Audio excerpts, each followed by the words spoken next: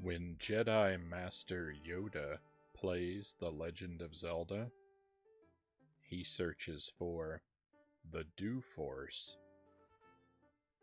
because there is no try.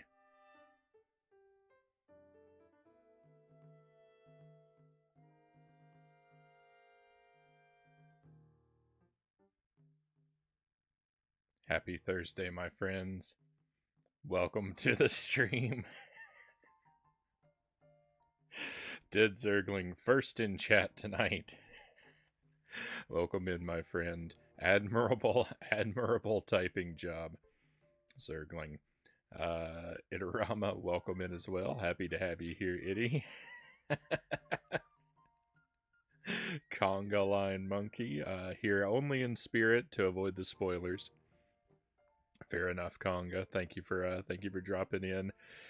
First, I need to hear the joke. Okay, I really do need to go now. Itty says, I'm both pleased and upset by that joke. And I think I skipped over Lucent Jelly. Welcome in. Very happy to have you here, my friends. Jelly really enjoyed that joke. That was one of her favorites.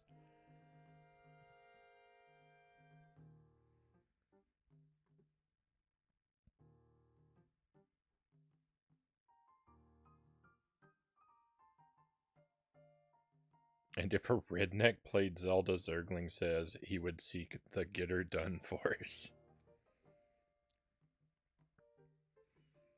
So that's what we're up to tonight, my friends. We're up to Zelda. We're gonna play Tears of the Kingdom tonight. One game, only the one game. And before we get rolling, I give you a heads up about tomorrow night's stream.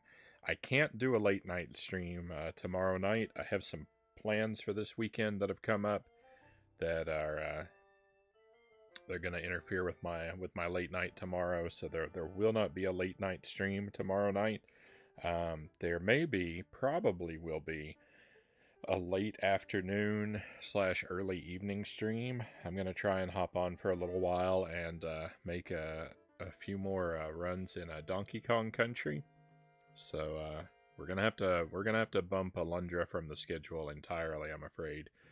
But in the interest of staying in practice, I'm gonna try to at least do a little bit of Donkey Kong Country tomorrow. We're striving to complete Cranky Kong's challenge, which is to beat the game in less than 1 hour with no deaths. My PB is currently 1 hour 5 minutes and 8 deaths, so I've got a bit of improving to do. I've got a couple additional bogus rules that I've added onto the challenge to make it a little more annoying as well, but those are the official ones.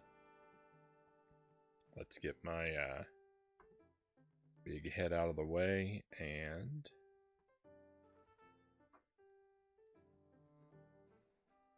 we can go ahead and start our adventures for the night. Not exactly sure what we're going to be doing tonight. I'd like to power up my armor, so maybe we'll seek out the Great Fairies. Maybe that'll be... I don't remember it being so late at night when we left off. Are arrows back in stock? They are. Let's buy some arrows.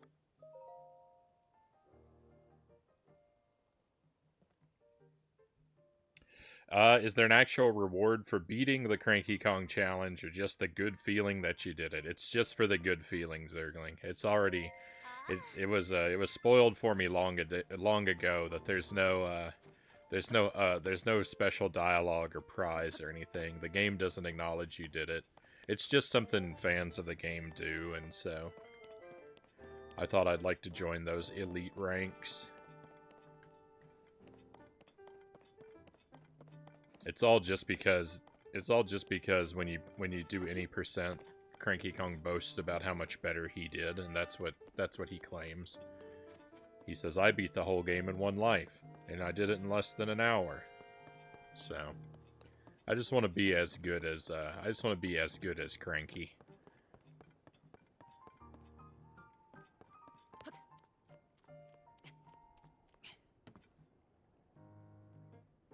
He could at least tell you that when he did it, it was uphill in the snow both ways. Itty says, I may try for Deathless. Speed isn't always my thing. Speed is not normally my thing. I'm only going for it with this one because it comes kind of built into the challenge. And it doesn't seem an unreasonable time, especially if you were going to use the like bonus shortcuts that I'm hoping to avoid.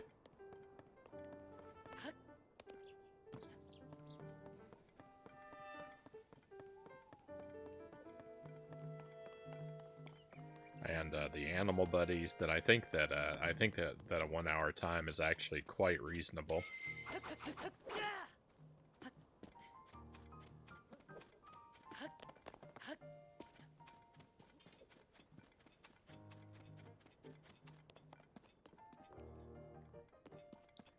Have you ever seen a speed run of DKC using glitches? I have not, Eddie.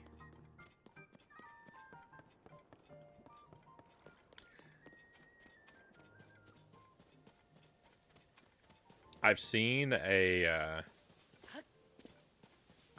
least parts of a Cranky Kong's challenge run.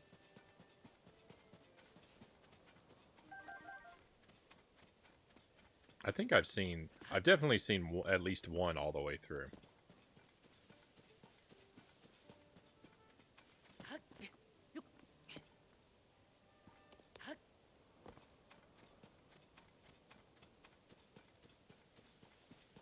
But I haven't seen any sort of like top tier speed runs, and especially not with the glitches. Persephone, welcome in.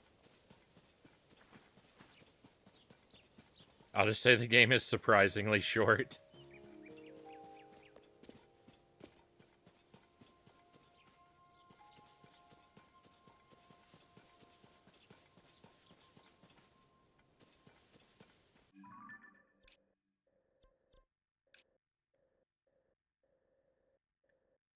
So one of the great fairy flowers is near a stable.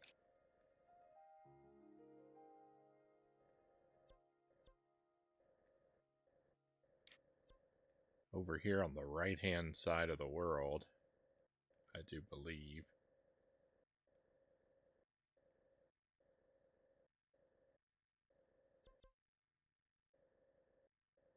Maybe near the woodland stable.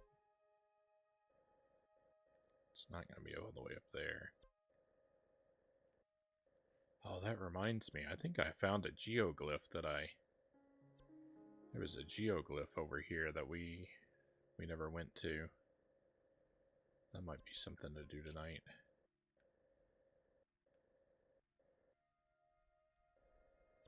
Alright, well, we'll head over here and see if it's...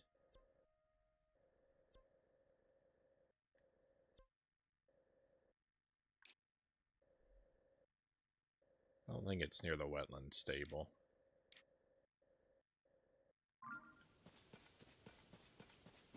See what kind of difficulties I run into along the way.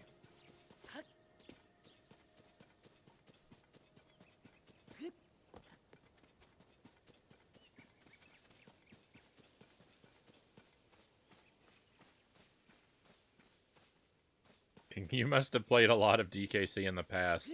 I find the levels too confusing, Zergling says. Very nice. I did play the game a lot as a kid, but I haven't actually played it a lot recently. I mean, not before starting this challenge. It's kind of one of those that, like, I had it and I really loved it at the time, but I guess, like, I don't know, once I kind of burnt out on it, I never went back to it. I never really went back to it at any point. So, when we did it on the stream, a couple years ago. We did an any percent playthrough. That was the first time I'd played the game in decades, I think.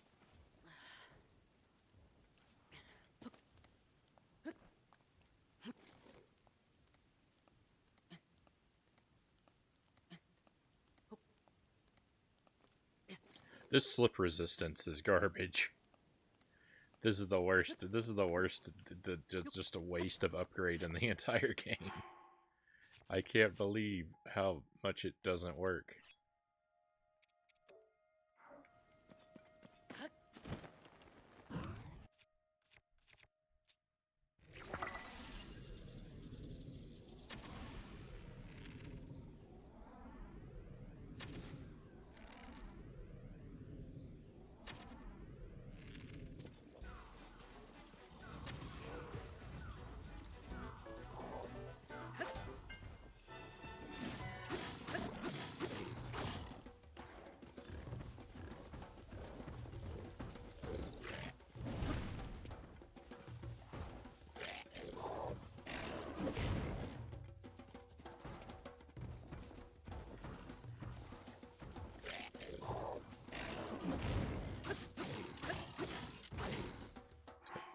Just a moment, Jelly has arrived with some treats for me.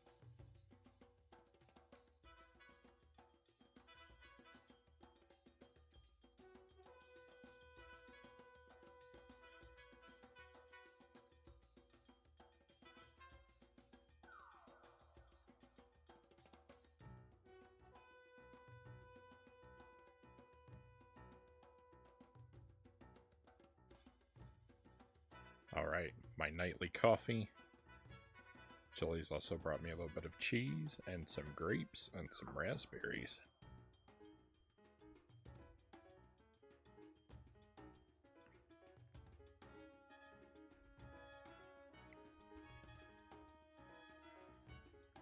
Treats reminds me that I need to cook food, Persephone says. I hope you make something delicious. We had bacon and eggs and toast for dinner. On my end, one of my favorite things to have. Zergling says, you clearly need slip immunity, aka covering yourself with glue.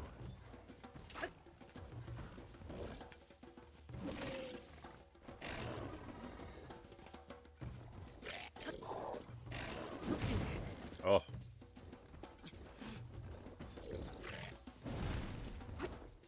If I could just get one flurry rush.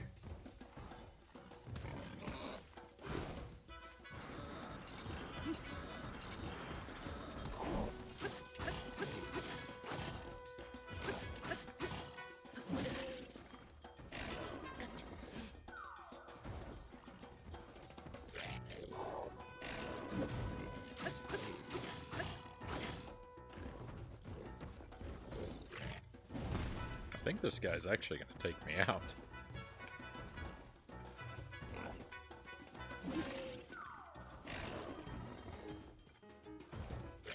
Oh, look at that, I survived. Miracle of miracles. Did none of these guys have a... None of these guys owned a bow. That's unfortunate.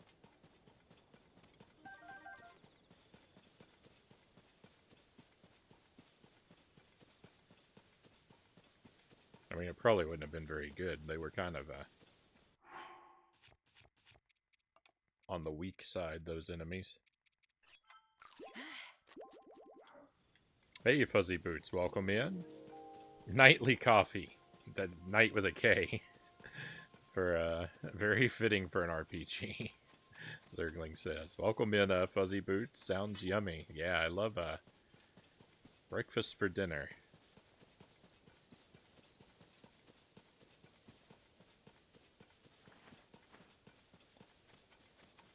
The way I do eggs was like completely revolutionized about a year ago, because I'd only ever eaten eggs either hard boiled or with a very hard scramble,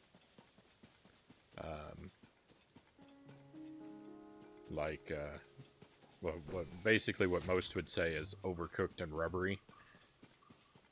Like that was my zone for eggs, and the pendulum has swung to the exact opposite direction in the exact opposite extreme. Because now I make my eggs sunny side up and I cook them extremely easy.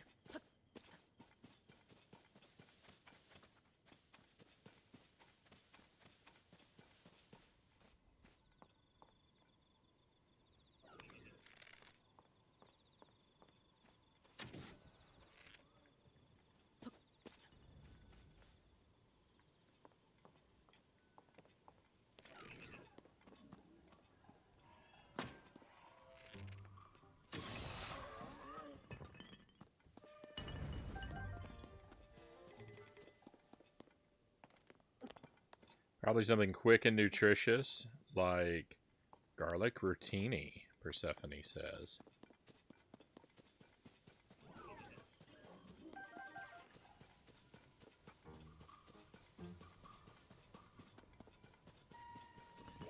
Rotini is a type of pasta? Yes? I might be wrong.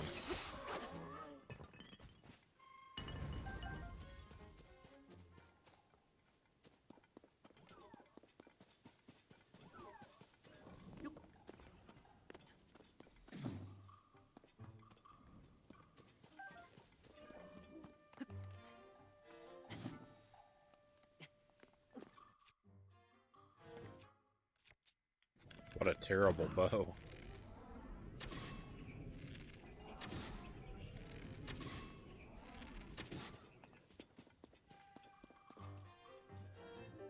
Sir Rackablam, welcome in.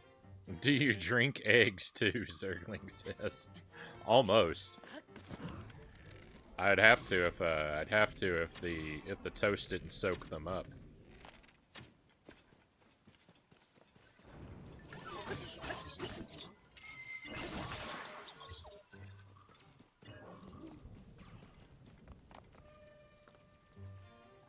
This guy is not long for this world.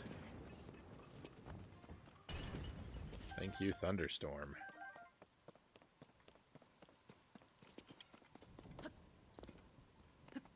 Quick, before my very useful slip resistance wears off. Have you ever had a French baked omelet? I have not, Sir Rack of Lamb.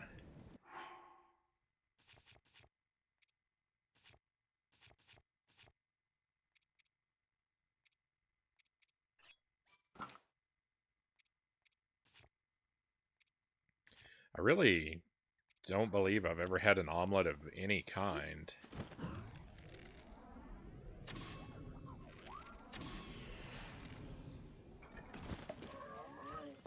When I make scrambled eggs, they kind of start off on the path to becoming an omelet because, like, because of the way that I kind of cook them and then fold them over each other.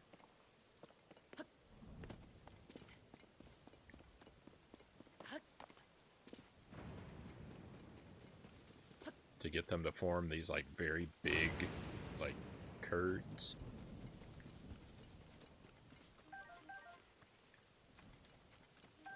But no, I don't think I've actually ever had an omelet.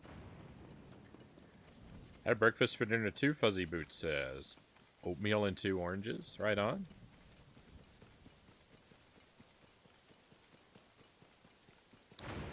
I don't need a lot of oatmeal, but I do like to have it from time to time.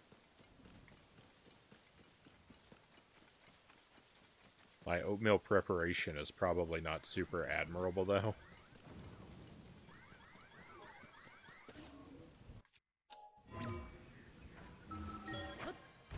I tend to just throw oatmeal in a bowl with milk and sliced banana and walnuts, and then I just eat it right away. I eat it cold and crunchy, like a monster.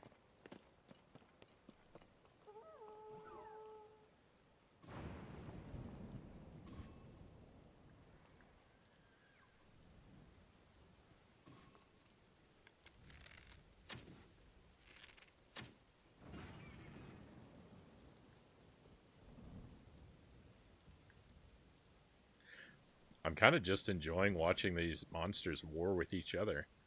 I think I'm gonna let them weaken each other, and then I'll come down and join the fray.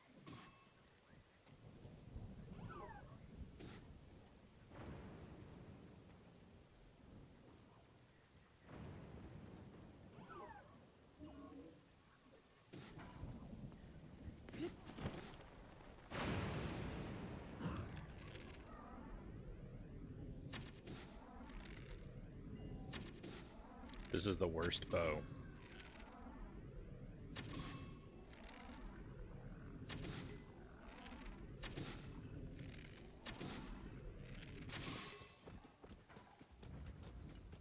No.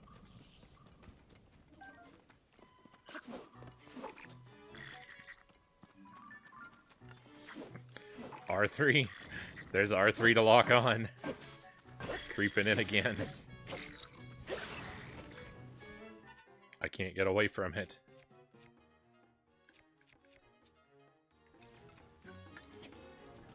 Oh, yes. Fantastic. Stay away from me. Stay away from me. No, stay away from me.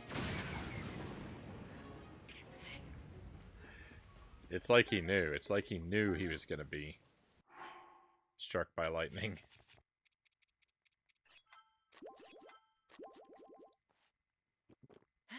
That's the worst. Alright, let me catch up here real quick. Just a corkscrew shape of pasta. Use whole grain pastas. Ton of nutrients, Persephone says. Sounds good. I've made simple pastas like that before with just sort of oil and garlic. Very good. Hey, Sir Punk's a lot. Welcome in. Thank you for the resub, Punk. Pleasure to have you here. Thank you for the 27 months. That number can't be real. 27 months?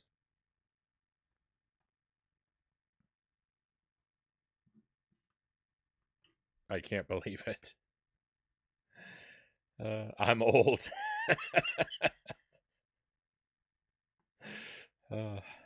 Aren't we all?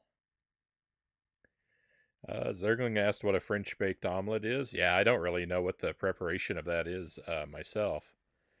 I like cold cereal, but it's crazy with the sugar. Opportunist. Tears of the Kingdom Super Realistic Combat Simulator Edition. Think of it as a very wet scramble that's finished off in the oven with a cast iron tray till it has a baked crust. Very moist and fluffy inside, with a thin, crispy shell outside, Sirac of Lamb says.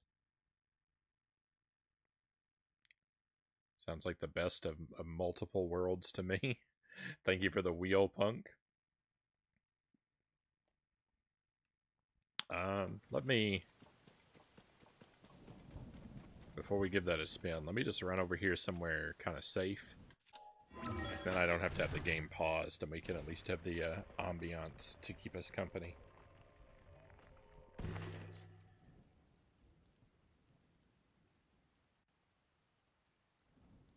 I mean, it's not exactly making a lot of noise at the moment.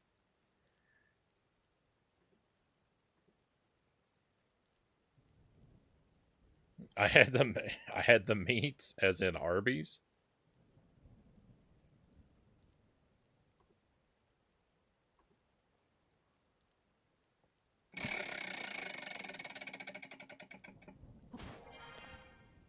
Alright, and we've landed on purple is fiery habanero sauce. Fiery habanero sauce. Marie Sharp's gold labeled sauce. One of the more mild options on the board, but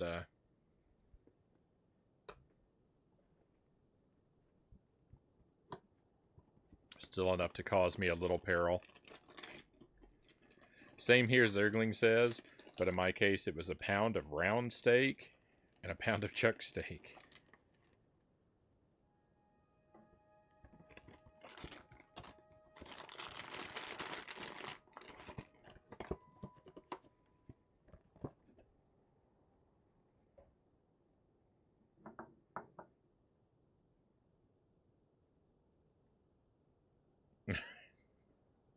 Darn, I was hoping you would feel real pain. That happened to me on Monday? On Monday, I rolled these sunflower seeds covered in Carolina Reaper powder. I saw my life flash before my eyes when I ate those. Alright, we'll go with the bigger piece of the cracker. I didn't break it quite evenly.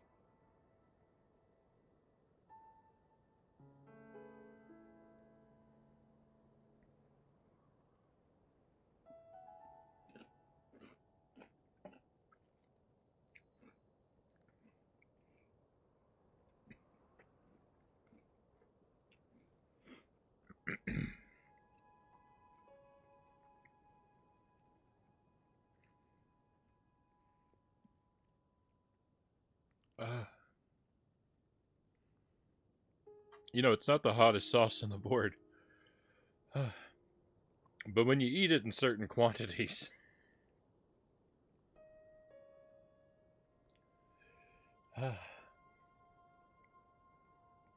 I mean, that was a generous sample. Oh.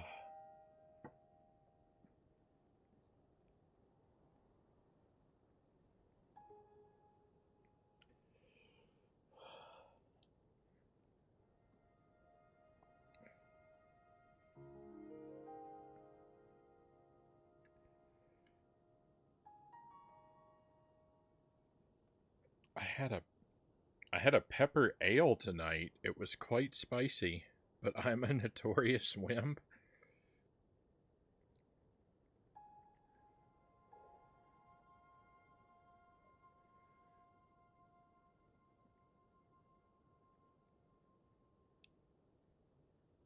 The burn is mostly subsided. I'm just kind of waiting for my stomach to settle a little bit. I feel it more there than I do in my mouth currently.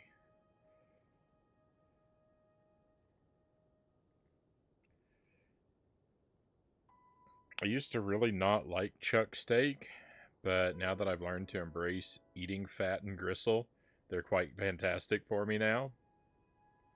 My mom liked chuck steak.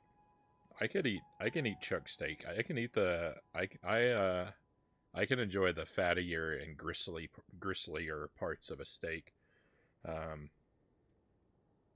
when it's cooked right.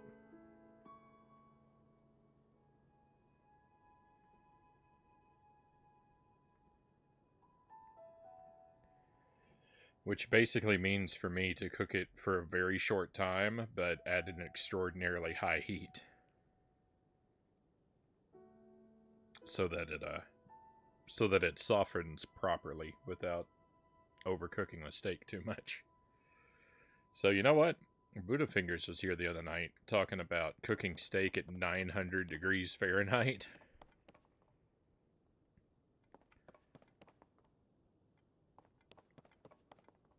I think I would enjoy heading over to his place for dinner.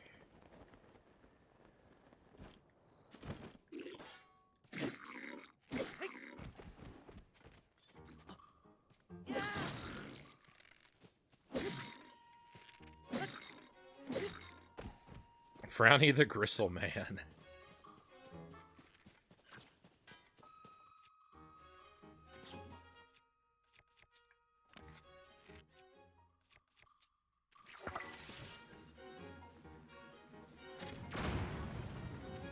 I wasn't sure if he was close enough to that.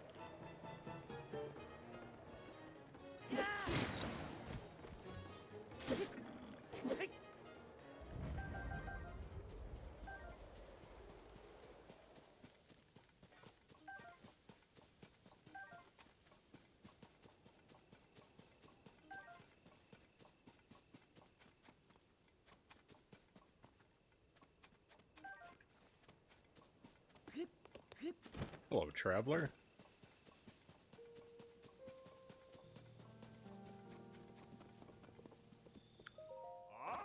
Hello there. Oh my. So you walk around like that all day, just exuding strength and vigor? Well, you know. Tell you what, if you ever want an old swordsman's advice, I'm happy to share what I know. If you head east, you'll reach Zora's domain, just past the Lanayru wetlands. That's where you'll find the Zora. They're water folk, and if you need armor or weapons, their blacksmiths are top rate. But I bet their weapons decayed after the upheaval. Now back to business. I moved on to the merchant life after all, and I can assure you I offer great prices. Do you have arrows? He does. I think we've talked to this guy before. He seems familiar. I haven't been keeping up with your Tears of the Kingdom playthrough, but I see you've got silver moblins. Have you done any plot yet? I have not, punk. I am 130 something hours in, and I have done maybe 4% of the plot. I have avoided it at all costs. My priority has been to try to fill in the map and to complete the shrines.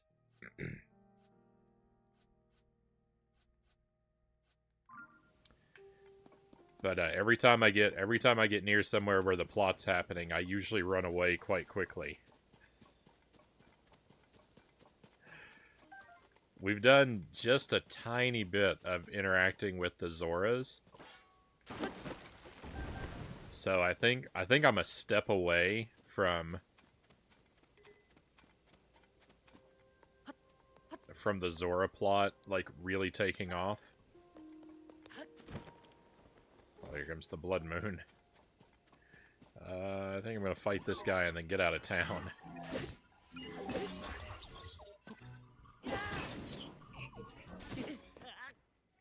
Oh, cool. I got way out of town, like, as in, into the afterlife. You and my husband. We have many likes alike in terms of advancing the plot of this game. He is a wise man. Baron Metz, welcome in. Hello, hello. And Dynamite, welcome in. We're doing Tears of the Kingdom tonight.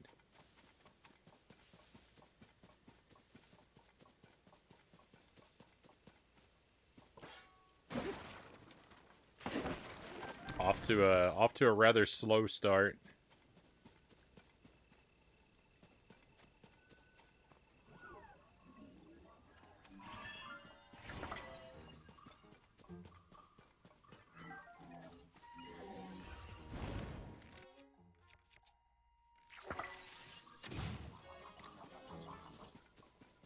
Oh, he didn't drop his weapons.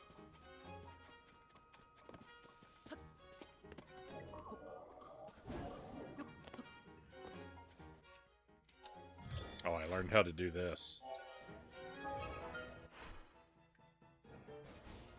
Oh, where'd he go?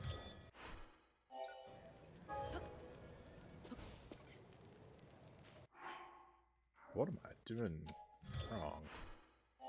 Select. Build. There we go.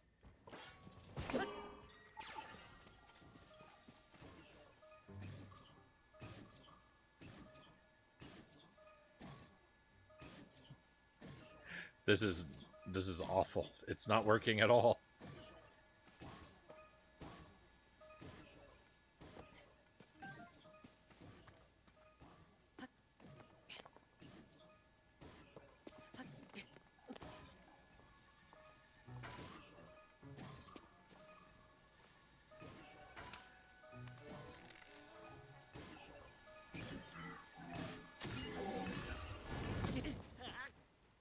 Oh my goodness. Bad plan. Bad plan, Frownie. I was trying for 10 million in Space Harrier earlier. That game saps your stamina, Baron says. Got to stage 7 a few times, then started only getting to 6, then 4, and so on. I've never played Space Harrier, but I've been down that road with many challenge attempts.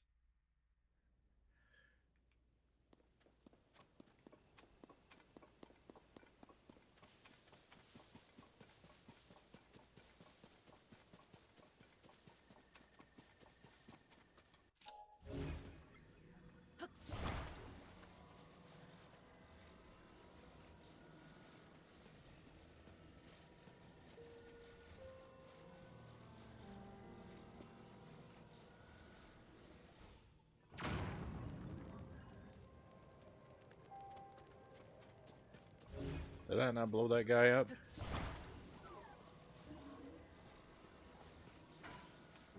Oh, he saw me. This robot is the final boss of the game. He's so powerful.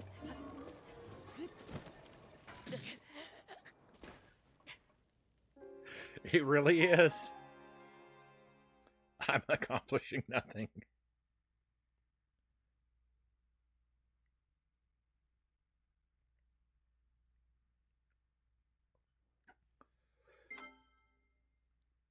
Alright, we'll get him this time.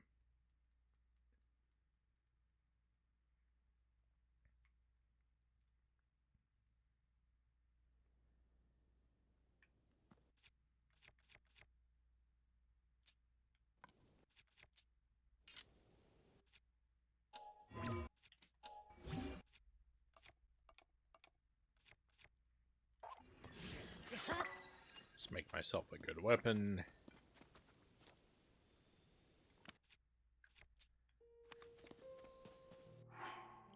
Get a bow that's not ridiculous.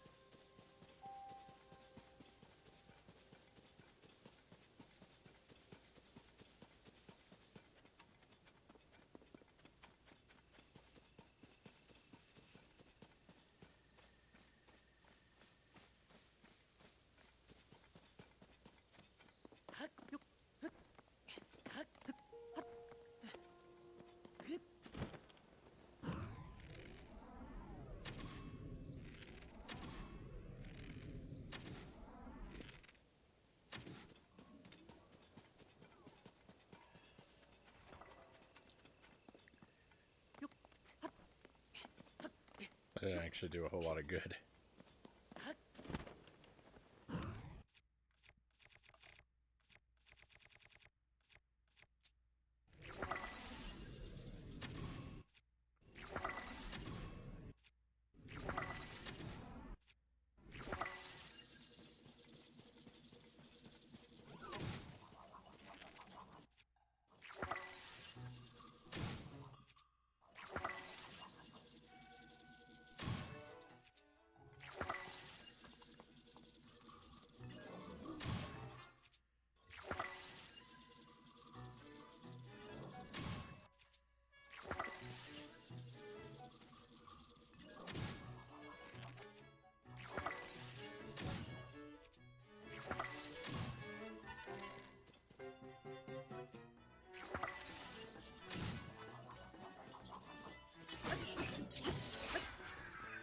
Give me that bow.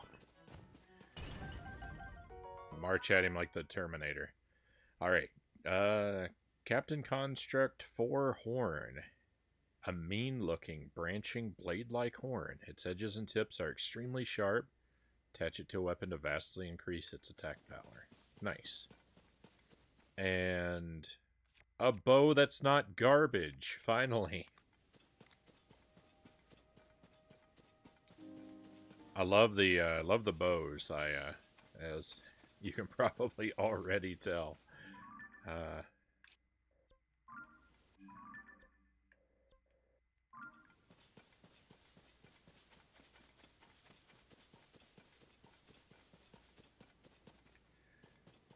I was wandering the depths for hours last night.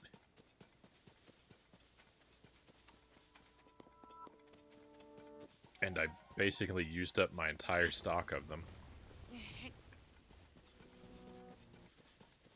Zergling says, don't feel bad about the pepper ale being spicy.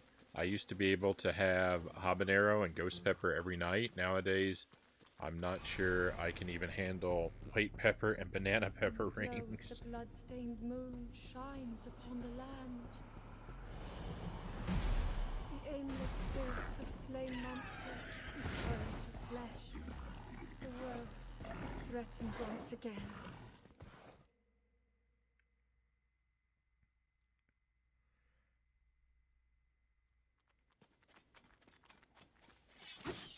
So, I'm not entirely sure, Zergling, about repairing weapons, and I would prefer for no one to answer your question.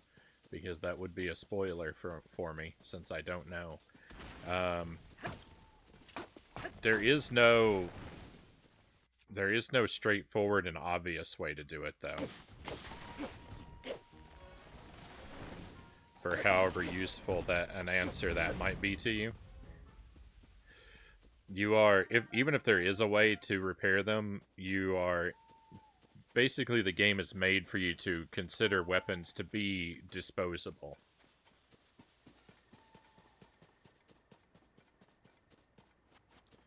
The idea is that you should be breaking weapons and replacing them all the time, so you're constantly swapping out your gear.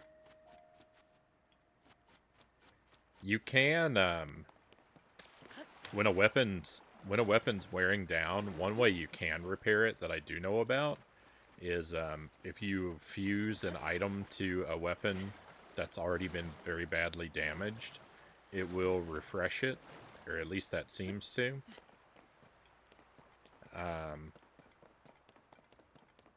And you can break a fusion and then like put a new one on, and I think that restores a weapon's durability as well, but you can't do that once the game has warned you that the weapon's about to break. So there's no real way to know like how to time when to do that to preserve a weapon. But weapons are replaceable, and you shouldn't be too attached to any particular weapon. You in Squadron, Micah. Welcome in, Micah. Pleasure to have you here, and thank you for the bits. 300 bits, very much appreciated. Hope you're having a wonderful wonderful day today.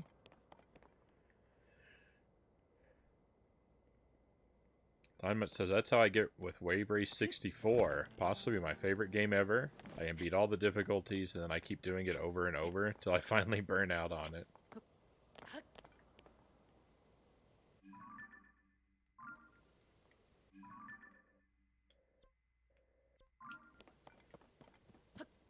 How are you doing? I'm doing well. I'm doing well, Micah. No complaints.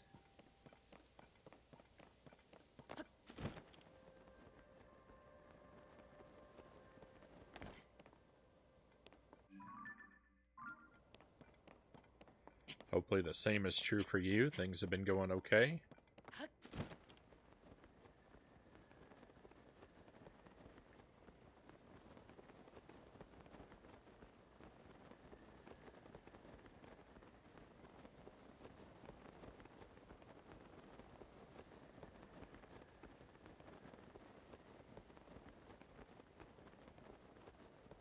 Whenever we're on the grind for like a challenge, like a deathless run or something like that, I feel like very frequently, like I'll have a couple runs where I need to warm up, and then I'll usually have a run that's like, you know, my new PB, and then after that I just immediately collapse into ruin. So it's always diminishing returns. Is that a Korok or a Goron? It's a Goron. Uh-oh. And a Hinox.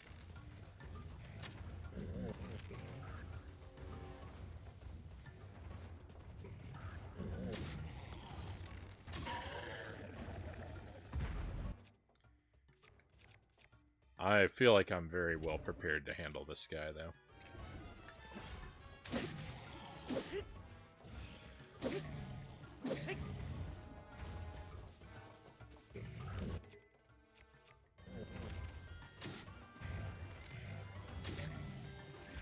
I mean, I hit his eye way before his hand was up there.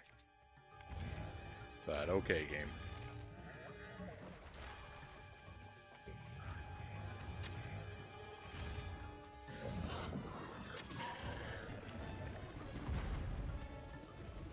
Now he's doomed.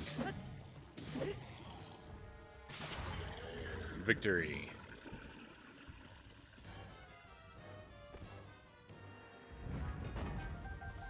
Just getting used to this new parenthood thing. Congratulations.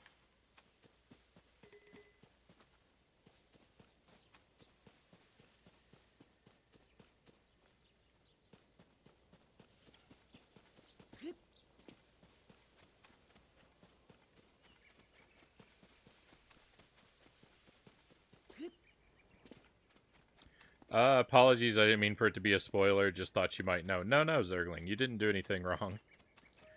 I was just saying I can't answer your question, and I just wanted to be clear that I didn't want someone else to answer for me, since I didn't know.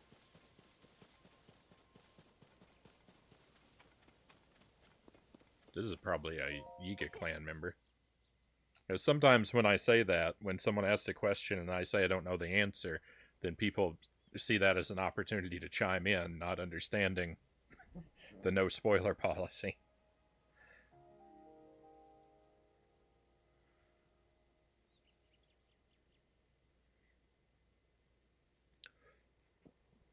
So I try to be cautious sometimes.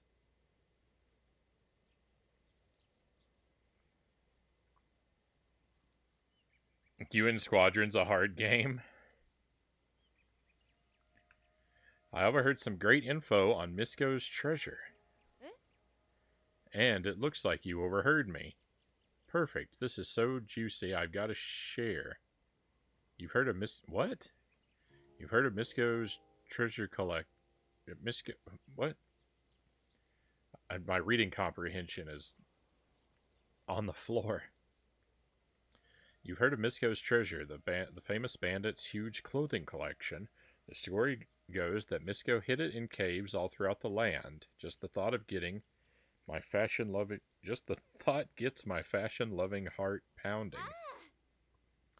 They say the caves of Eldon are practically bursting with treasure, which would be very exciting if they weren't also bursting with lava. If I walked into one dressed like this, my clothes would be burned to a crisp.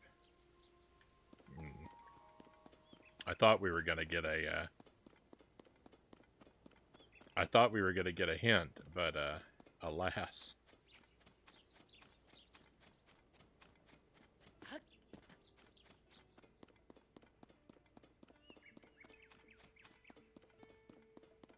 I meant the NES game, not Parenthood. Dynamite said, "Yeah, that's." It didn't occur to me that could have been interpreted differently.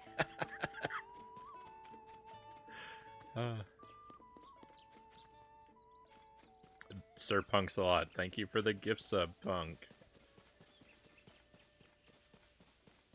Very much appreciate your support. 33.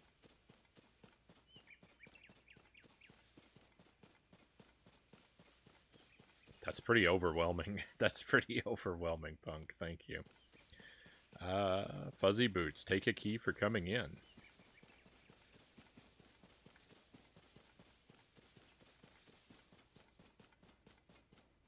Alright, so I think this is supposed to be the first of the Great Fairy Fountains that we activate. I don't know. She wanted music playing. I think I actually should have talked to the band at the stable first.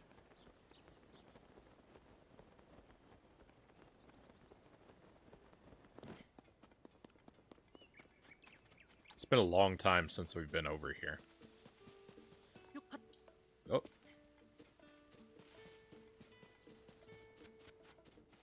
Oh no. Should we tell the newspaper what happened here? Yeah, this is the same dialogue. Huh. Well, that's not good.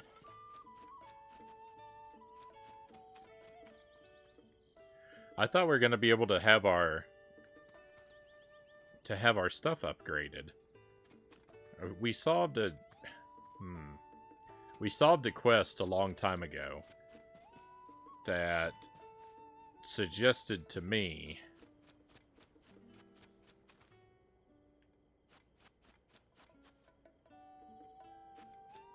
there was a guy that we solved a quest for, and it sounded like he was part of this band. And so I thought after we did that quest, he was going to come back here and join the band, and they would play music, and the Great Fairy would activate. But it would appear that I was wrong. I'm gonna have to figure out what their quest in connection to the Lucky Clover Gazette is all about, I think, if I want to do this. Well.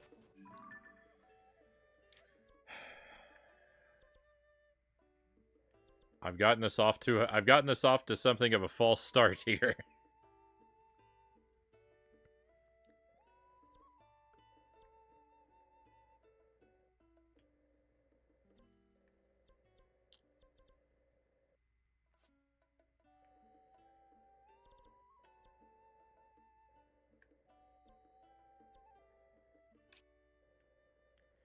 Why don't we see about picking up this treasure, then? That could be a thing to do.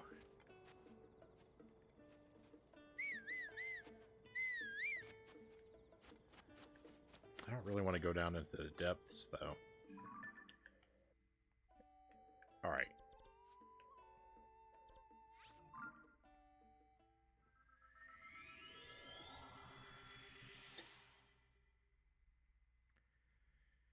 New plan. We're going to explore over here in this part of the world where we saw the geoglyph that I haven't visited yet. Hopefully build up our stockpile of decent bows. And then we'll be prepared to head down into the depths a little bit later tonight.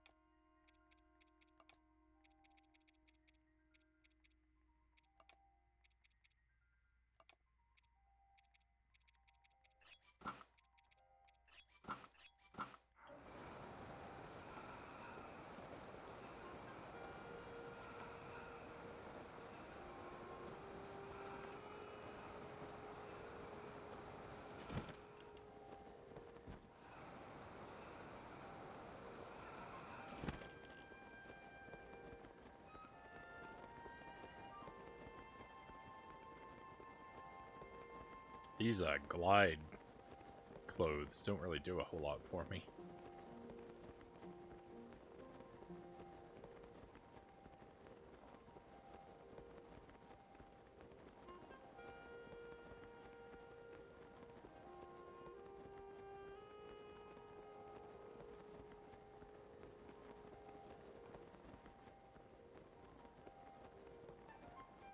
Where?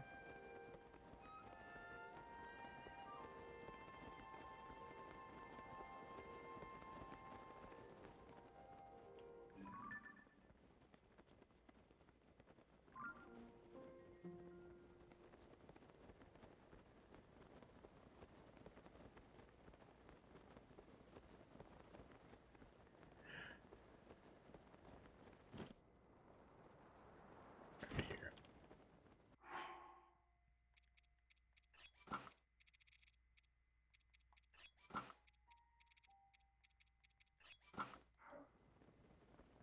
I'm still too cold? It's fine. We're gonna watch a little cutscene here. I'll be fine while that's playing. Story time.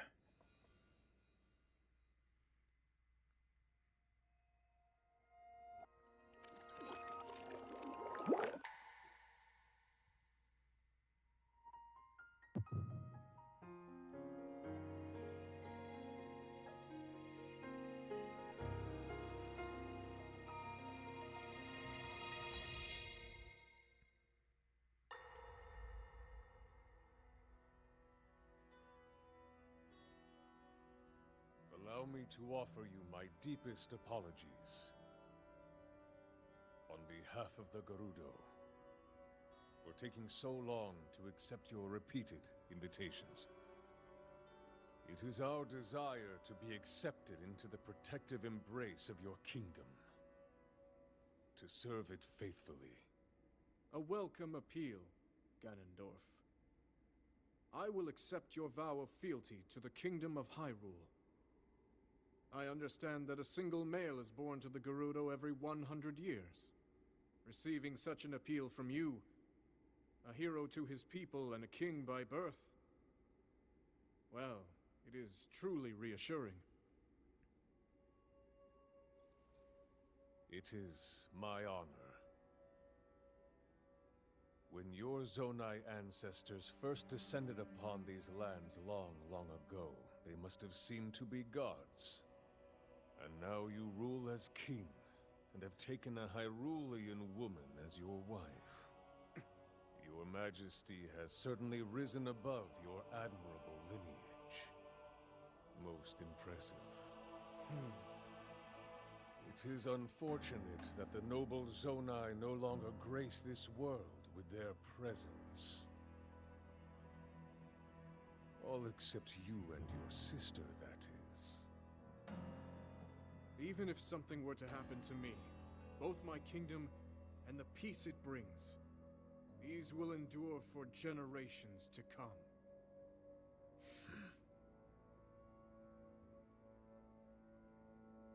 Your actions today are appreciated, Ganondorf.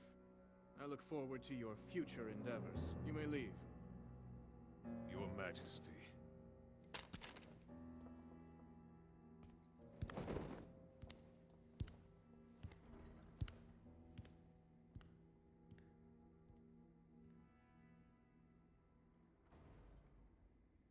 King Roru, I believe that man's heart holds many dark ambitions. Just his name, even that, it gives me pause. I am well aware of his evil nature. For that reason, and others, I want him close. It will be easier to keep an eye on him.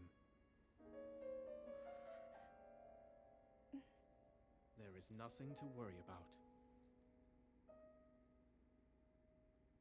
Okay.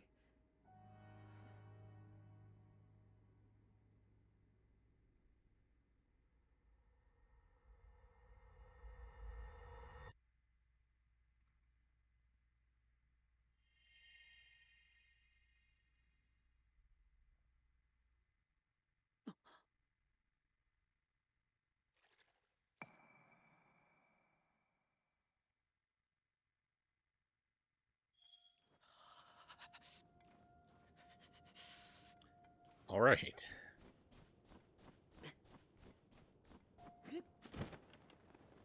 Oh.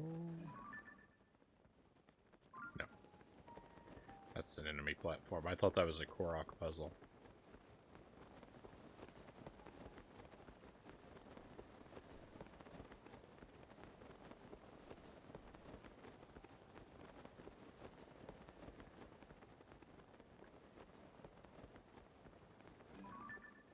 There's a shrine over there. We could head that direction.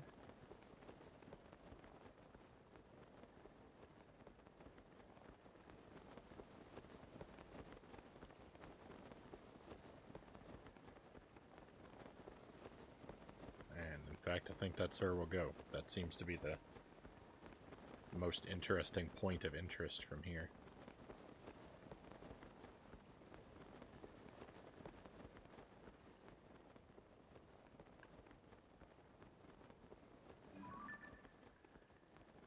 There's a Korok puzzle.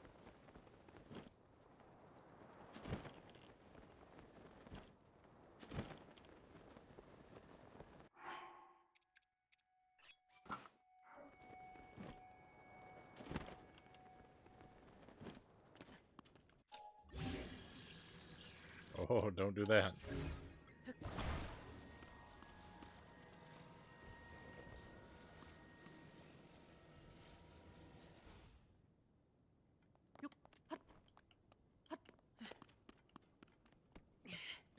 That looked closer from where I was.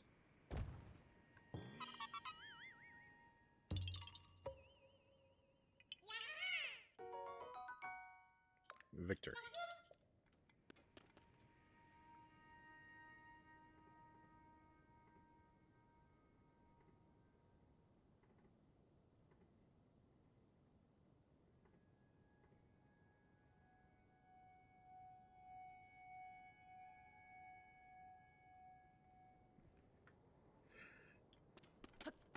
Alright, let's go. Shrine time.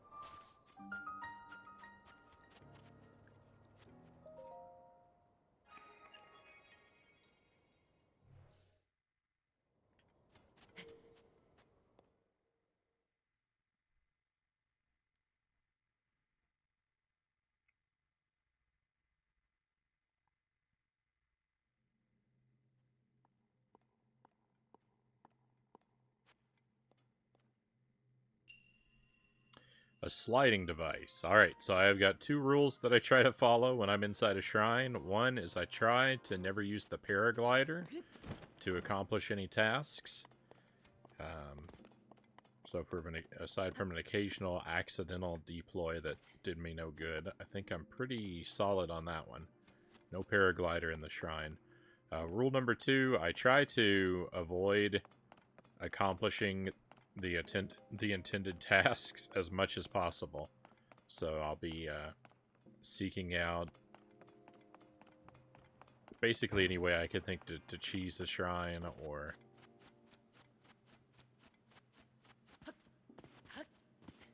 any sort of dumb alternate solution I can come up with. That we have pretty mixed success on.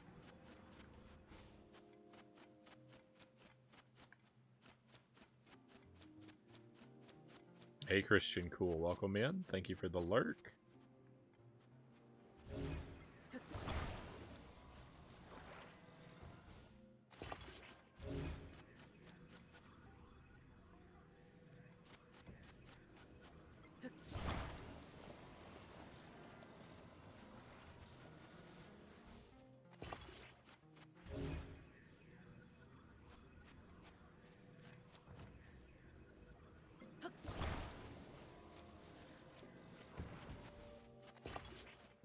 Clearly I'm going to want all of those.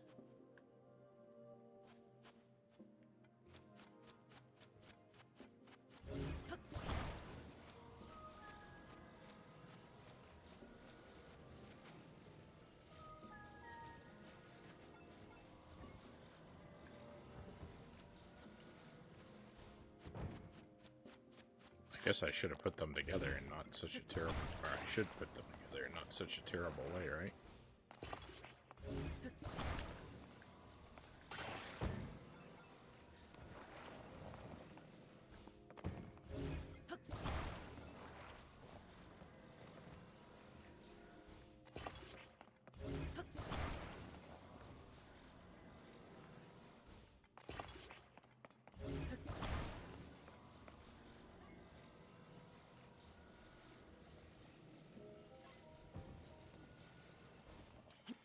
Oops.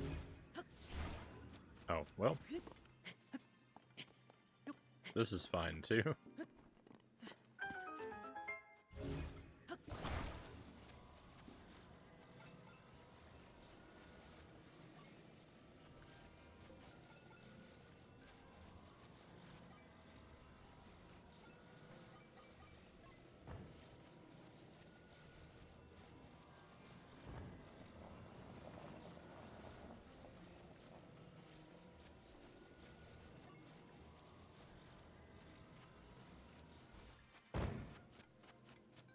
I don't think there's anything up there.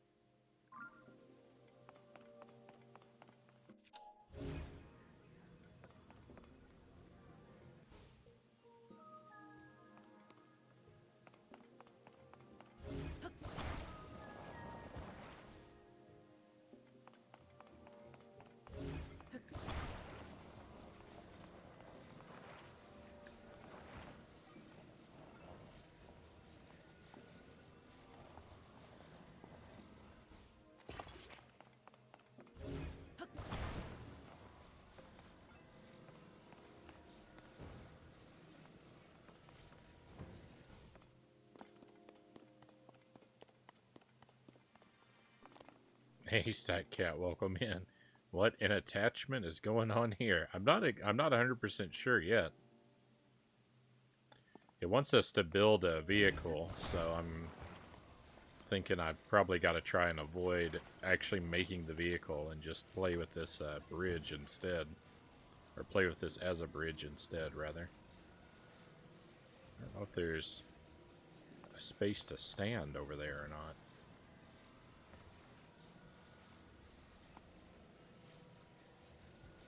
Can't tell if there's ground.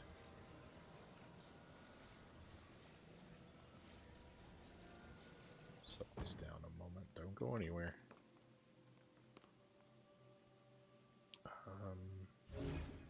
Nope.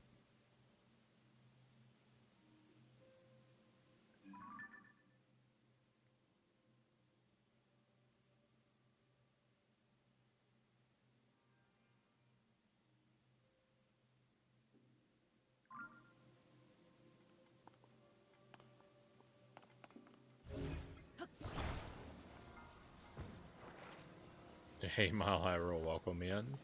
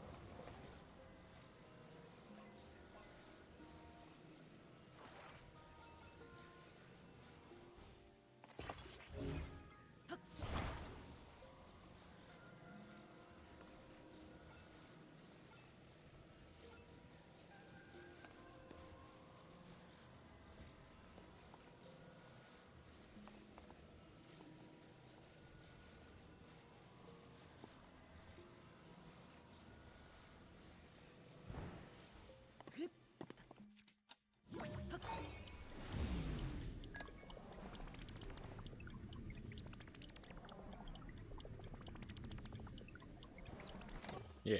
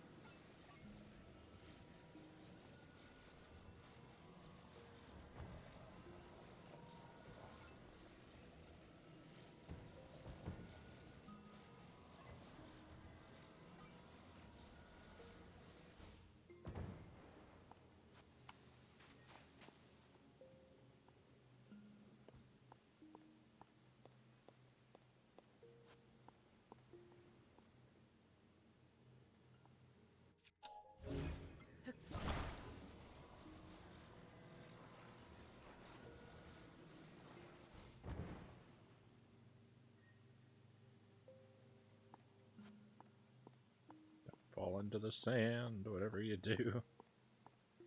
Or off the cliff. Off the cliff would be more annoying than into the sand. Okay. I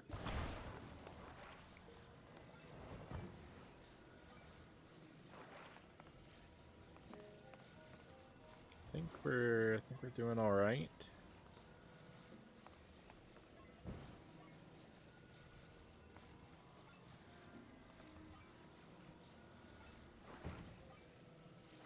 Okay, don't get pulled away, please.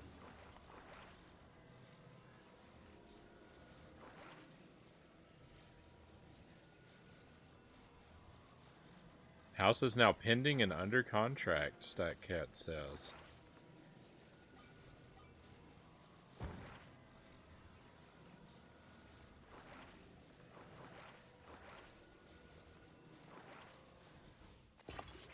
It's good to hear you've got things moving along.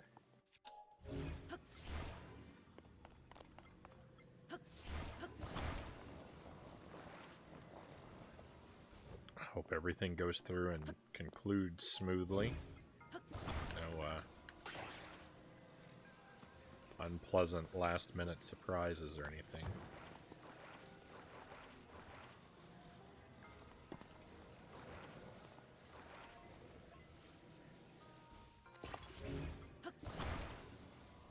I'm just gonna say I don't need the joystick. I'm gonna throw that away. And hopefully not live to regret it.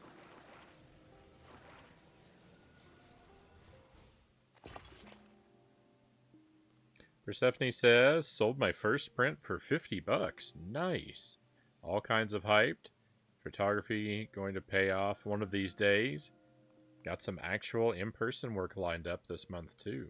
Well done, Persephone.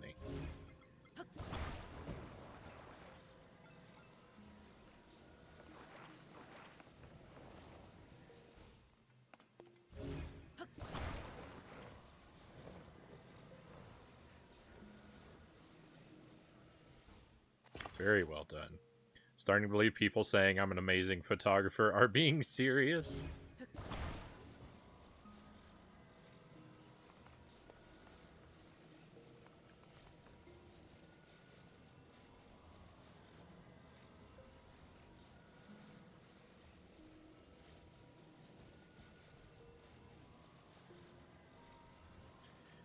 I don't know what the land looks like over there, so I'm kind of scared to...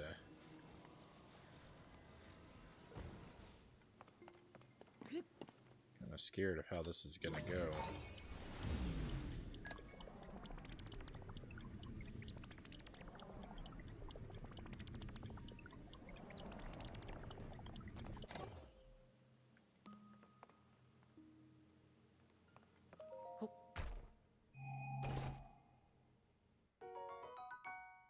Alright, 10 arrows. Nice.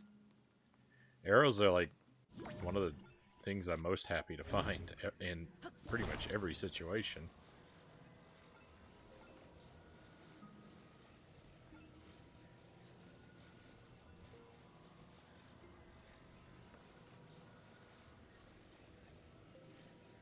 I told you your pictures were good, StatCat says.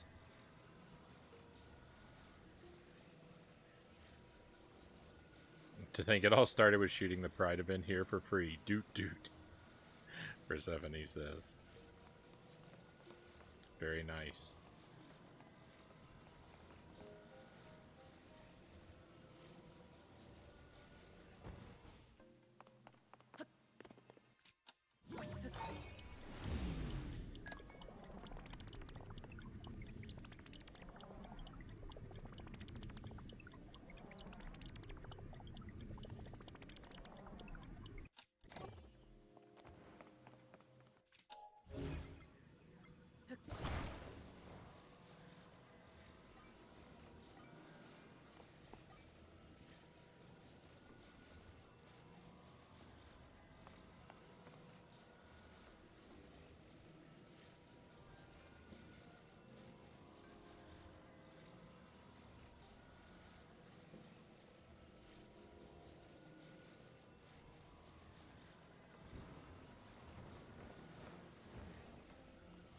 Nope, that's not gonna work.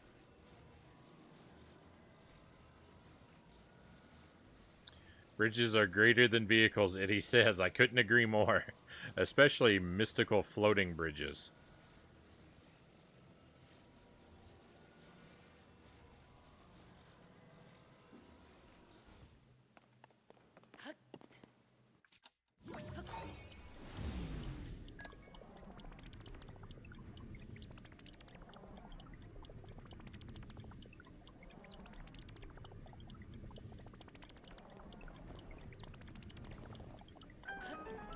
Victory. There we go.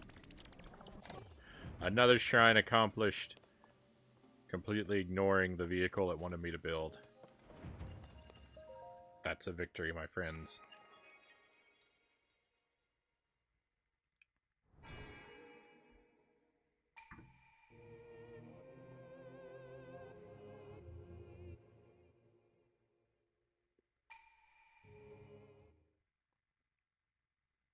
it's not lost on me that all of my attempts to avoid the primary shrine solution are really just attempts to solve every shrine the same way.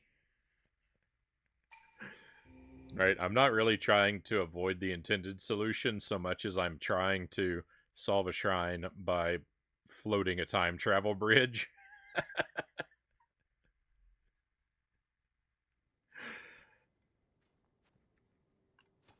That would be a more honest way of describing my project, I think. Karakara Bazaar. We've heard of this place. Hi! Hi. Vasak! I sell one of the latest fashion crazes straight from Gerudo Town. If you're after the Desert Vo headband, you've come to the right place. It used to be hard for Vo to get their hands on it. Not only is what I sell a fashionable choice, it's also great at staving off the desert heat. And even if you've already got one, why settle for just that one when you could get another one in a different color?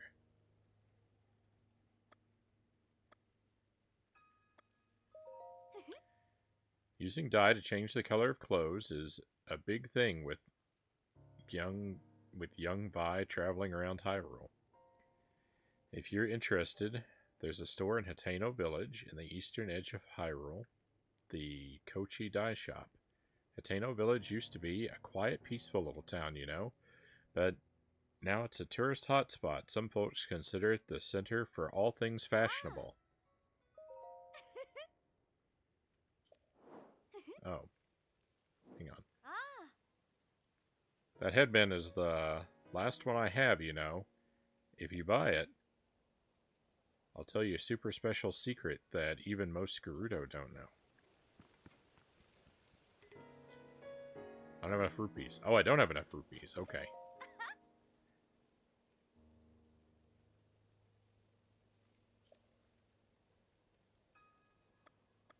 Okay, let's sell some of our junk.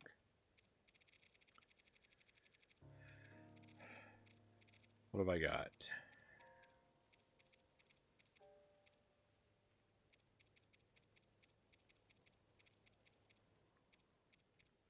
All these precious stones, they're nothing but junk, really.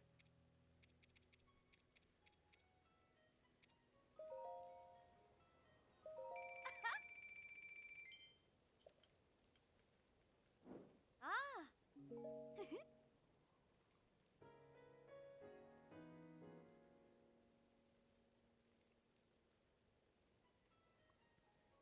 You did, Persephone says, but I had to prove to myself that I was good at it. Still a lot to go, but I'm getting there.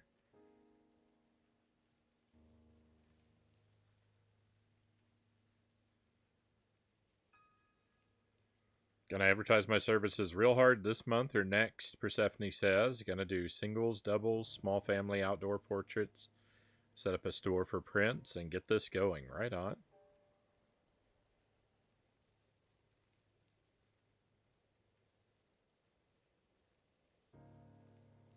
Sign up for the board for the local pride group as their social media rep. Gotta get my name out there even more. And I get to help queer folks here.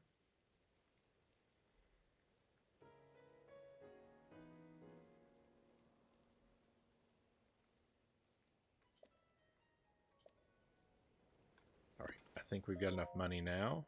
Vasak! Ah!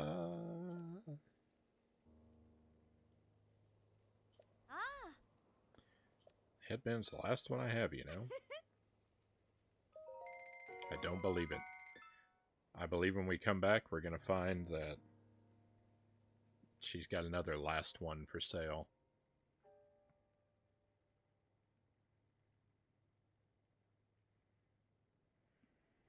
Life is good for once, Persephone says. Even if my girlfriend left me, that objective thinking.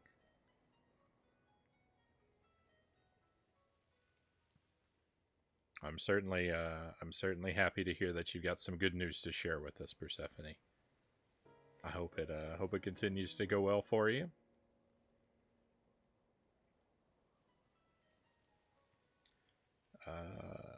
Desert Voe headband. Gerudo armor for males contains sapphire, which harnesses the power of ice to make the heat more bearable. Savork. Since you were kind enough to buy the last one, I'll keep my promise and tell you that secret. The headband you just bought is only one part of the Desert Voe series. There's a spalder and trousers, but you have to go to a special place to get them. Have you heard of the store Fashion Passion in Gerudo Town? Well, the secret shop is located behind that store. Oh, now that I think about it, Voe aren't allowed in Gerudo Town. Forget I said anything.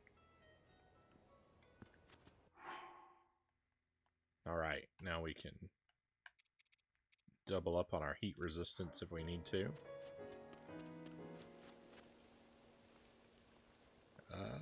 You have no arrows for sale. Why? It's the only item I care about. First the sand shroud, and now monsters. And all the youngins are going around using that obnoxious slang too. This must be the end of what the end of the world looks like. You think so too, don't you, Voe? But I guess anyone who brazenly strolls into a place like this doesn't care about whether they live or die anyway. I just don't want anyone to drop dead right in front of me. That'll give me some nasty dreams. Anyway, if you need any of this stuff, I'll sell it to you. Why not buy it all? It'd make my life easier. It's the end of the world, so I don't really care what happens to any of you, but if you're ever lost, just look to the sky. Do that, and you'll see that eyesore of a lighthouse shining like a star of salvation. Life's about living, and you only get one shot at it, so don't go dropping dead on me, Voe.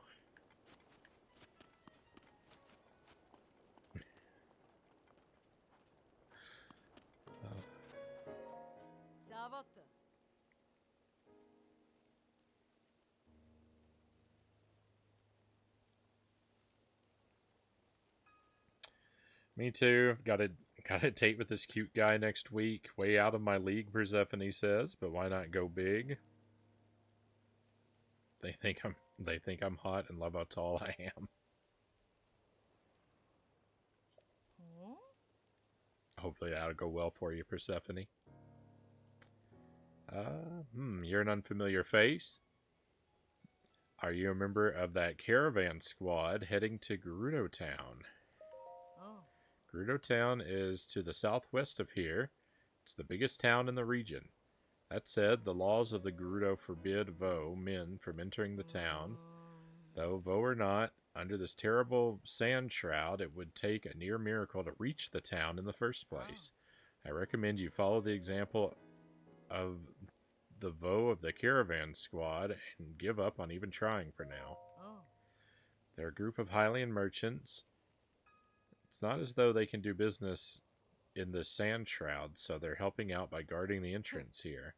It's clear their plan is to gain access to Gerudo Town by getting into our good graces, but our law about Voe is absolute. We couldn't let them in if we wanted to. Well, in any case, the sand shroud is particularly harsh for you Hylians, so you should stay here. Me too. Upgrade from my ex.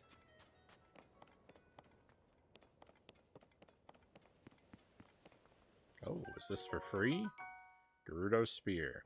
A Gerudo Spear with a decayed blade that is designed to draw force to its tip. Attaching a material greatly enhances the material's power, but doesn't add much to durability.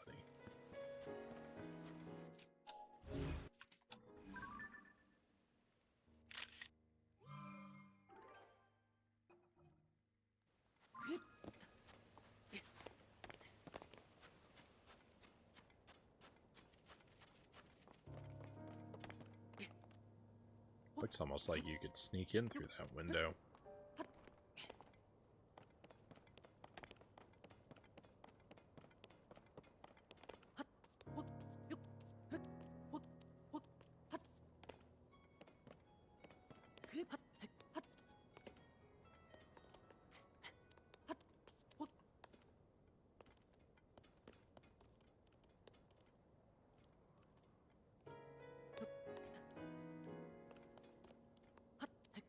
I don't know how to climb a ladder.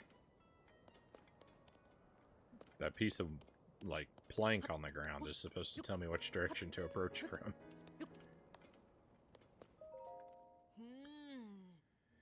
It'll be dawn soon, I mean, is it not already? It looks like the sun is, like, pretty high. Hey, what are you? Listen, this is the lighthouse for the bazaar. It's not a tourist destination or a place to play around on. Oh. That said, I guess it's fine now that you're already here. Go ahead and enjoy the view over the desert. After all, this is the only place in Karakara Bazaar where you can see over the sand shroud.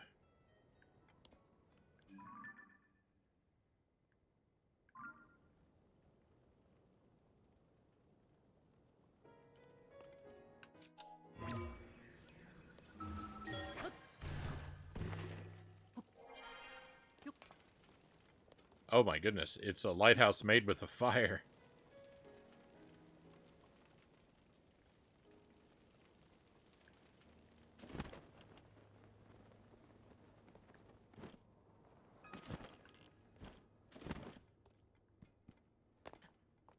A beetle.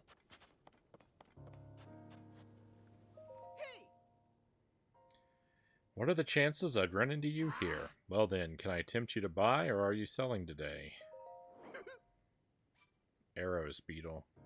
All of them.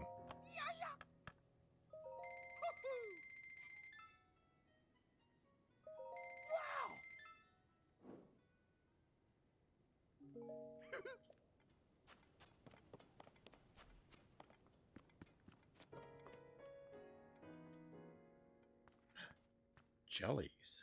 Arrows. Nice. Oh, I can't go over the counter. A journey through the desert is dangerous, and a fully stocked pouch is the best defense. By the way, the counter in the back is the front desk for the inn, just in case you want to rest up before your travels. Sorry, it's pretty far back there, so it's kind of hard to see. The counter back there is the front desk. Oh dear, she's back to her book again. I'm very sorry. I've told her a million times not to read when we have customers. Before we switched jobs, I used to have her working at this general store, but, well, she's a little, how do I put this, quiet, unsociable. Customers are rare enough as it is. We don't need her attitude driving them away. I personally think customers should be welcomed with a smile when they walk in, so I'm filling the role of greeter now. Oh dear, I shouldn't have said that. Anyway, is there anything else you need? The oasis is safe because of the guards, but be careful if you leave it, okay? How much do these cost? 16?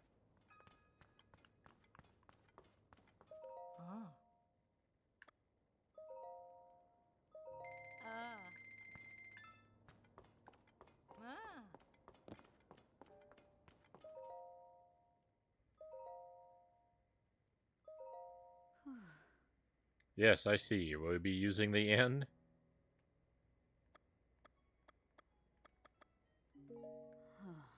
If you're looking for conversation, go talk to Kachu at the general store. Yeah, I could pester this person a little bit more. The soft bed is supposed to be better than the regular bed, I guess. I don't know. Try it for yourself if you're that curious about it.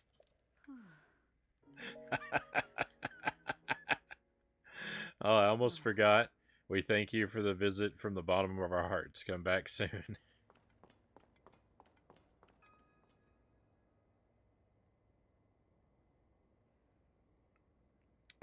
Is that not small ant? Welcome in. Hope you're having a wonderful night tonight. Welcome to Tears of the Kingdom. And Defiant Salem, welcome in. Pleasure to have you with us, as always. Zonai survey teams, 3 big ideas. I think we read that in another part of the world. Are you also stuck here thanks to the sand shroud? Ugh, is it ever going to let up? I came out here to investigate the ruins that fell around the Dig Dog Bridge. But this intense daytime heat and the cold nights have messed with my skin, so I figured I'd take some time off at the spa. But thanks to the sand shroud, I can't get to Gerudo Town. This is just the worst. Arg. Okay, I'm fine now. Just need to turn this frown upside down. No wrinkles, just have to unfurrow my brow. Which I do, no sweat, if I could just take advantage of that spa plan. There's a skilled aesthetician in Gerudo Town named Roma. The fluffy beds here are great and all, but I hear Roma's spa plan is something else entirely. Apparently nothing else can make you feel as relaxed and refreshed as it does. I just want to soothe my poor skin and bone-tired body. Excavating at Dig Dog Bridge has been exhausting. Arg. Okay, I'm fine now. Oh. If I read Three Big Ideas one more time, I'm going to start seeing the pages in my dreams. Had I known I'd been stuck waiting this long, I would have at least brought a real book or a newspaper or anything else. Alright, we found another recipe. Butter, I'm not sure what that is. Probably sugar? Because it looks like a cake. Wheat and watermelon.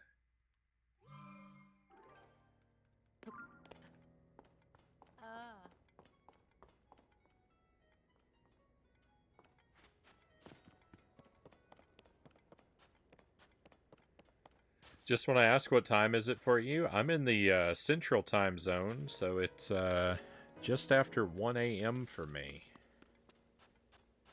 I'm a late night kind of person.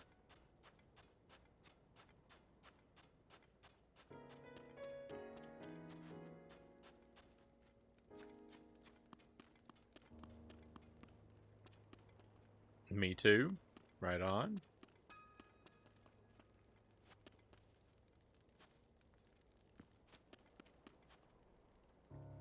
Oil jar. A mild oil extracted from plant seeds. It's very versatile in cooking and can coax flavors from ingredients used in many dishes. Also good for adding fuel to fire. I don't know if I've ever bought any oil. I'll buy 3 of them. Who knows when it might come in handy.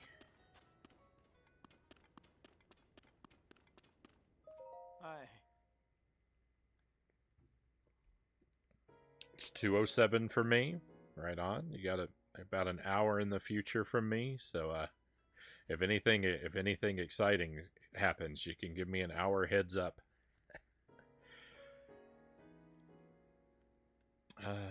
Good Morta? Oh, forgive me, mixed up my languages there. That was one part good morning and one part Savota. Perhaps I've been out here too long. Which reminds me, I've heard all sorts of new greetings lately, like Vota and Sava. Should I be using those instead? Another Hylian stranded by the sand shroud, I take it. How challenging life without wings must be. The higher you go, the thinner the shroud gets, so we Rito can soar right over it. For us, it's little more than a sandy fog. Have you seen the thick layer of sand over the desert? That is the sand shroud. Should you be caught in it, not only will it obscure your vision, but it will also make your compass go haywire. Thanks to that updraft over there, however, this oasis is secure. I've never been inside the sand shroud myself. We Rito can simply fly over it. Be careful not to get your feathers rustled by the sand shroud. Good Vork for now. Sorry, that was a little bit goodbye and a little bit Savork. Look, you knew what I meant. Just take care out there.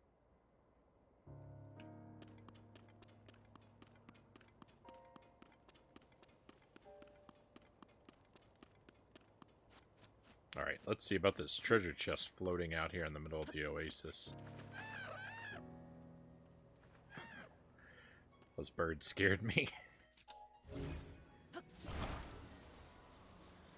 How far into the story are you? So, I've been avoiding the story actively. So, I've done like maybe 4% of the story. almost nothing. Anytime I feel like the story's about to creep up, I kind of head in the other direction. I've been playing for about 130 something hours, but it's all been shrines, exploration, filling in the map.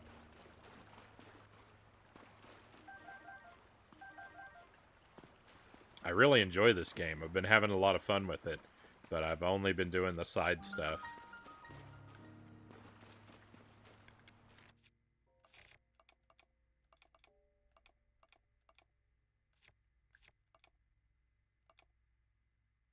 I don't have any bombs.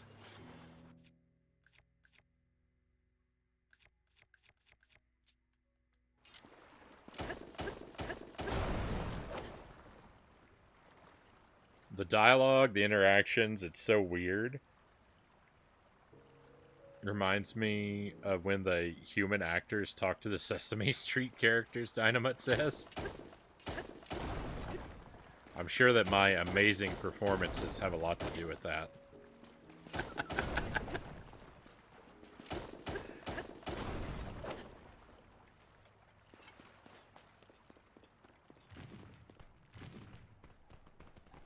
Oh, it's just little guys.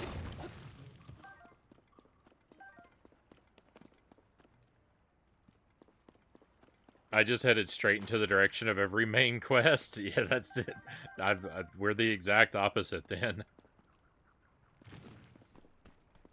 What do the rocks do to you? Nothing. I got them first. That's the whole idea.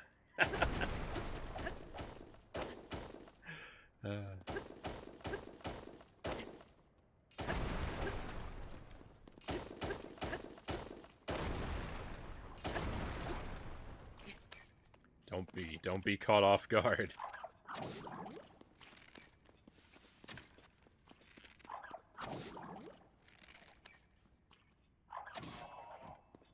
That's a tough frog.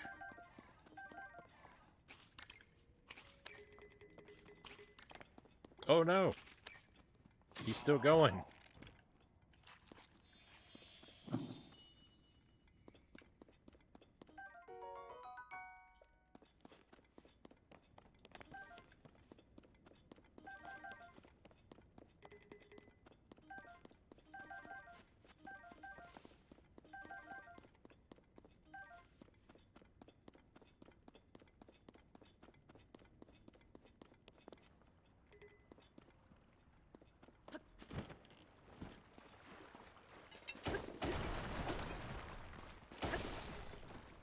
There it goes.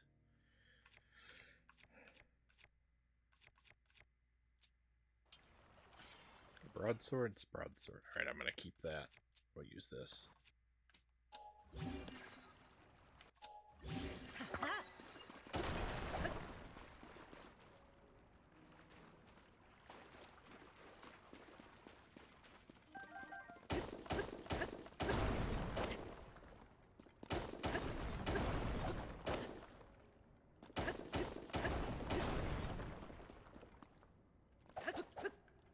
Missed.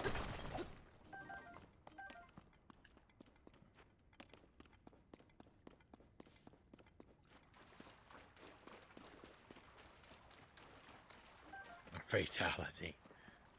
Trying to 100% the game. That's quite 100% sounds like a very daunting task. I want to make sure that I see a whole lot of the game, and that's part of why I'm prioritizing all of the side stuff over the story.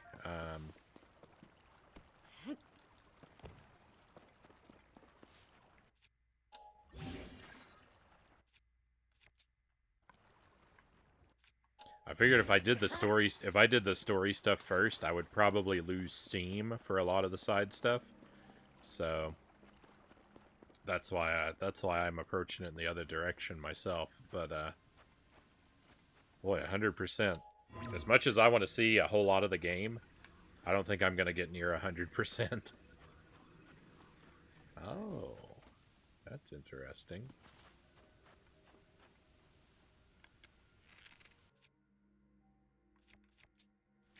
I don't think this is gonna do any good, but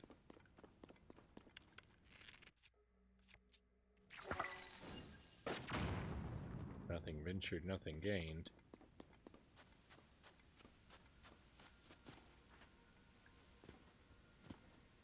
You're halfway done with 100%? The Korok seeds are the thing that would scare me the most, I think.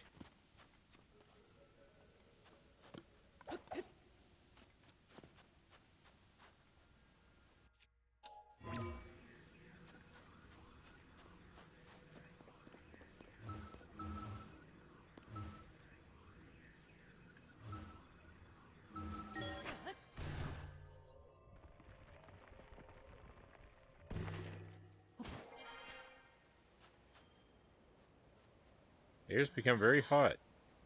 Uh-oh.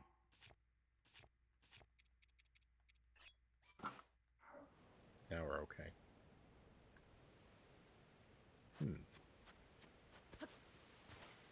So, can I travel through here?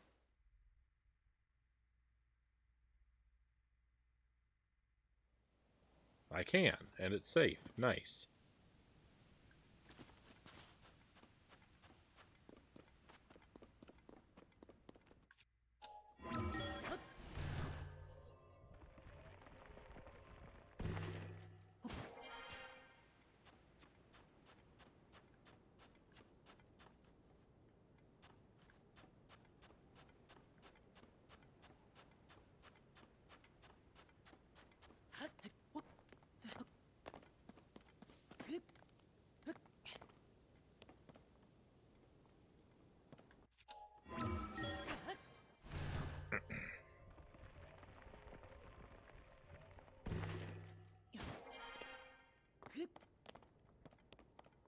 Favorite part of the game?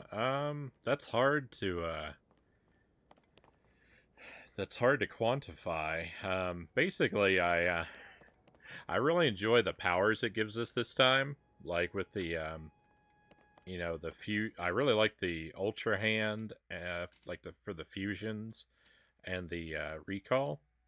I like these two powers, and I like using them to complete shrines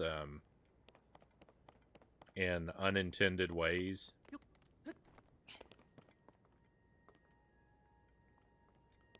Which for me mostly just means building great big bridges and floating them around through the air with the time travel.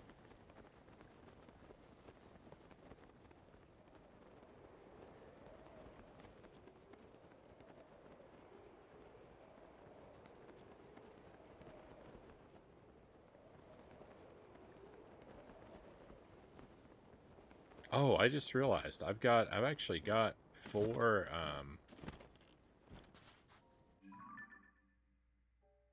things I can turn in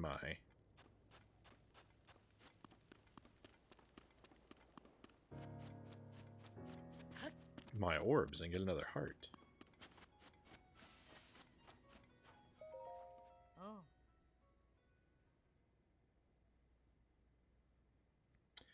The road from Kara Bazaar to Gerudo Town is closed because of the Sand Shroud.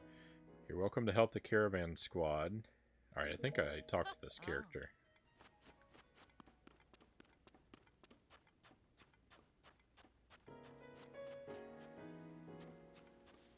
Beetle again, moving around.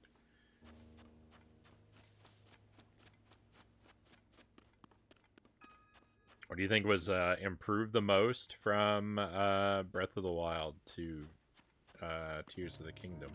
I like I like attaching stuff to weapons. That's my favorite improvement. I really like it being able to attach items to my arrows for like, like ice and lightning effects.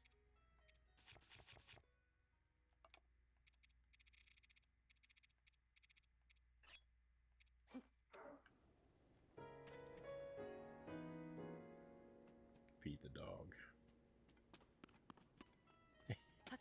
Over here. The meat's over here.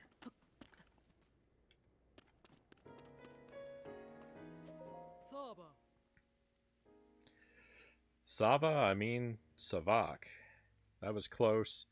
The others heard me. They definitely chew me out for using slang on duty. My mentor has entrusted me with decorating a weapon in a stylish way. She told me to make it sparkle and that it must radiate burning passion. I don't know what she's talking about. She's got an allergy to monsters too, so that means monster parts are off limits. If I just had a weapon I could use as a reference for where to start, that would help a lot. Decorate with passion.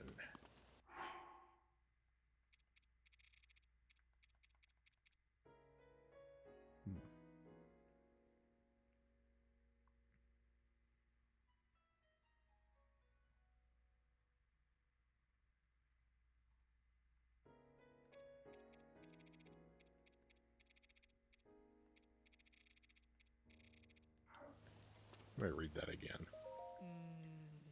Sparkle and radiate burning passion. I mean, that to me, that just sounds like a ruby. Do I have a... Yeah, we can try this.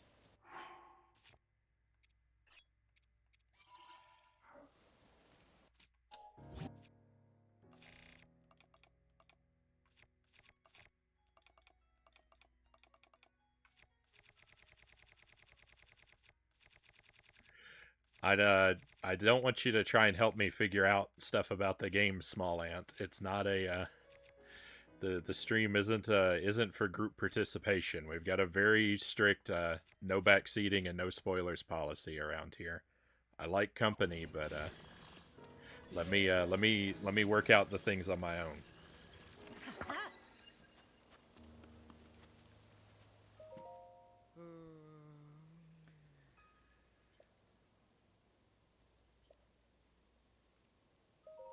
What about this?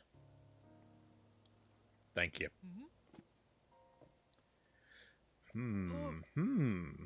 Hold on, give me a moment to study this weapon.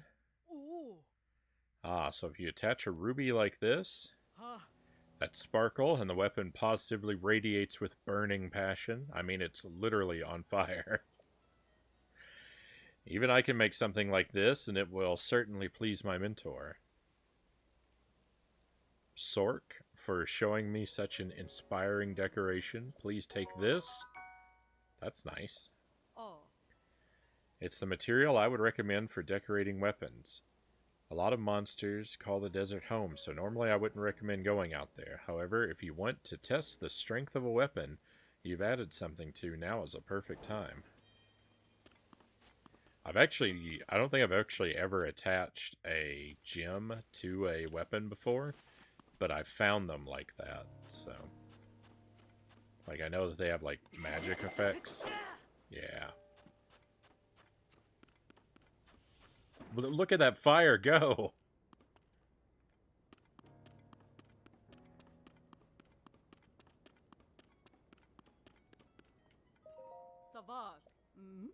Another Hylian. I commend you and those merchants for making it here under these abnormal conditions. But the area south of Karakara Bazaar is covered by a sand shroud right now, so visibility is extremely low. Then there are the eyewitness reports of strange monsters. I won't think any less of you if you call off your trip here.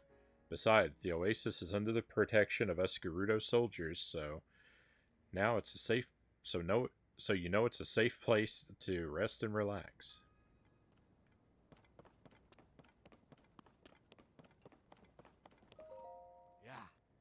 Are you traveling too? You must have had a rough time in that heat.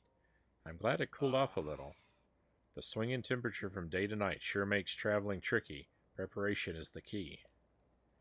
I always keep elixirs on hand that can heat me up or cool me down. Without them, I'd be done for.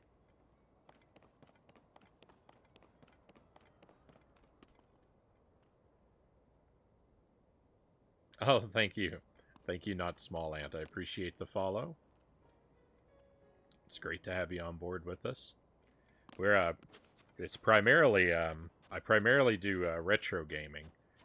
So, that's what you'll find around this stream most often. I play newer stuff on the Switch, and I'm kind of a Nintendo fan, so I can't skip out on something as massive as Tears of the Kingdom.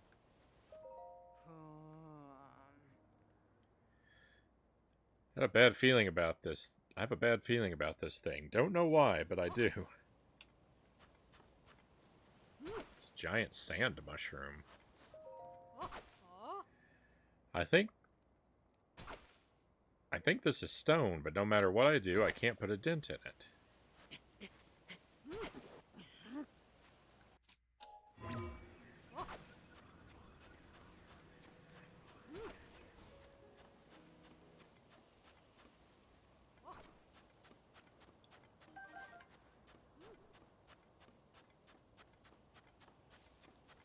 Alright, we'll see about this. I think I saw... Oh. Oh, nope. Wrong.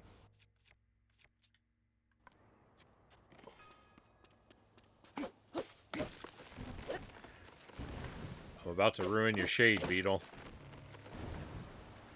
You might want to relocate.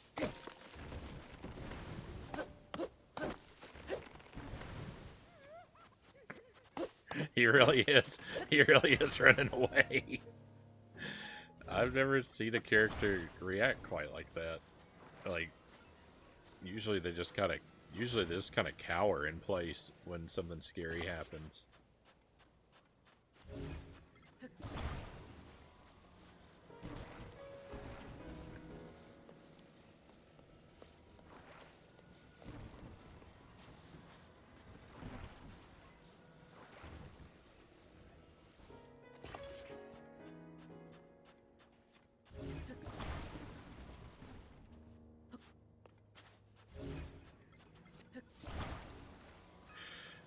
Again, Small Ant, please don't try and help me out. Like, I don't need tips and pointers and things like that. If yes, I know I said that I was avoiding story, but that doesn't mean that I need you to help me avoid it. If I see something that I'm curious and I'm wanting to interact with it, don't try and talk me out of it.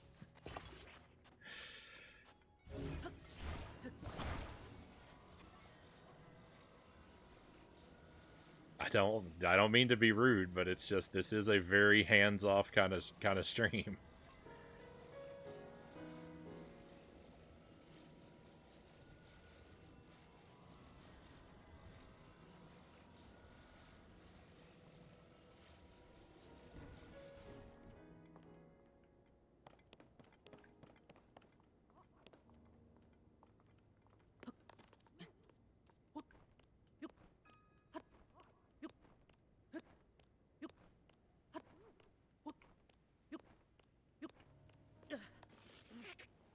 Oops. It's glowing.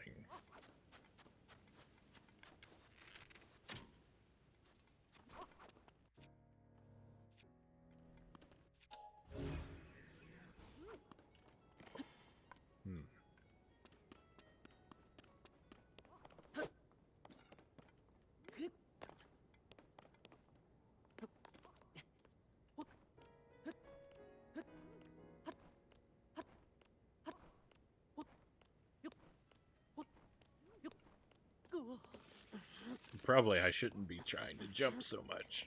I should be patient.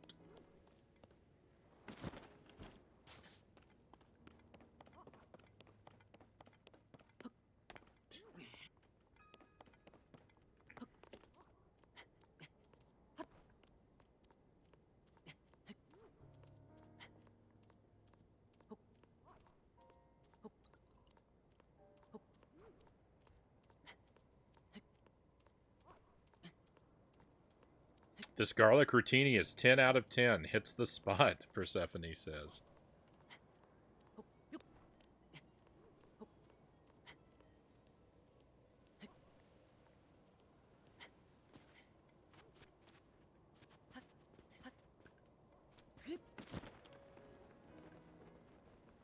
I think I'm maybe not clever enough to solve this mushroom situation. Oh, you know what it reminds me of?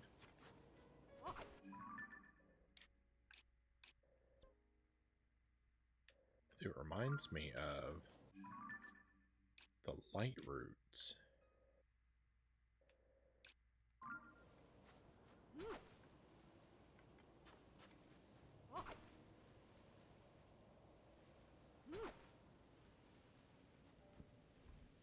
I feel super drained. I did a 2-hour walk in the 95-degree weather earlier. Oh my goodness. I hope that was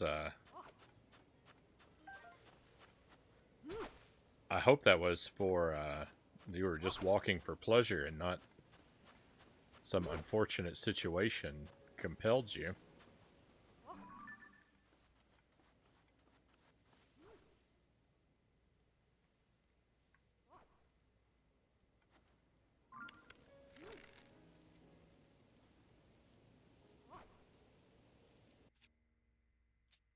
Nope, that's not what I did. No, I didn't want to do that.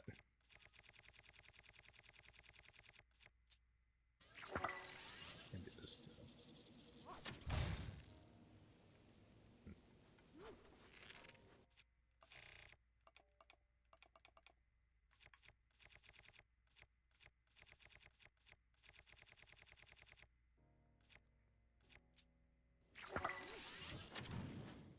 Hey Tusk, welcome in. I came for the clever title. As the best I could do tonight.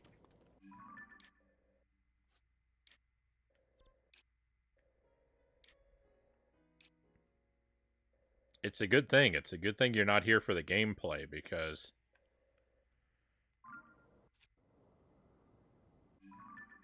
it's been kind of a slow night. I've been very poorly focused.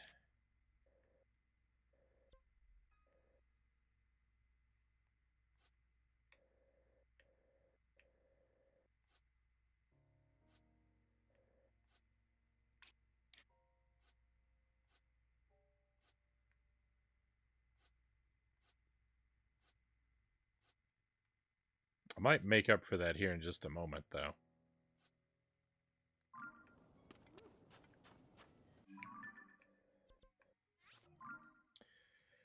This warm Coca-Cola hits the spot, too.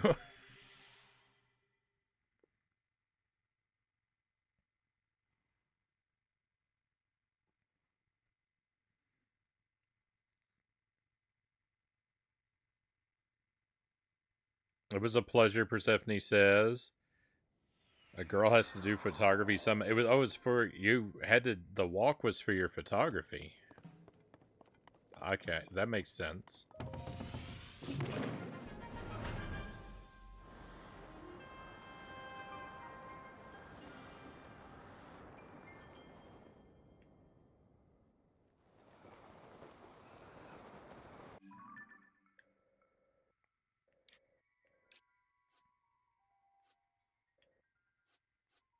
Alright, I'm gonna see if I can find any shrines down here. Maybe that's what I'll focus on for the next little while. I'm telling you, especially at 2:30 in the morning. Coca-Cola is frequently like my go-to soda pop if I want to enjoy one. That's usually what I gravitate toward is Coca-Cola. I tend to prefer cherry Coke myself.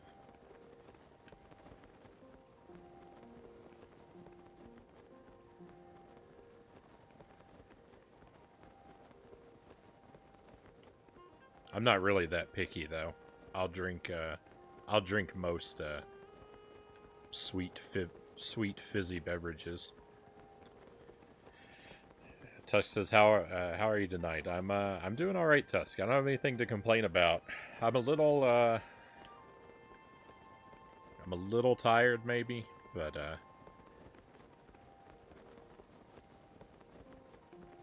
everything's going fine for me. Really, life is good.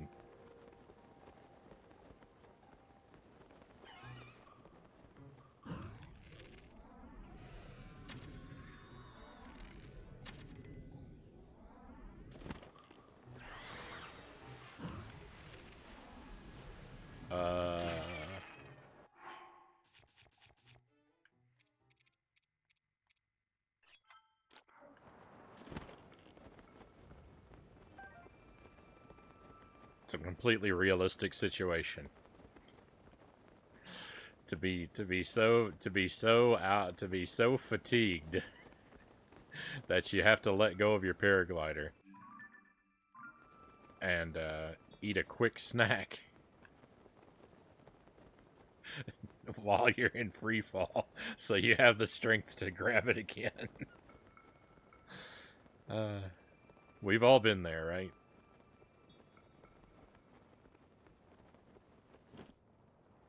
Nice. I see the shrine.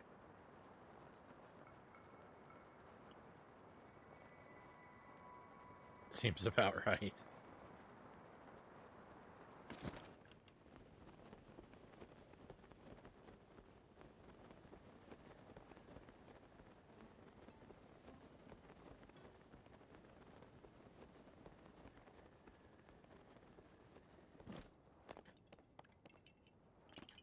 Ah, oh. Here we go. Yahaha. Checks out on my end. I hope you're doing well tonight, though, Tusk, by the way.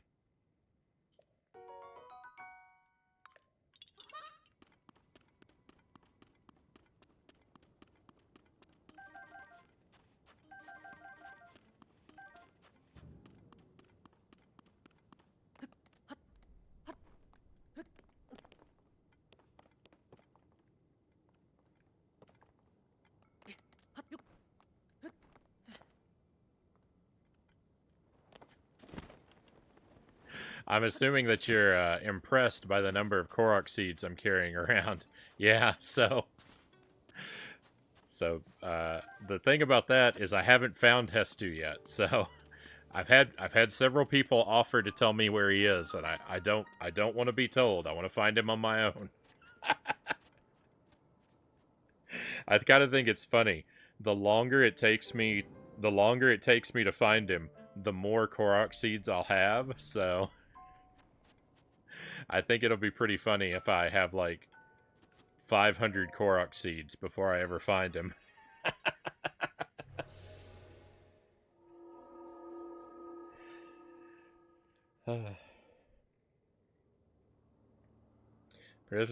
Persephone says, I try to put in 2 to 3 hours of I can't say it, photography practice every day, no matter the weather, unless it hits 100 plus. Moving the spheres. All right.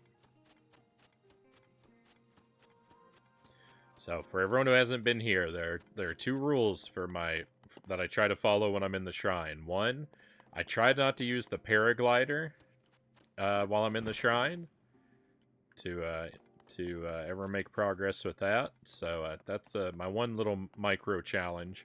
And 2 is I try to solve the shrines in unintended ways, even if my ideas are much slower, more painful, and way worse than the intended solution. So sometimes these go very smoothly, and sometimes they take a super long time. Just a heads up.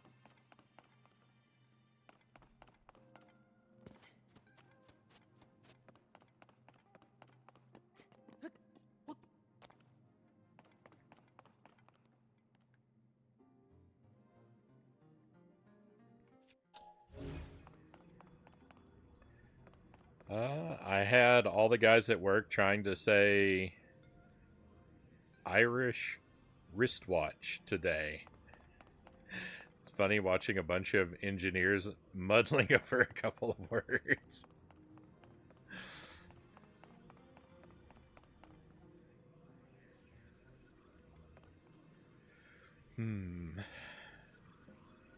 I think I've pretty much got to use the giant sphere. They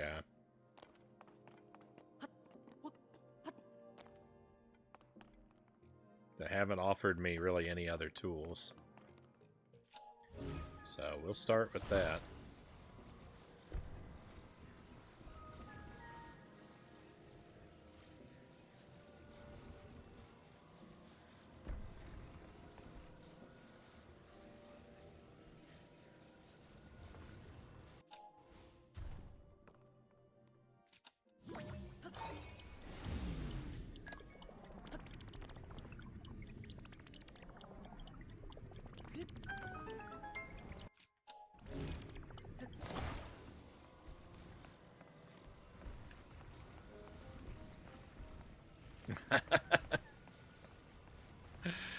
Now riddle me this. Pronounce, I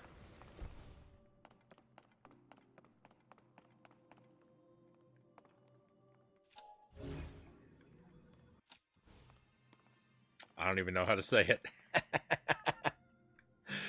Pronounce Worcestershire sauce. Worcester sauce.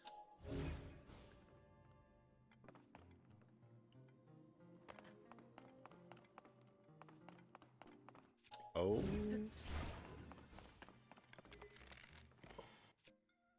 Do I need that orb?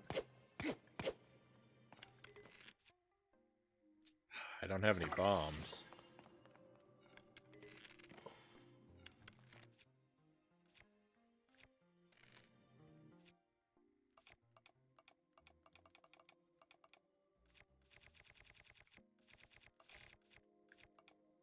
Hmm.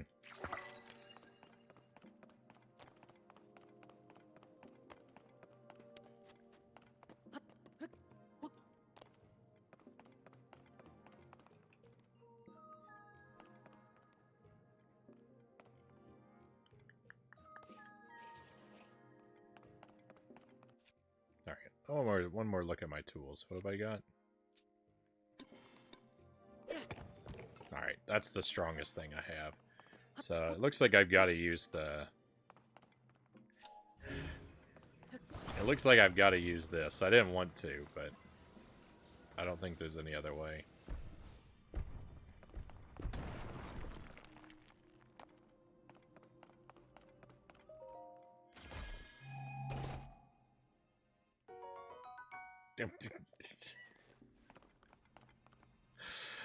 If I...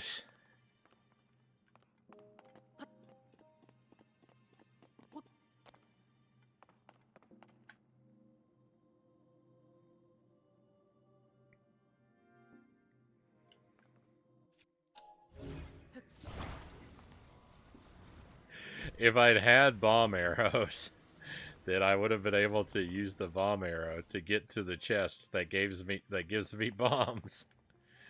Yeah, if I had bomb flowers, I could have got to the chest to give me bombs without using the thing. This is a very simple shrine. There's really not much going on here.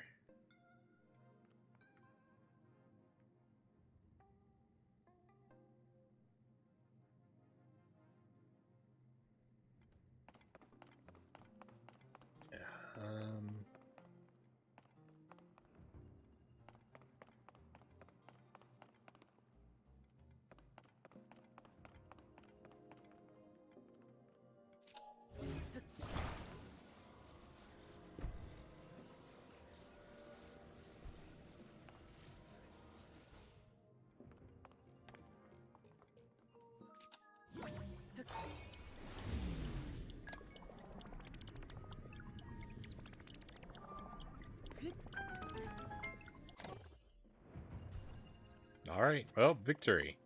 I don't really feel like I did anything unique there.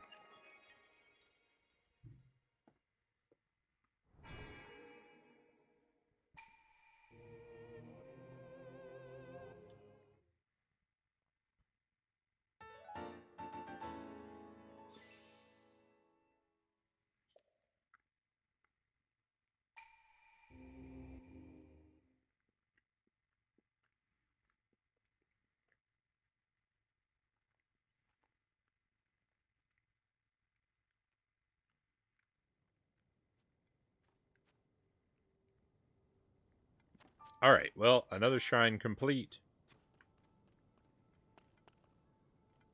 And a Korok.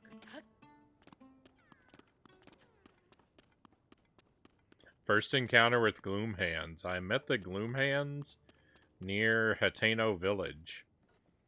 Gloom Hands and Phantom Ganon were there. Very scary. Very scary.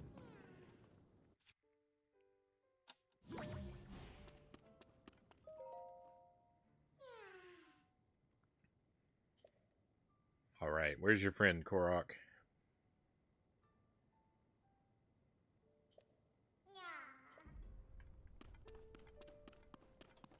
I can get you there in no time. Easy. Easy mission.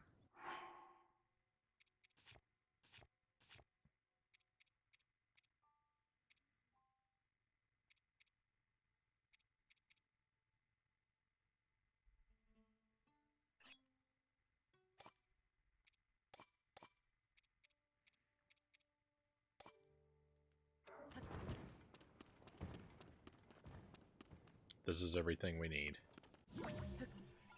Oh, that's the wrong thing.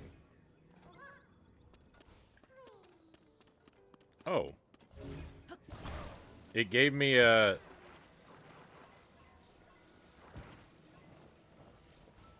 Well, I didn't know this was here.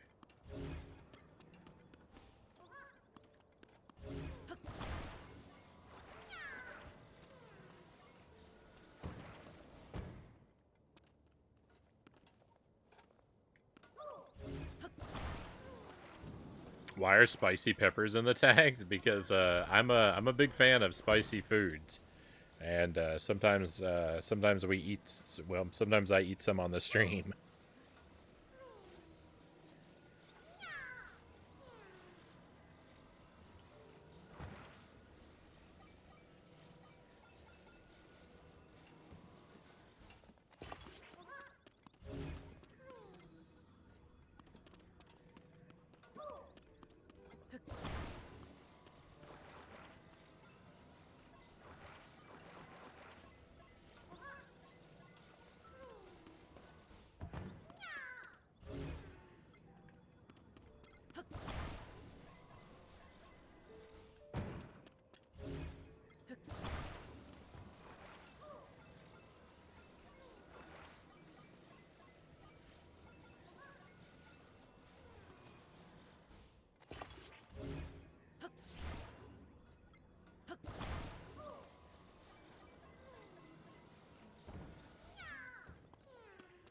Oh, don't be like that.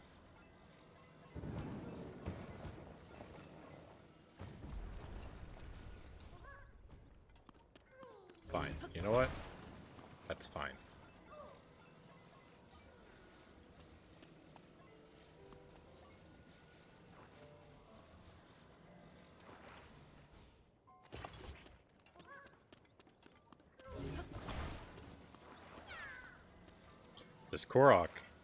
This Korok should be grateful that this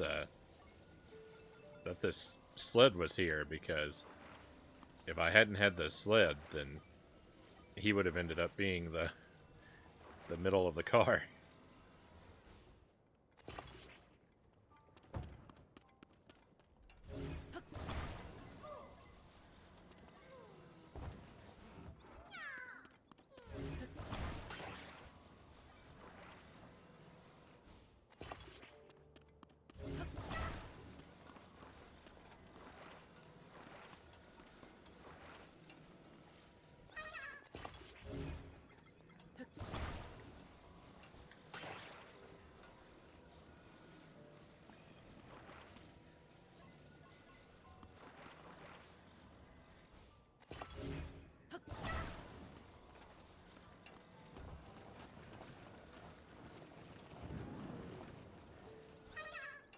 Oh my goodness, there's a monster out there.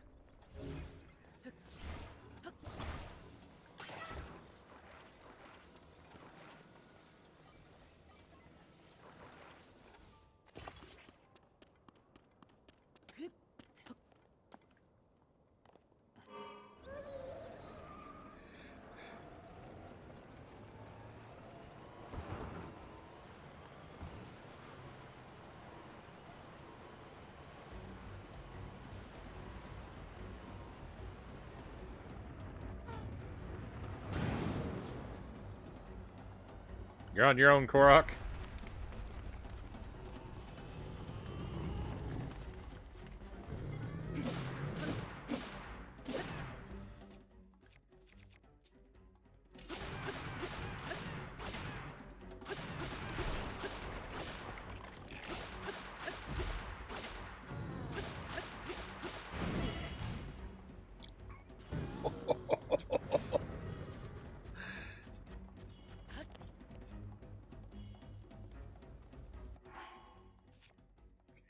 Maybe I'll have a bite to eat while we're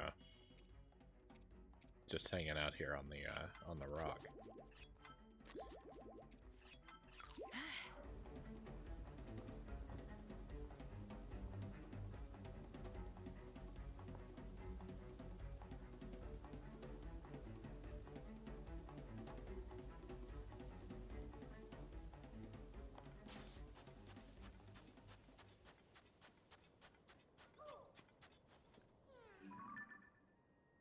You're running away, coward! You destroyed my wheels.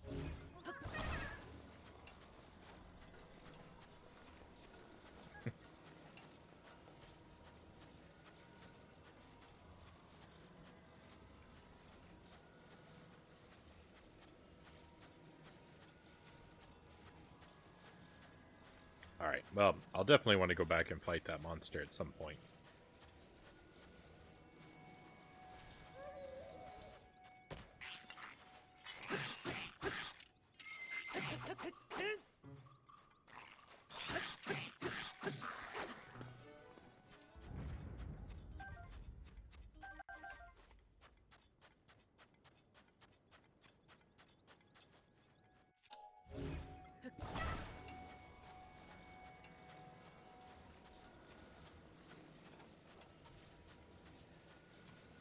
Oh, it's probably a good thing that my car was destroyed, because all of these, like, pits in the sand, I would 100% fall into these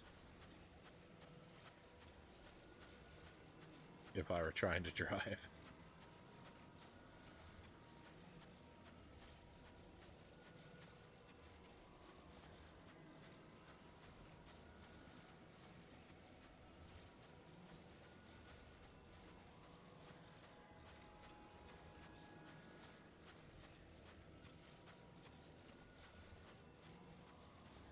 Coyotes.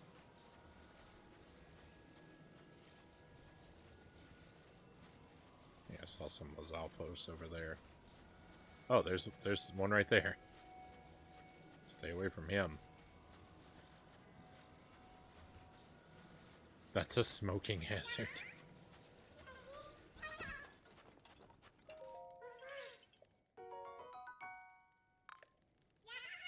Alright, 143.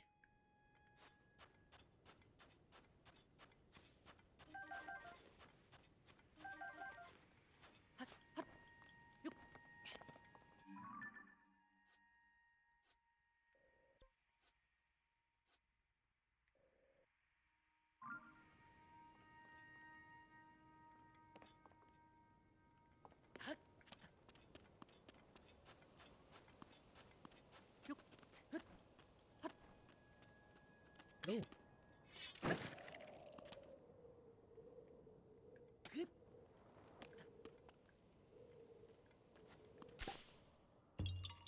$144.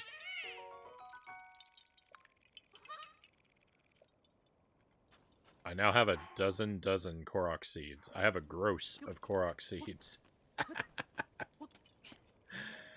It's pretty amazing.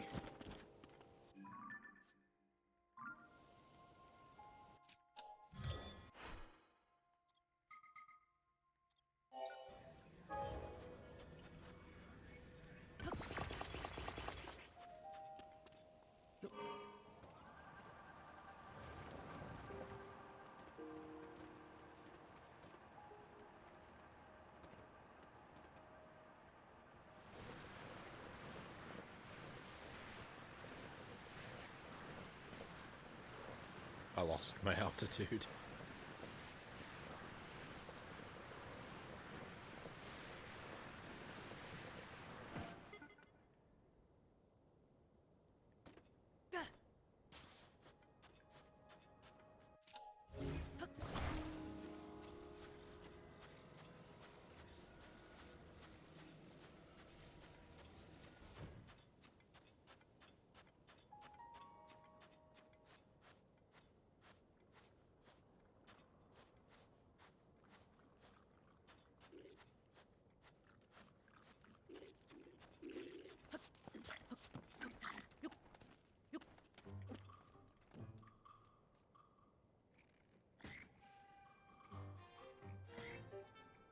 That guy's covered in armor.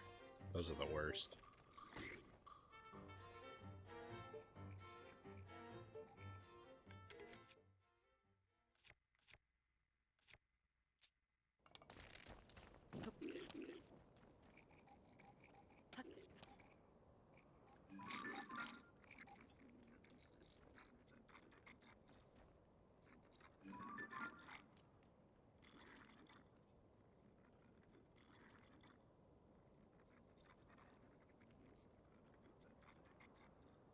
Sneak 100. I was about to ask where the secret meats were. Tanya, dear. Welcome in, Tanya. Good to see you again. Hope you have been having a wonderful day.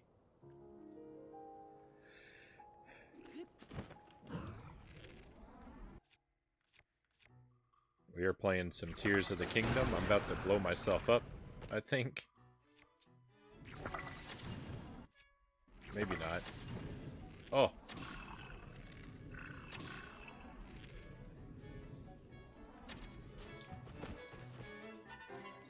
My visibility in that situation was rather poor.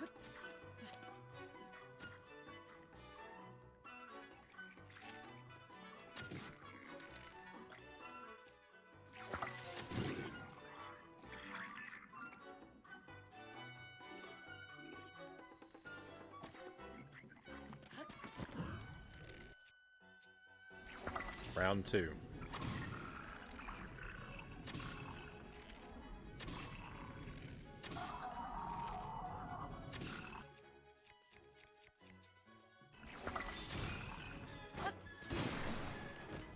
Oops. Nope.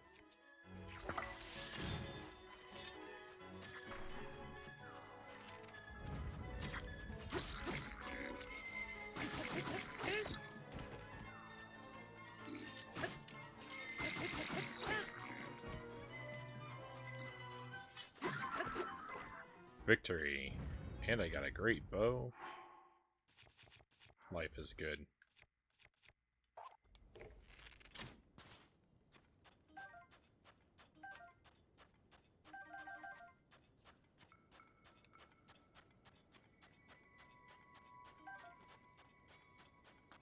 Let's go.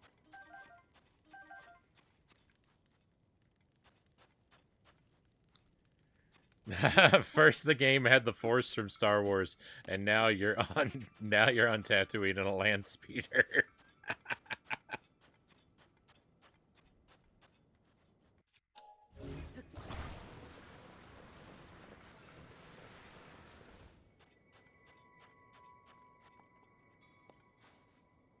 I love it.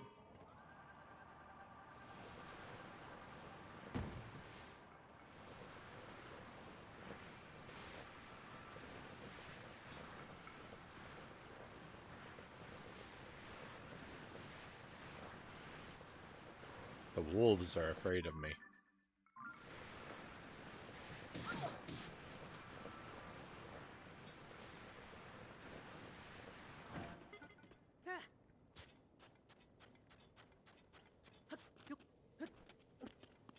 He's not like other land speeders, he's speedy.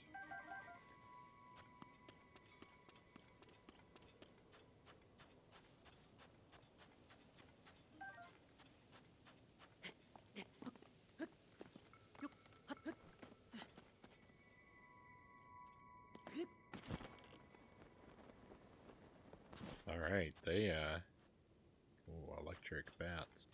They don't give us a lot to work with for this puzzle.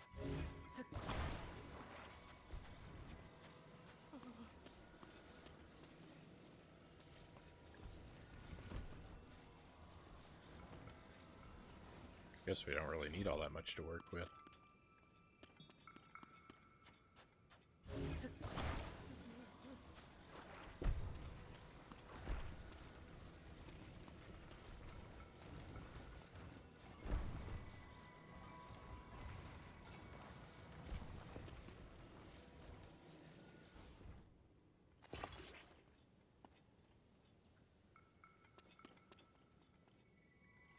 I don't think there's basically any way that this would work. Let's try and make an improvement here.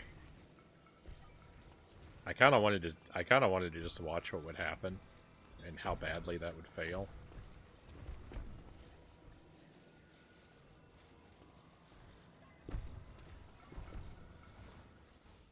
But I'll take it a little more seriously. This might work.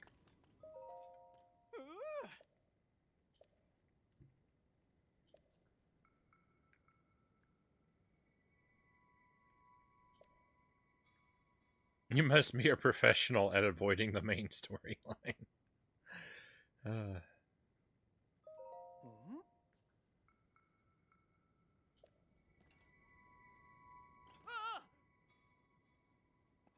Unforgivable? Why unforgivable?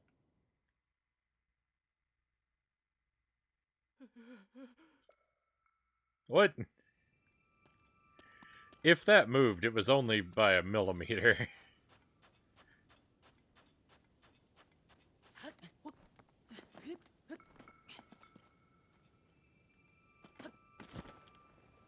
Let's see if I can find any more resources up here.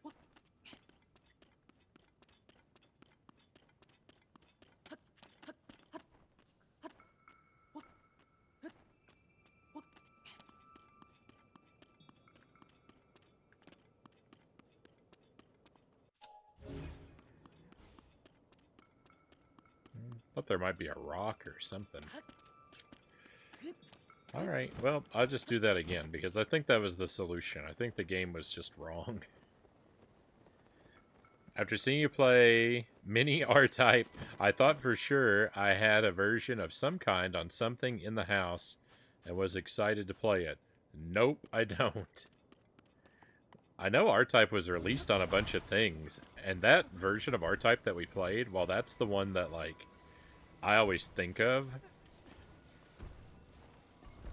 Like, having never played the game, the first, like, copy of it that I ever came across was the Game Boy, so I always think, oh, R-Type's a Game Boy game.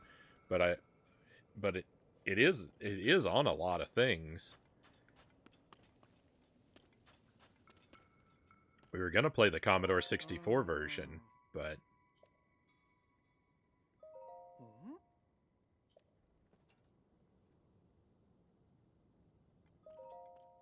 Yeah. What? There we go.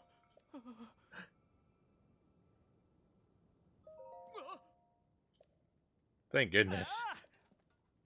I think the wind was tripping me up there.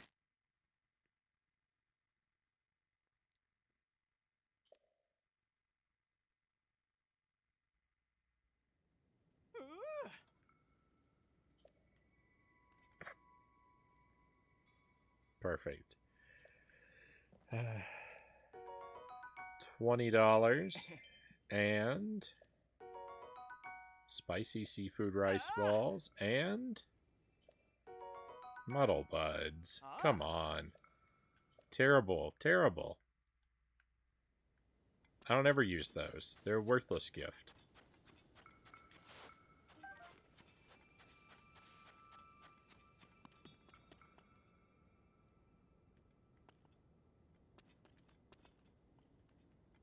I think my land speeder despawned.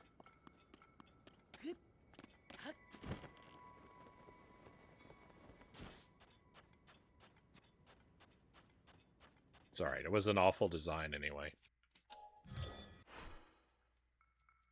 I mean, it wasn't supposed to stay on the land. It was supposed to be able to use it to fly.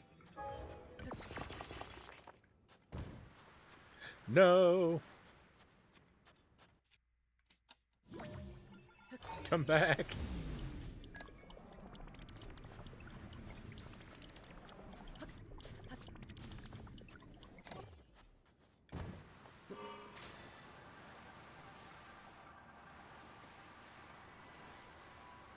That was some fast thinking there.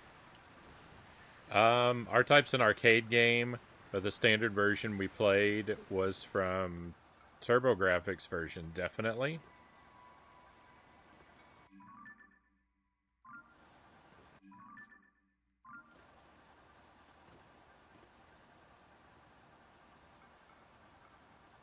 I know that the TurboGrafx is like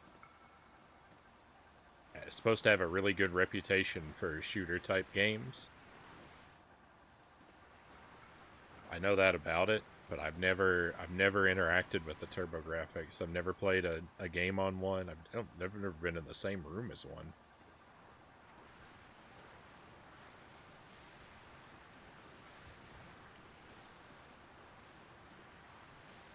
But I've always heard that, like, if you're a big shooter fan, that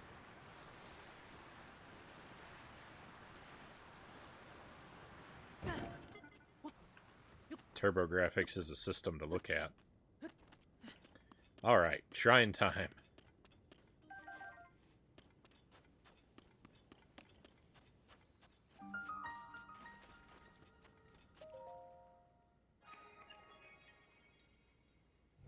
No, I've only done some of the depths.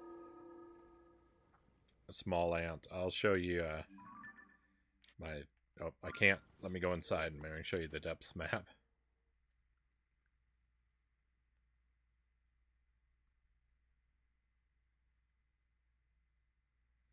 Especially the PC engine probably has over 100 shooters. Drifting Flame. Alright, so here's how much of the depths I've done. It's not very much. It looks about like maybe a quarter if you put all that together.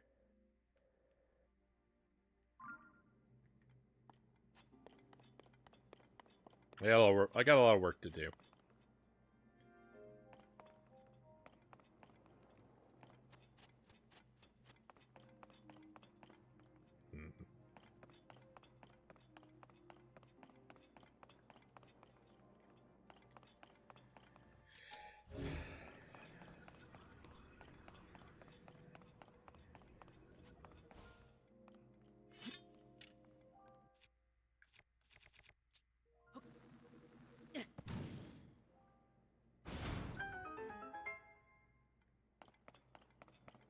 Yeah, I can't even carry that torch anyway.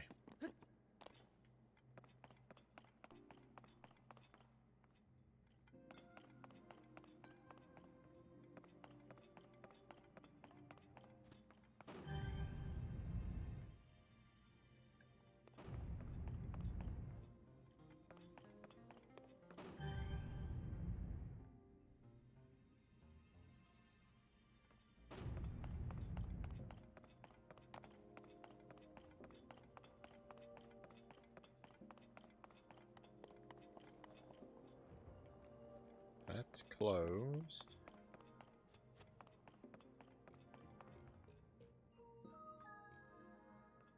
Not half bad, but it's not half done either.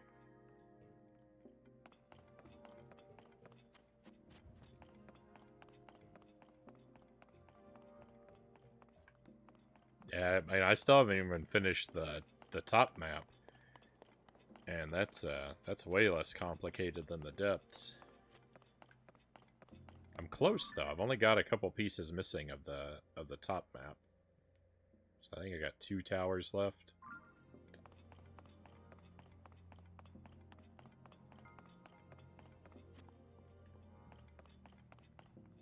Oh. Oh, I see. Hmm.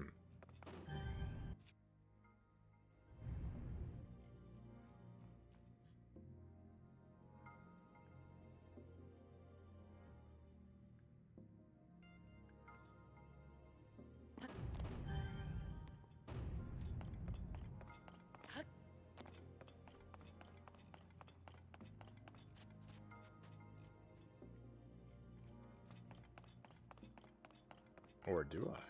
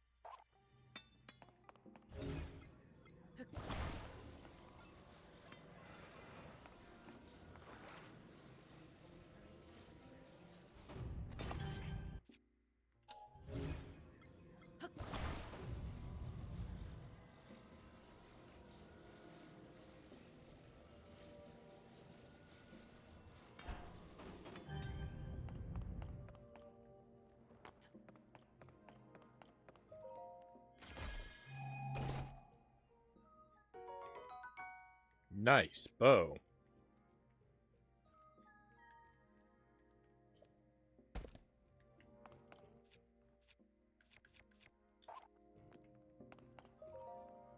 It's officially an hour in the future.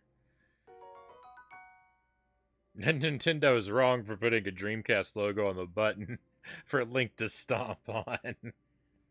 Yeah, you guys won the war. Don't rub it in.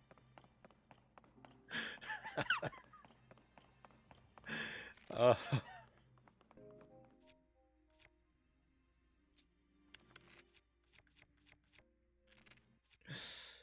uh, that's pretty good.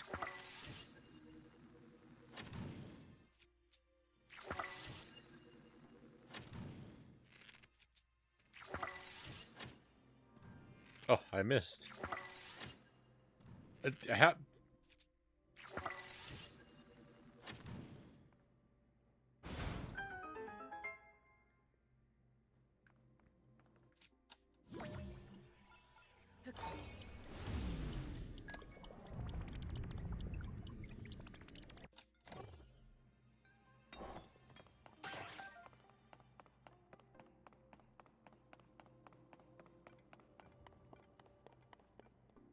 Alright, that was a weird shrine. I don't know what to make of that one. I feel like I didn't understand some of that one.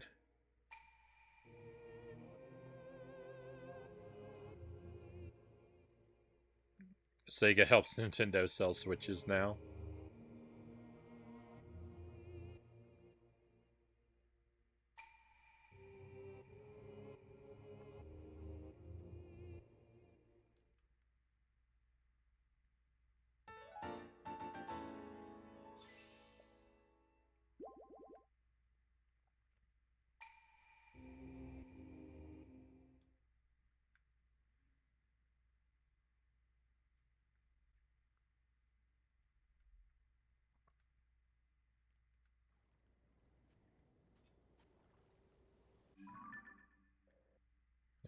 Well, I need to go back inside so I can look at my map again.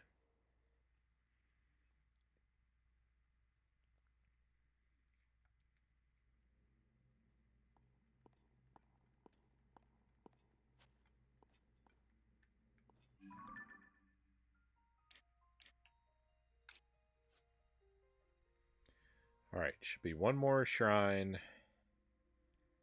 Kind of southwest. When I come out of the shrine faces southwest. So I'll just follow the... the shrine will point me to the next one. Right? Wrong.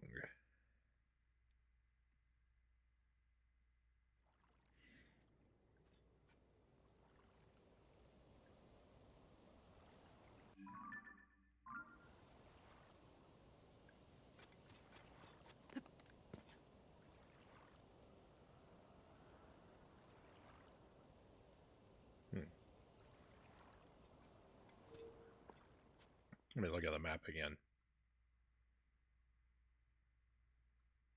I just saw Doritos and Papa John's ad.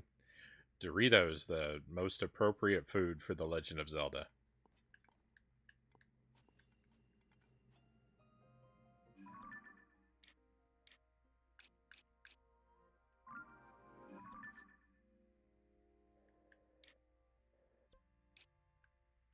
Okay, I am facing the direction I need to go now. I got it.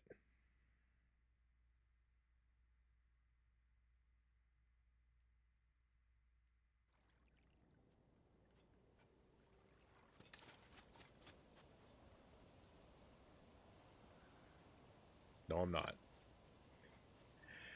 It's the morning, so the sun's got to be in the east, and I want to go southwest. So if this is east, west is this way, south is this way. Alright, I need to go this direction.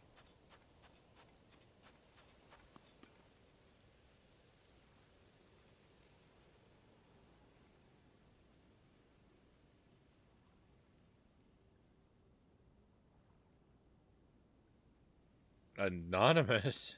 Hey. Thank you for the gift sub. My goodness.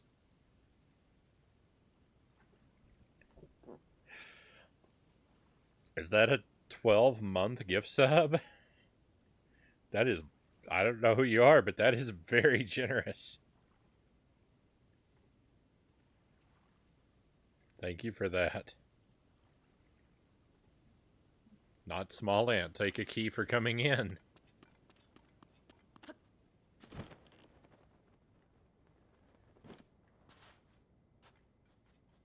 Thank you, Anonymous.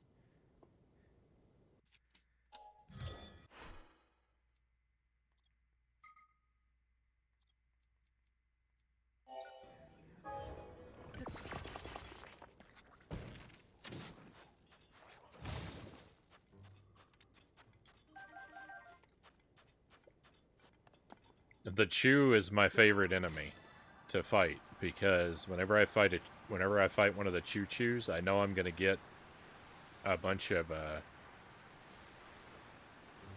don't know who those guys are. They're kind of scary. I know I'm gonna get a bunch of the jellies to use later, and I'm always excited about that.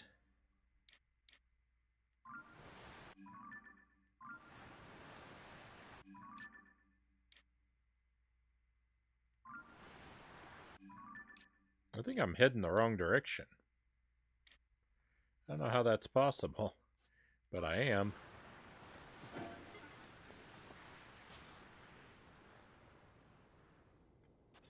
That's the east. That's the west. South west, right?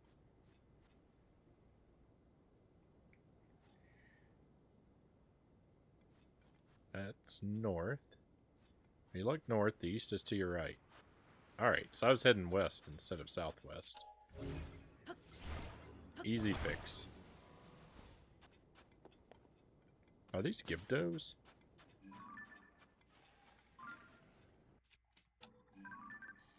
They are.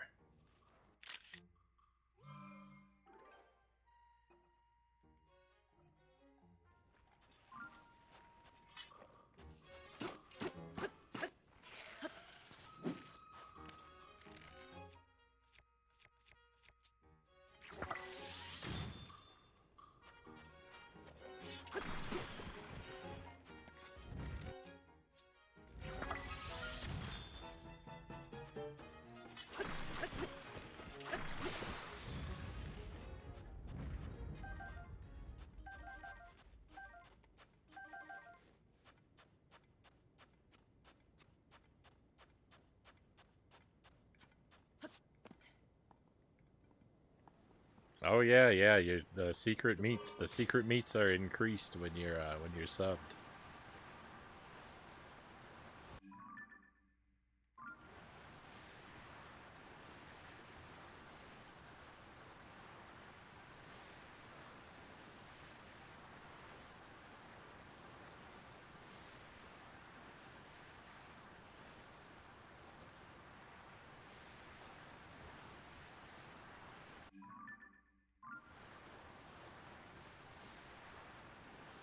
I think there must be something noteworthy going on with all these Gibdos around.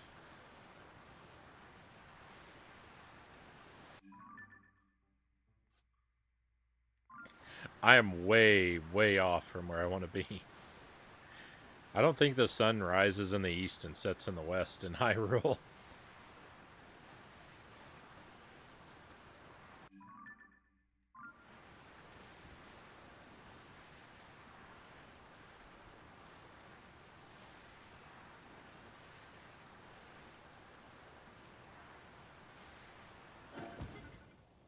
Is it bad that I just realized your channel points are secret meats?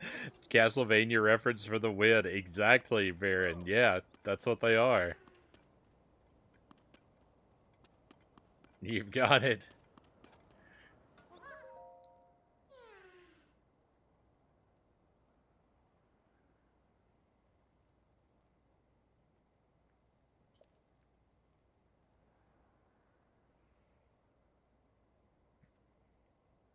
My friend is sending up smoke signals. I can't wait to catch up.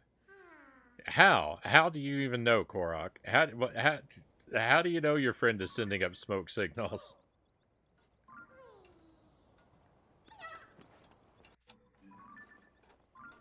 I don't believe you.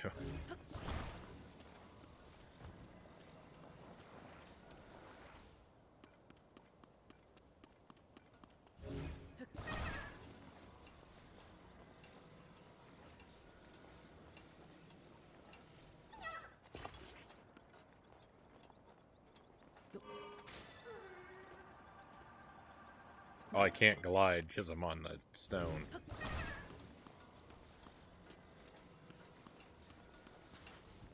There is no way that I'm going to find...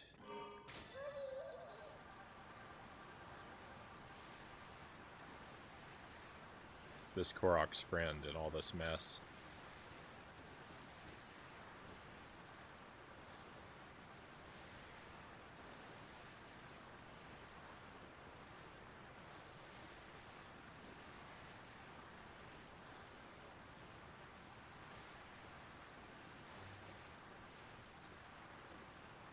Oh my goodness, I think I see green smoke.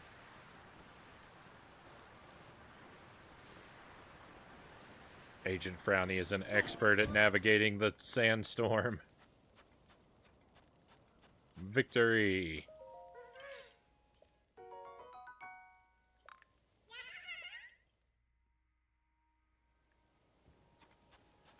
Oh, but yeah, the secret meats are from Castlevania. I love the Castlevania games. And I could have gone with I have an emote for like the more classic, Castlevania wall chicken. But I went with the mutton style from Castlevania Bloodlines instead. I just like that meat a little better.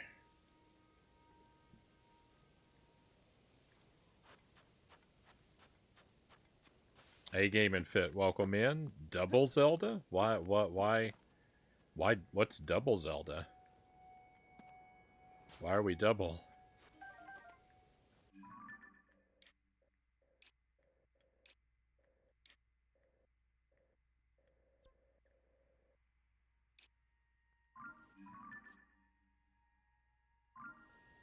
Oh, I'm way over on the edge of the world now.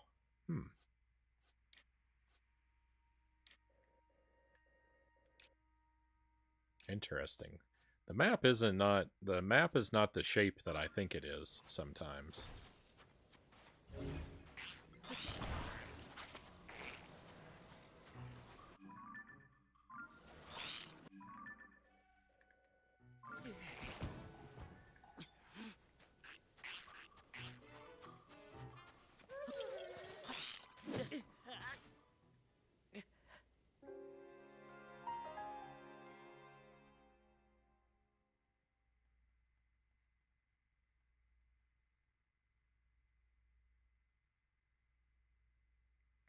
No, we streamed this on Tuesday.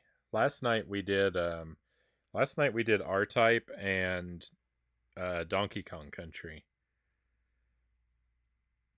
I think, unless I have lost a day somewhere.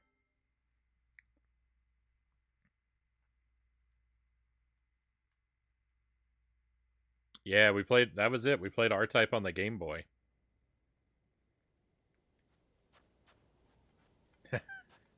Hey, thank you for the hydrate. Always keep water close by.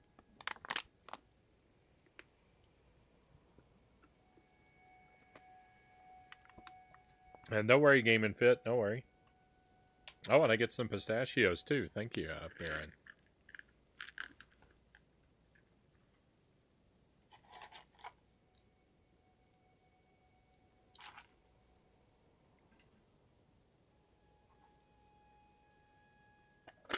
Brownie's beaten all the retro games. All that's left is Desert Bus. I would probably rather see Desert Bus more than any other game, Dynamite says.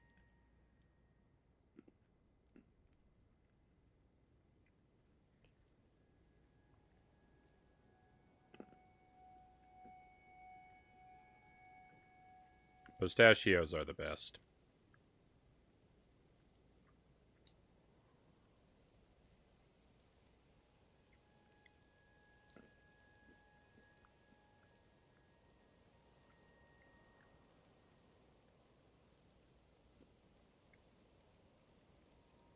May I perhaps have pistachios? You have my permission.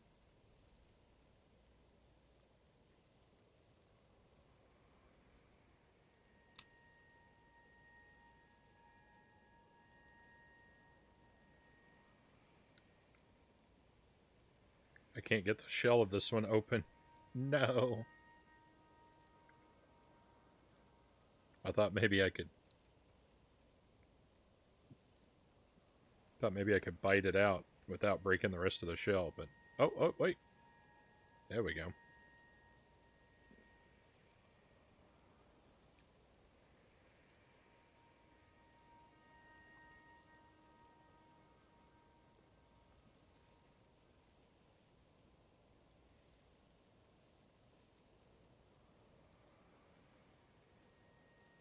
I don't want to hurt my teeth. Hey, victory. There's the other half. That was quite an adventure.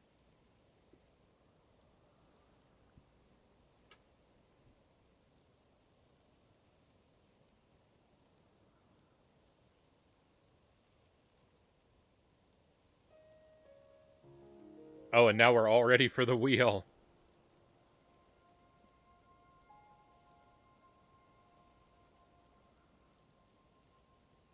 I feel that's my role on the stream. Other people can torture you. Oh, thank you, Baron. I appreciate you looking out for my best interest.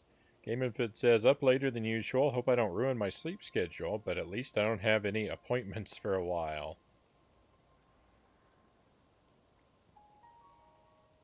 All I have is cashew butter, Dynamite says. It's just so-so. I've never tried cashew butter.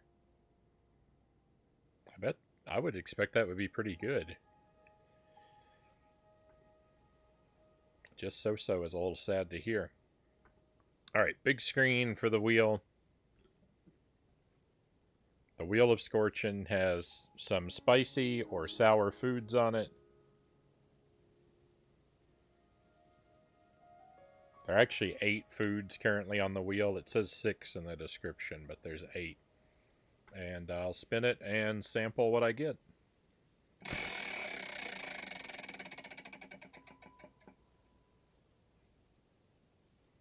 We were very close to sunflower seeds. Beware hot sauce. Marie Sharp's Beware. This is the hottest hot sauce that I know of that Marie Sharp has to offer. This is the one that says, keep out of reach of children. Do not play tricks on the weak or elderly with this sauce.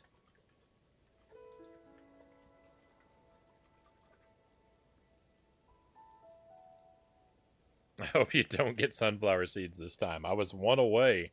The sunflower seeds are the worst thing on the wheel, for those who don't know. They're seasoned with Carolina Reaper powder, and they are excruciatingly hot.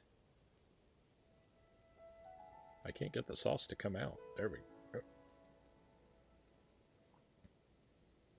There we go. Oh no! I'm making a mess.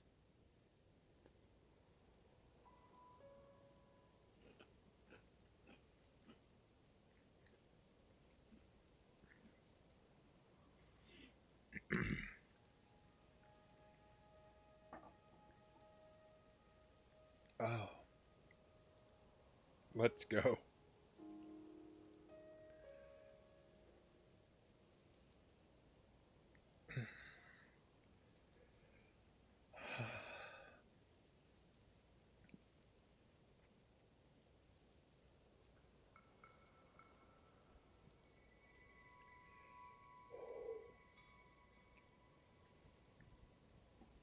Oh my.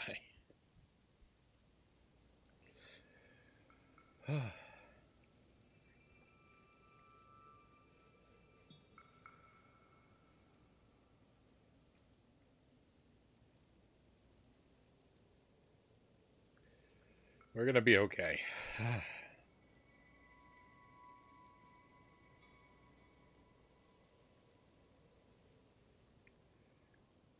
I'm already past the worst of it. Zebra striped gum, 5 seconds of wonderful, and then an eternity of disappointment. My mouth burns just looking at it. Fruit stripe. Yeah, I think that's what I know it as well. If I ever decide to take this page from your book and put a similar wheel on my stream, it's going to be just sour foods, Baron says. I want to get more sour foods. I've heard toxic waste candy is a very good sour food. Get my big head out of the way. We can get back to the game here.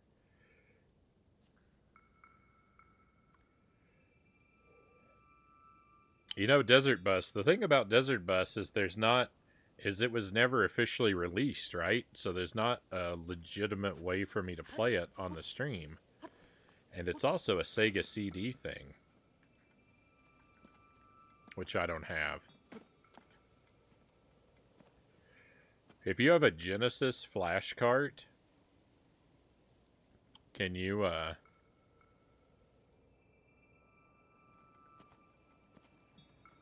here's saving up to change the logo. It'll be a waste of points right now, Small Ant. There's no logo on the screen right now.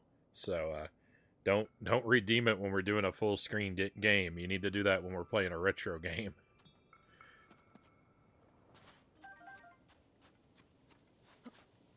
When there's actually a logo on the screen.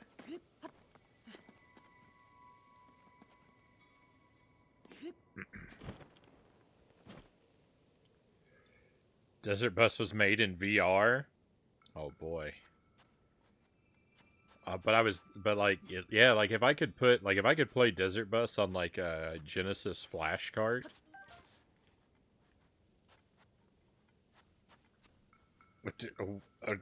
All right, Game and Fit. What do you want me to change the icon to?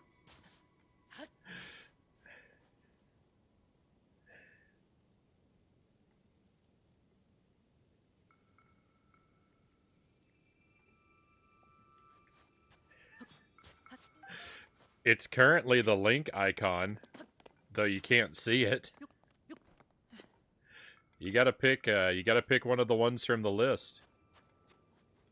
I don't know what that means.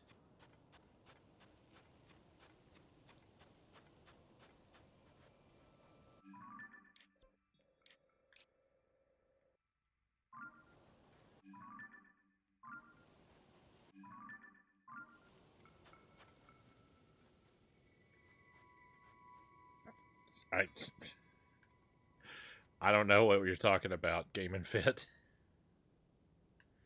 I get, like, to an extent, I get that you're trolling me, but I don't even know how to interact.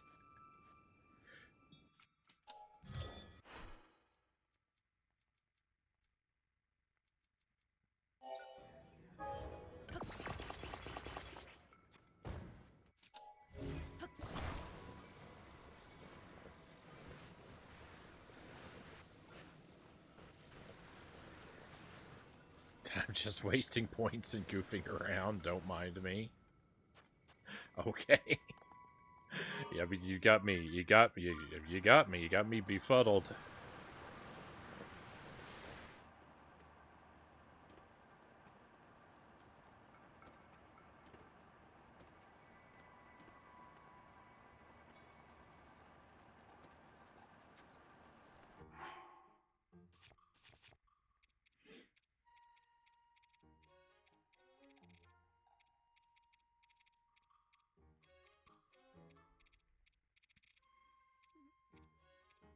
How does the subscription thing work?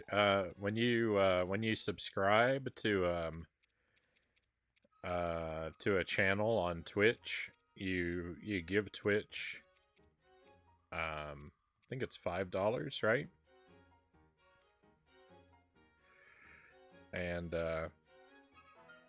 you can watch the current stream without you can watch the stream without ads for 1 month. And you get to use the stream's emotes.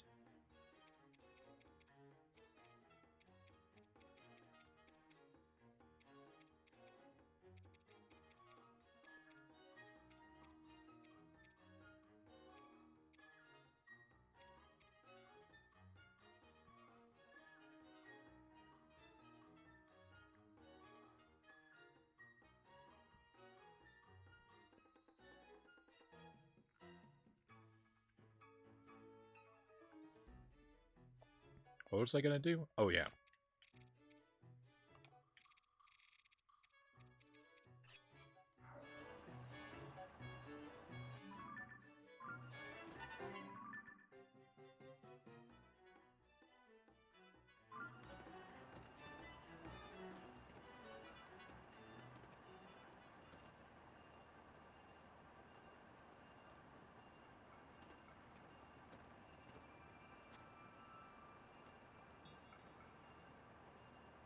Seeing different color keys about different color things. I don't know what you're referring to.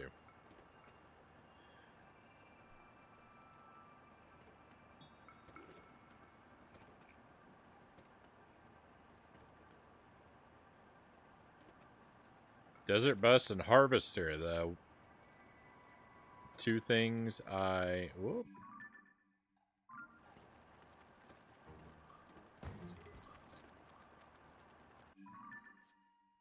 I found the edge of the world.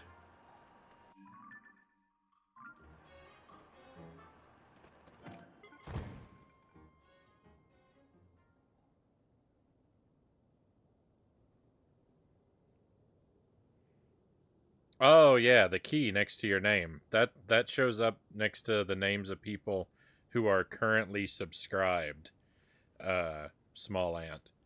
If you currently have a active subscription, there's a key by your name, and it changes color depending on how long you've been around. That's all it that's all it is. It's just a decorative thing. Different channels have different little decorations for their subscribers. We do keys around here.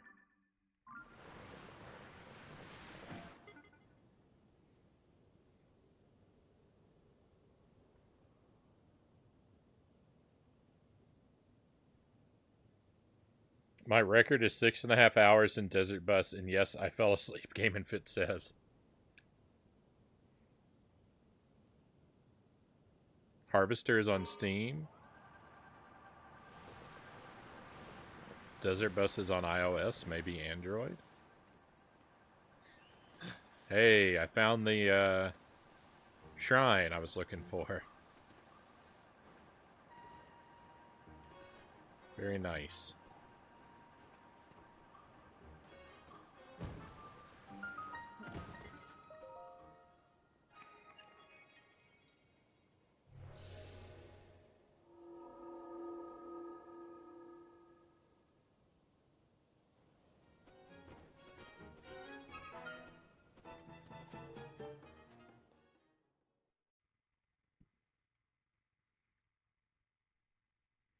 Death Rally is up for free on Steam right now. Oh, it's a free shrine.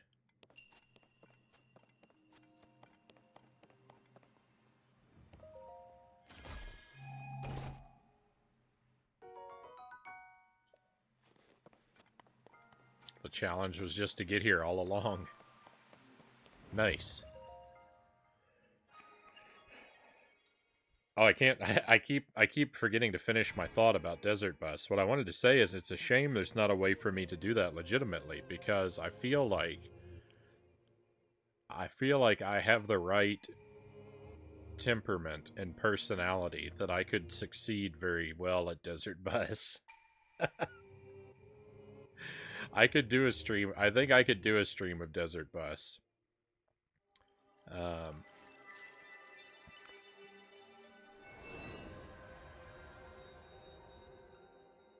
but it would be the most boring thing to watch.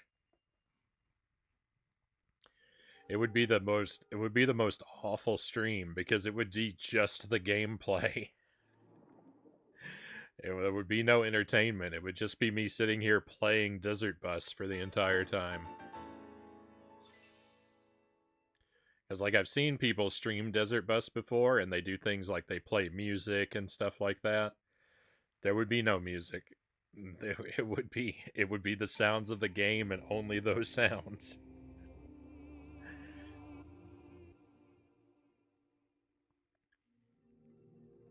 It'd be a pretty nightmarish experience, but I think I could do it. The thing about Desert Bus is that watching paint dry is literally more productive.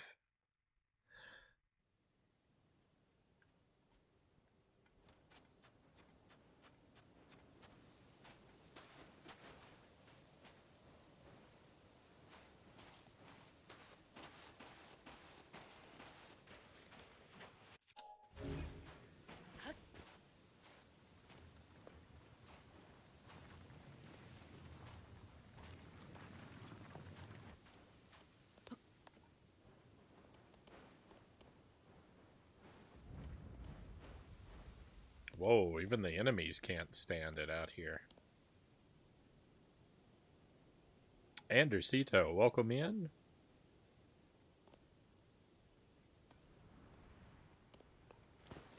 We're playing Tears of the Kingdom tonight. I hope you are doing well.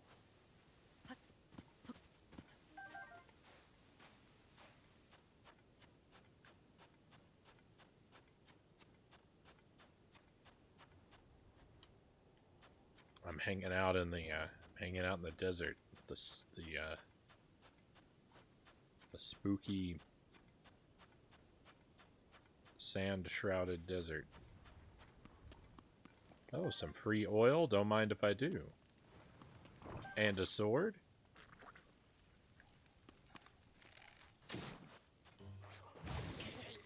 Oh, I got too close.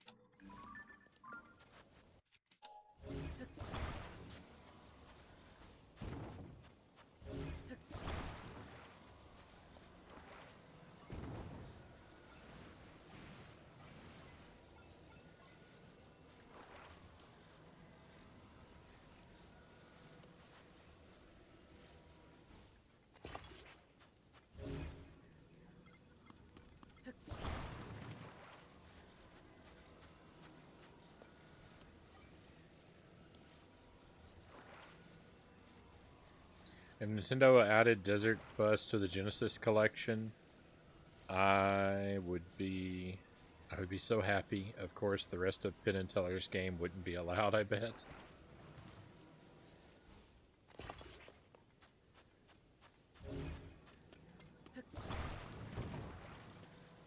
I'm not I don't think I'd be holding my breath for a Desert Bus release.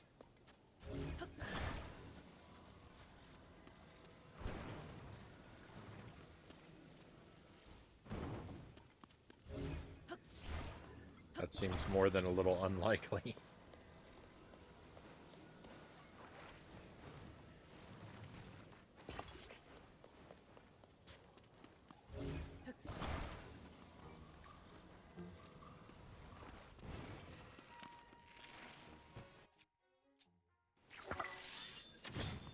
That Gibdo is vomiting on my bridge.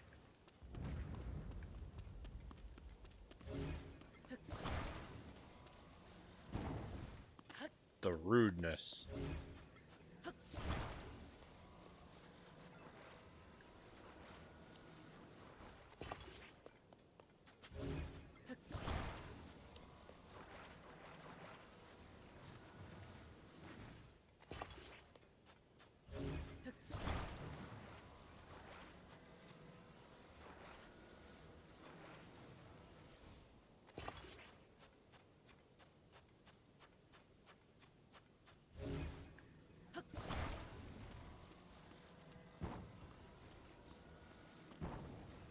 Oh no, don't catch on fire.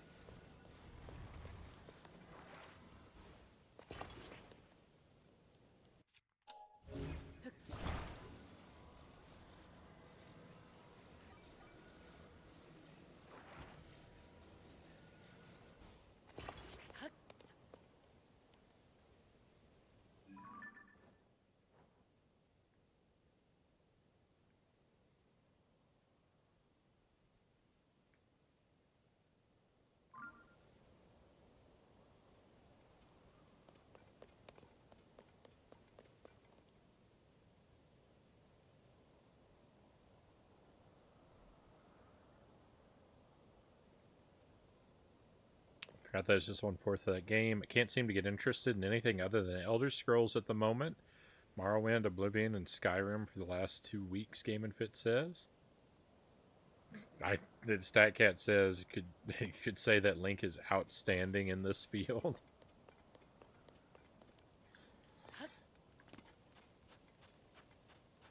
Oh, I'm over there. I'm over there playing around with the. There's a giant structure right here to investigate.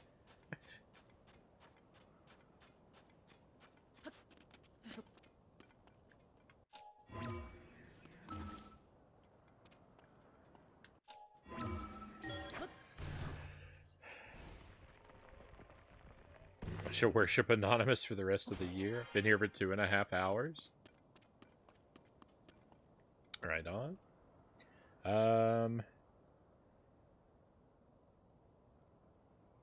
I'll hit the 10K hour mark on Desert Bus alone, Game and Fit says.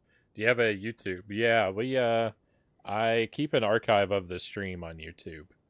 There's a channel that's highlights and the channel that's full streams. It's a little bit behind, but it's mostly complete. Oh.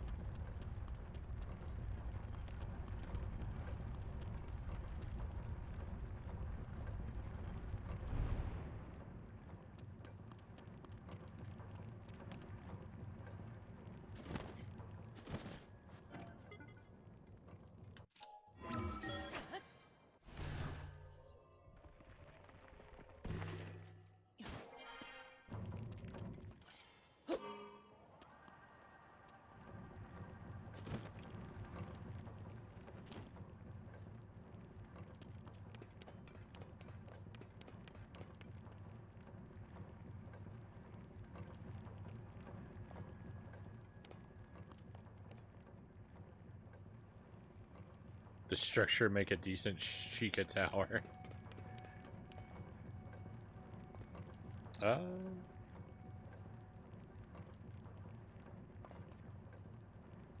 Peace out and good night, Dynamite says.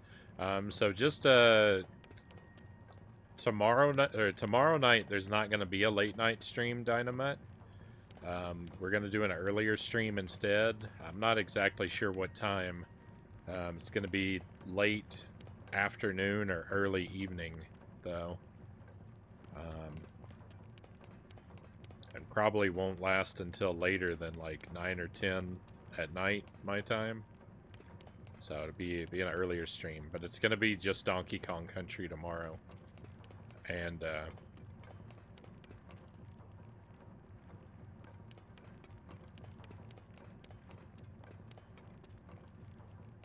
I haven't really planned out next week, so that's all I've got for you at the moment.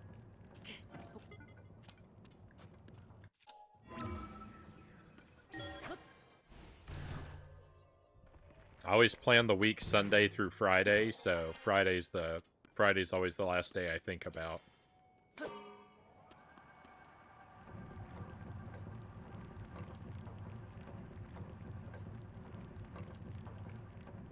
Yeah, I'm not doing any particular quest, not small ant. I'm just walking around. I'm just going around and just doing things organically.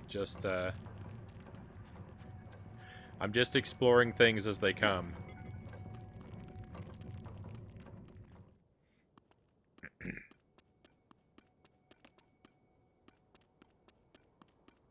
if I see something that if I see something that looks interesting to me, I just kind of, yeah, like Baron says, I just kind of monkey around with it.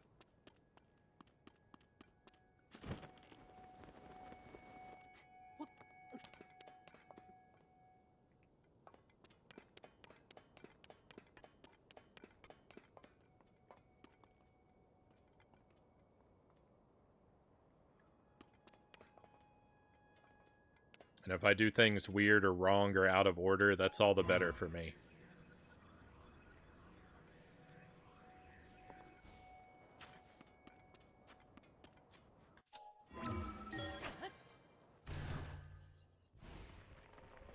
I was making a Donkey Kong Country joke, but that works too. I thought you were describing me. It lined up so perfectly with the question of what I was up to.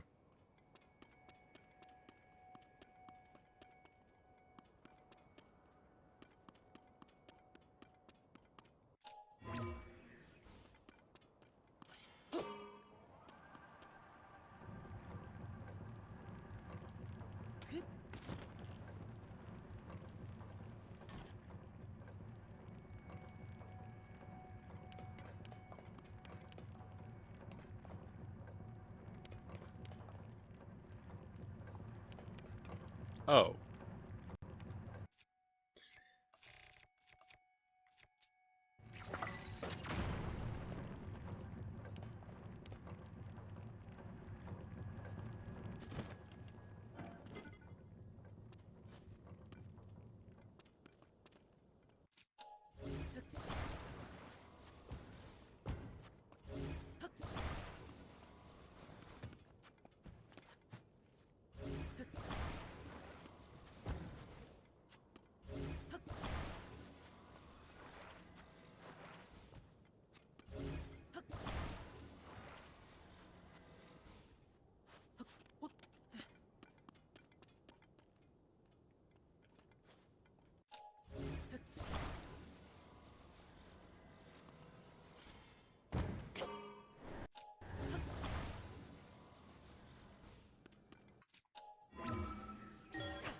When's the end of the stream? Probably about 6 or 7 a.m.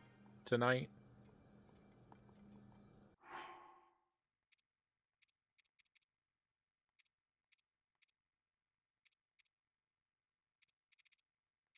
We usually go for a long time.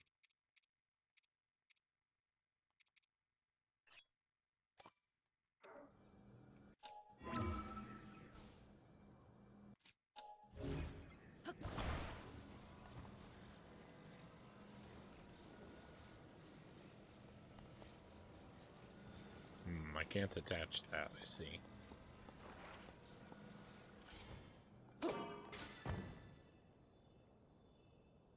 Oh, I can only have one thing activated at a time. That makes sense.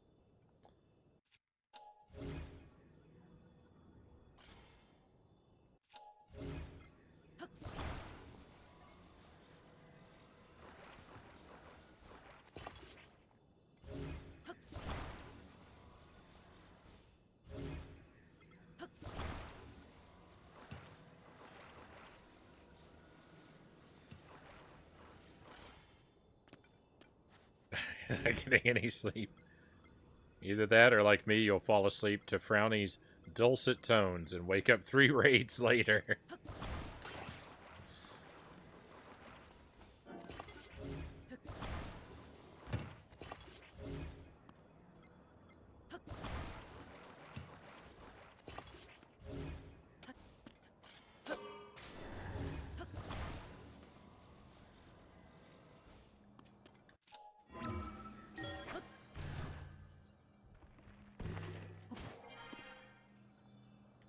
I should probably, you know.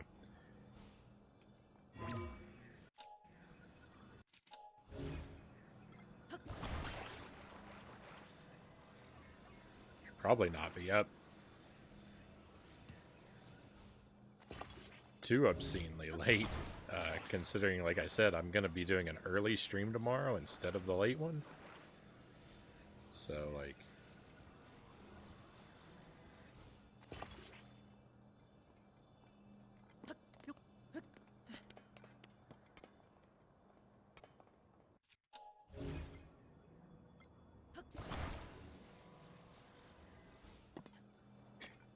I should probably leave myself some time for sleep, but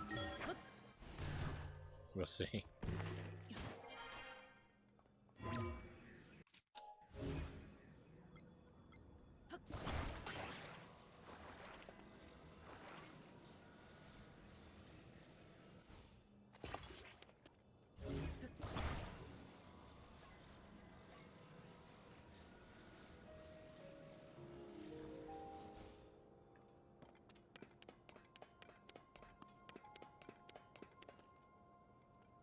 My light device did not work. I didn't really think that was going to work, for the record. I did think it was clever, but I didn't think it was going to work.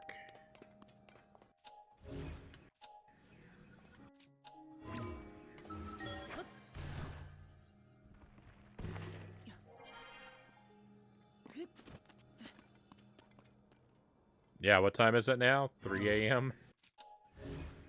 Yeah, it's 3 a.m. for me, so we'll probably be going... Yeah, another 3 or 4 hours.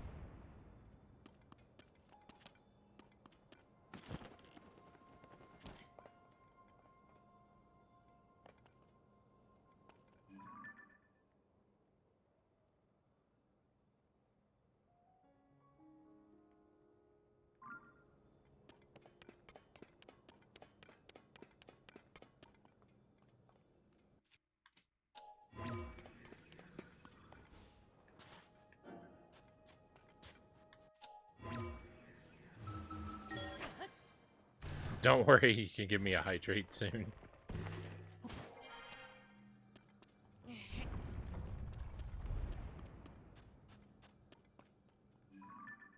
Hydration, always incredibly important.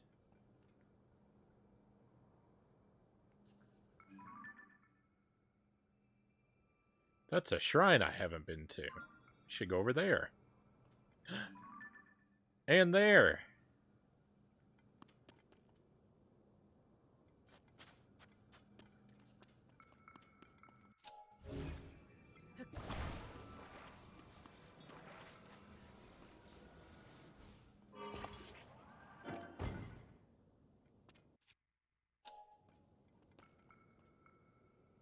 I'm out of battery.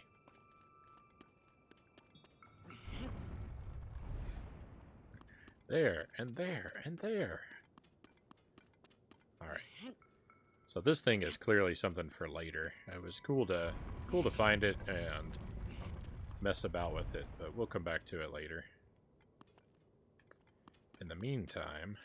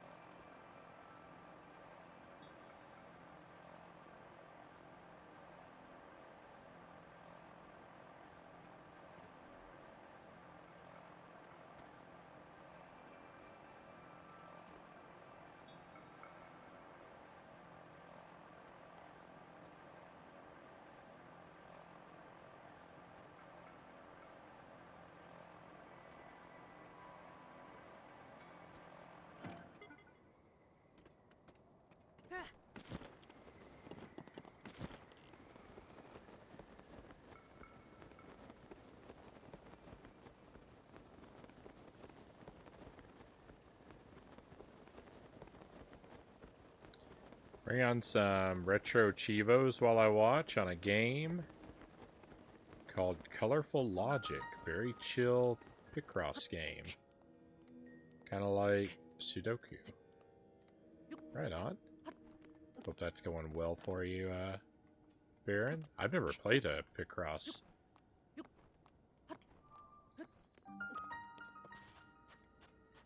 I've heard of it because I know there's like a Super Mario Picross game, but I've never tried playing it. Definitely be using this this one here's That's great to hear, Small Ant. Gonna play Moto X3M. I don't think I've heard of that one.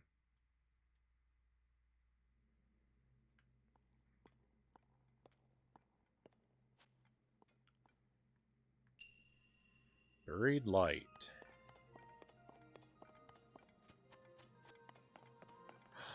Oh. Oh, I just learned something about how the game works.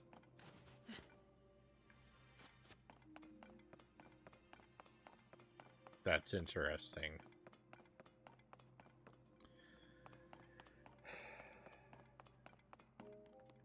So, alright, but hang on.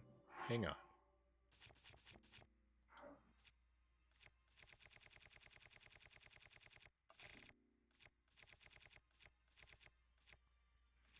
Mobile games, state of the art in middle school?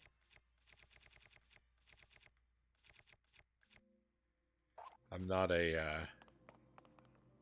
not much of a mobile gamer myself.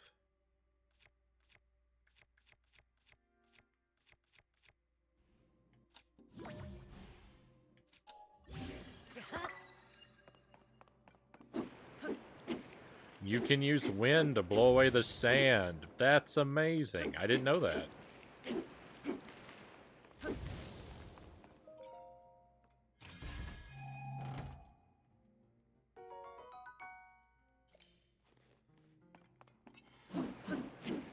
It's all right, Small Ant. We get a lot of lurkers. People can lurk and not chat if they want. I don't. That's perfectly fine.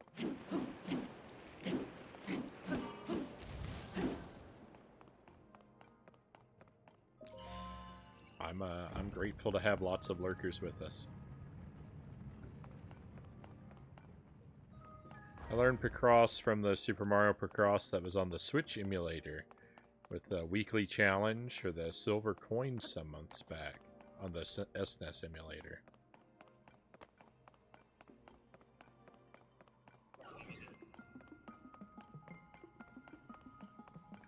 Oh.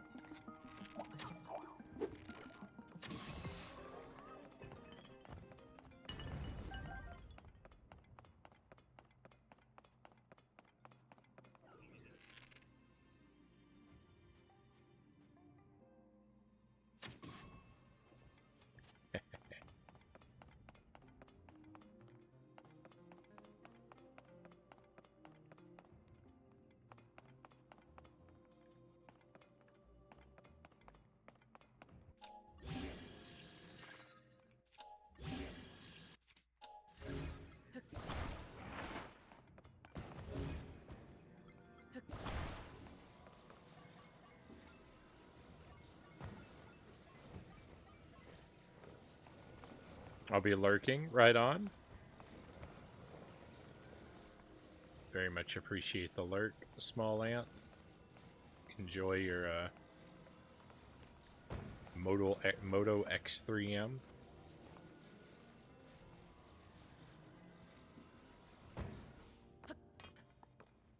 Don't do that.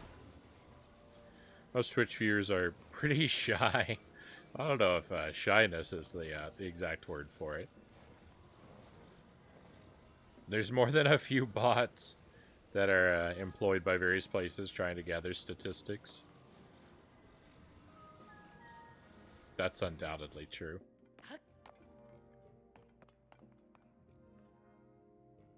A lot of us like to lurk. Hey, it's Jay. Welcome in. Thank you for the lurk, Jay. Thank you for the chat as well. Oh. Do you see what I was trying to do? I was trying to ride this light up over the wall, but it's, there's that alcove. You could just ascend. I was making that so much harder than it's supposed to be.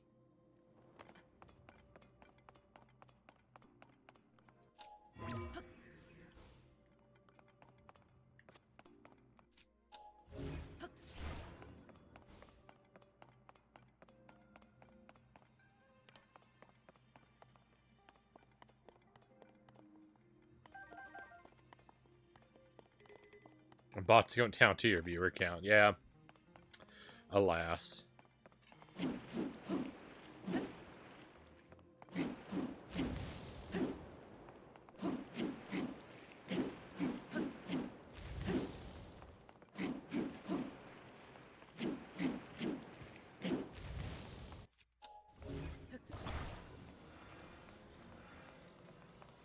You figure if someone was lurking to gather data on you, they could at least, you know.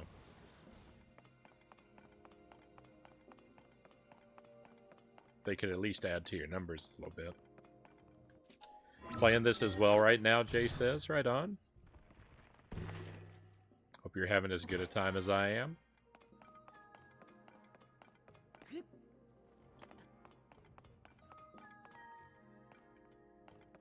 The small ant's thinking about playing it too.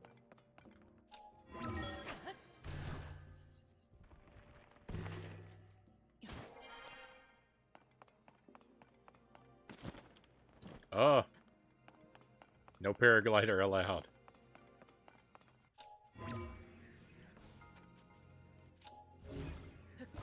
Shrine failed.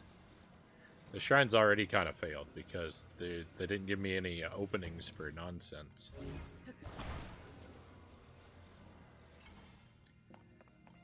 The shrine is a lot of just doing what they want you to do. For me.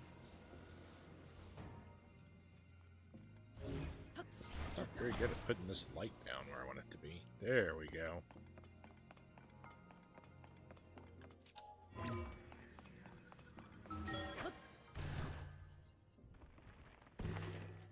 Definitely, Jay says.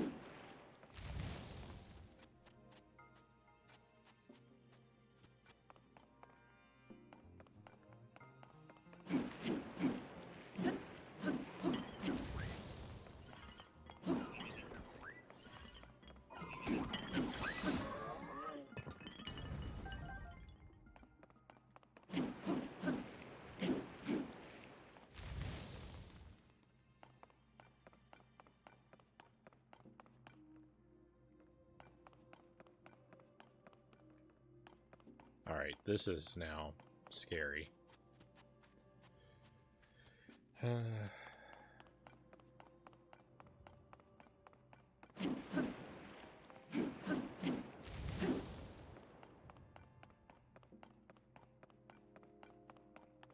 King Rome.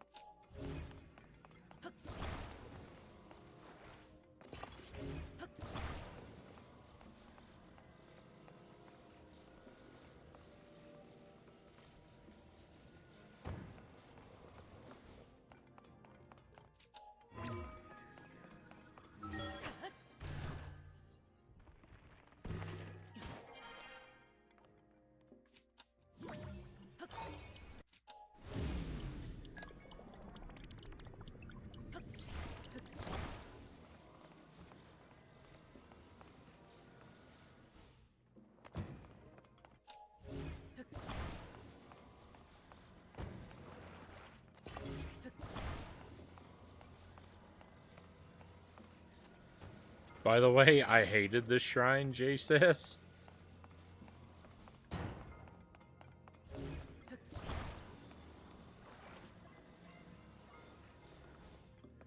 I hate that I don't have, well, I don't hate this shrine yet. I take it back.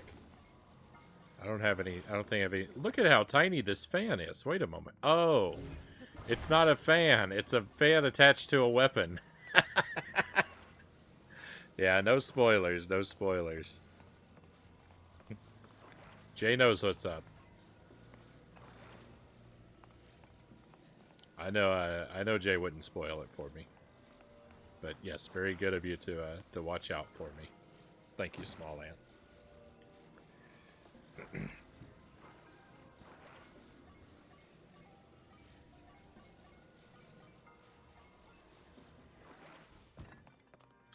That's that's so amusing to me that I thought, oh, it's a tiny fan.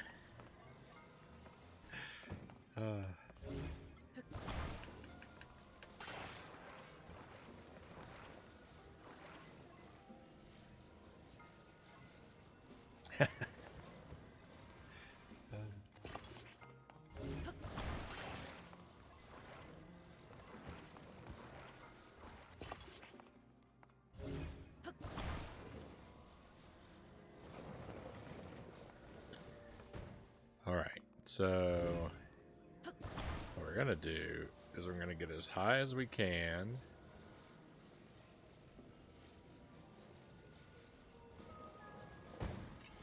Small fan.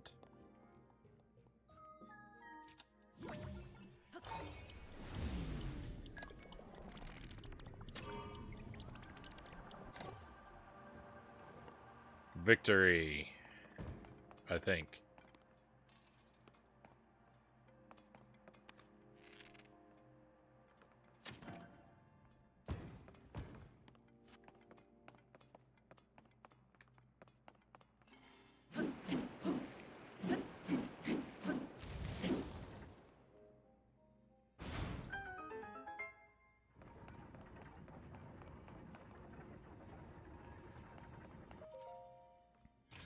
Treasure?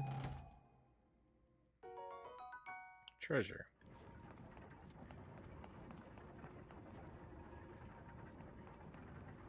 Secret? Death. I didn't think there was going to be a secret in there. But nothing ventured, nothing gained, right?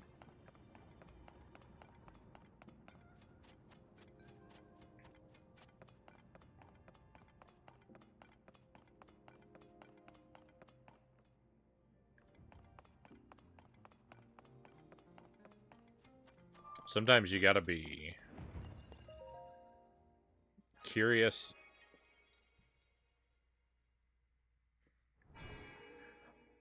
Even against your better judgment.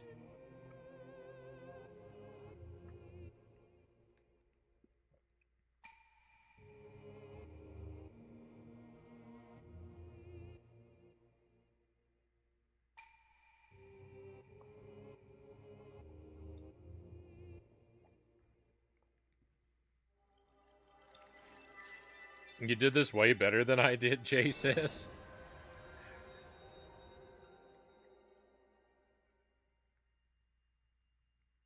Yeah, now that I'm through, Jay, if you wanted to share what you did wrong, you could it'd probably be safe to tell me.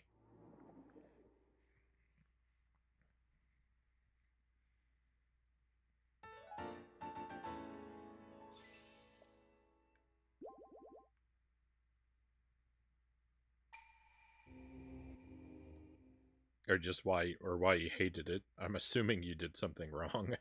I mean, I did lots of stuff wrong, but it was on purpose. That's my story anyway.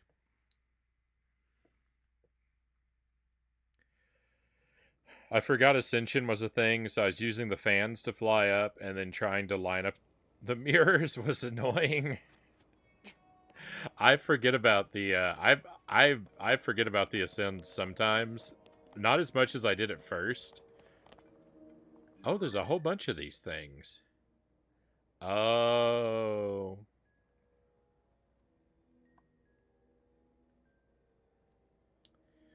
I understand.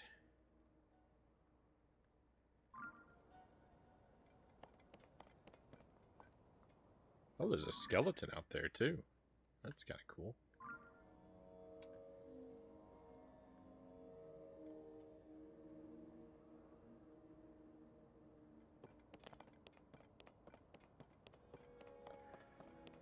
Yeah, I figured that out, small ant, and it's all right. You don't again, please. You don't have to give me a heads up about those things.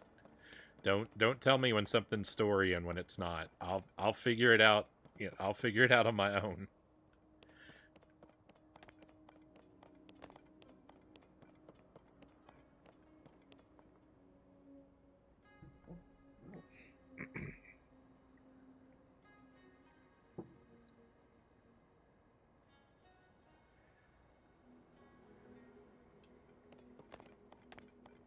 I've got the situation under control. You can trust me.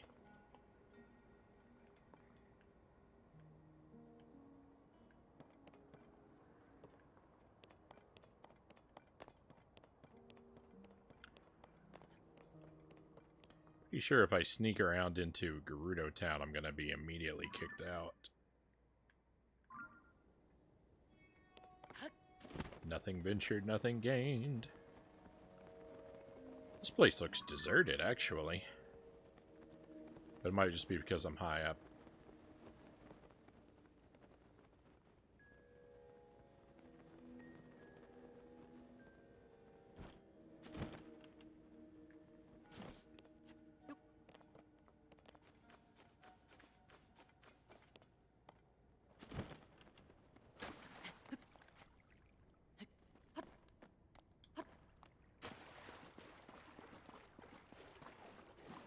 It is.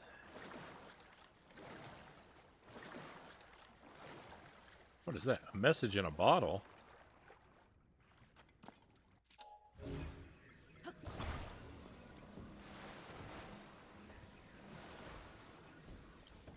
Well, I might end up exploring Gerudo Town a little bit. You, the Vo reading this letter, are the Vo I was fated to meet, and I am the Vi you were destined for. You must hurry and rescue me. I am locked away from the outside world. Do not worry, though. I will send all my love to you until you come and find me. Stay safe and know that we will meet soon. It is our destiny, after all. Caliban.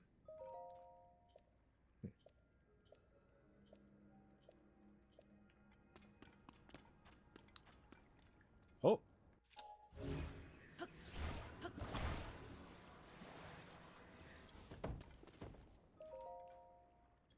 It's you again at long last.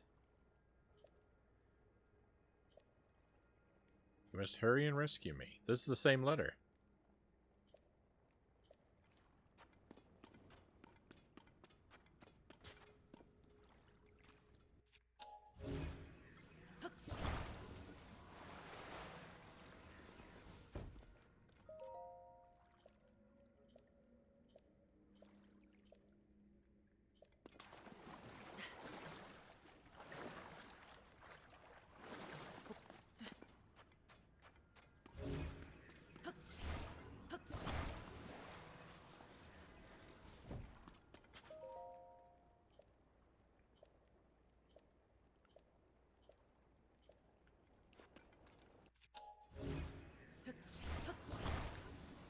Oh, I see him dropping down.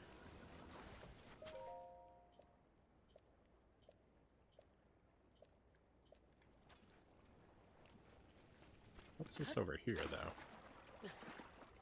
We'll go over there in a moment. I don't think she's going anywhere.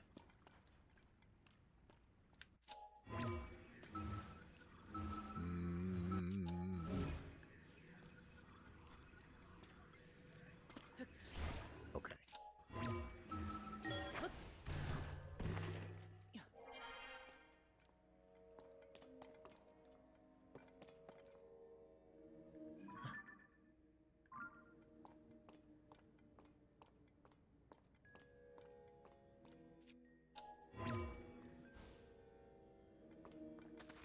Oh.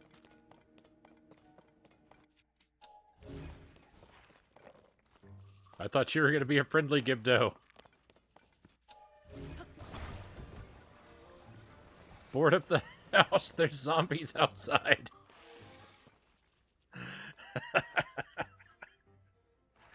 uh,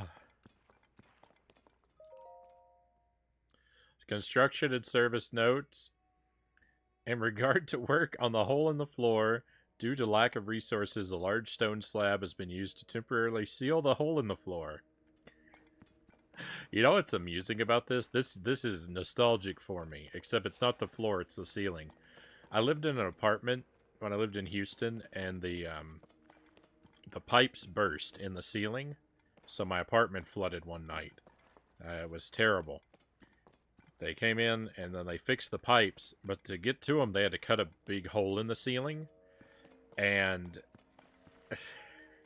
and when they were done, to cover up the hole in the ceiling, they took an old greasy pizza box and they nailed it to the ceiling to cover up the hole. And I was like, I really think the exposed pipes would have looked better than a pizza box. And then it's just stayed up there, and they never came to repair it. So we lived there for like, I don't know, we didn't live there for that much longer, but we lived there for at least several weeks with a pizza box nailed to our ceiling.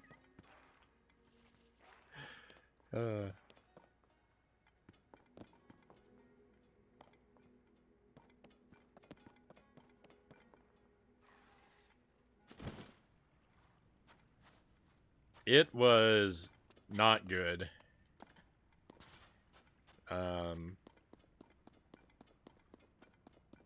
The whole situation was not good. We kind of used it slightly to our advantage in the end to get a really good rate on an upgraded apartment in a different part of the complex. So it worked out for the best for us, but it was a pretty goofy situation all around.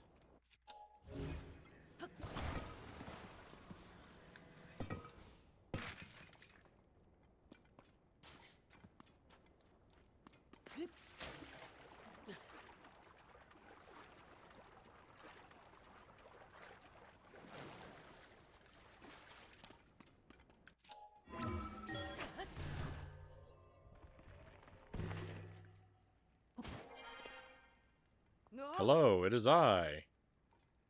Avo, there's a Vo here. Stop him.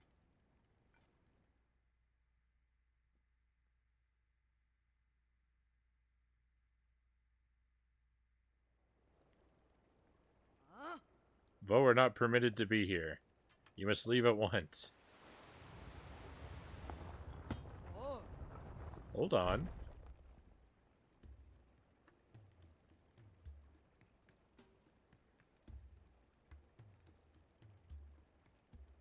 Boliara. It has been some time, swordsman. It's all right. This one has the chief's permission to enter, and he is welcome to visit any of the shops and businesses. Spread the word. Let everyone know this is the case. For you to come all this way, and during the strange storm that plagues us, you must have some important news to share. The Princess of Hyrule is still missing? We had heard of the events at Hyrule Castle, but things are dire indeed. Still, swordsman, Link, I am impressed you made it here through the storm that surrounds Gerudo Town. The sand shroud settled on us some time ago. We sent out patrols to try to determine what was causing it, but a swarm of monsters suddenly appeared, attacked our troops, and forced us to retreat. The Gibdos have even made their way into the town. As a result, everyone was evacuated to this shelter for their safety. As someone charged with protecting Gerudo Town, I am ashamed at our current situation. This is all to say that, although I wish I could help you search for the princess, now is not a good time. I'm sorry. Lady Riju is currently training. She is trying to become strong enough to save us from this disaster.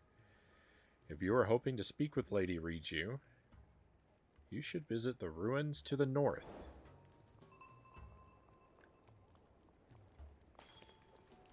Alright, we got special permission.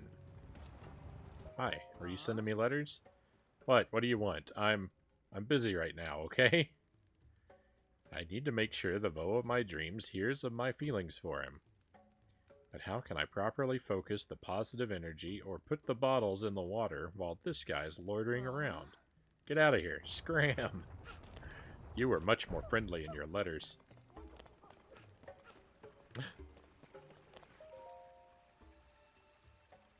We can cash in. We can get our hearts.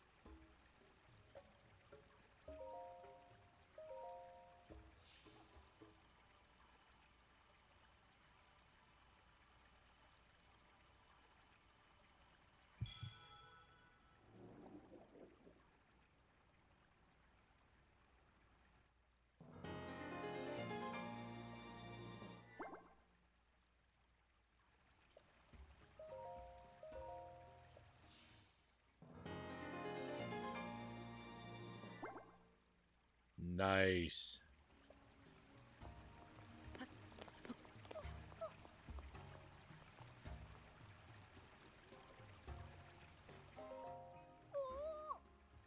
You're a real Vo, right? Nope. Really? Are you telling the truth? I learned in the class that all Vo like to lie, though. Hey, Kelani, you better not be talking to that Vo.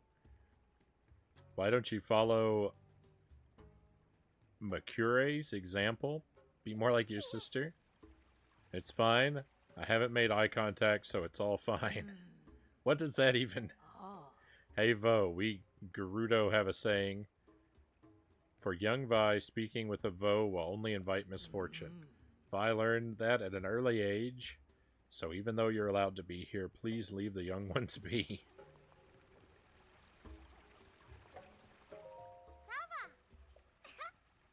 Mama told me not to talk to Vo, but it should be okay if I just do this. Hey, so is it true in some faraway towns Vi and Vo live together? I'm learning about relationships from Miss Ashai. But I can't imagine Vi and Vo living together. That's so strange. I want to keep learning about the world. I just wish it was time for tomorrow afternoon's class already.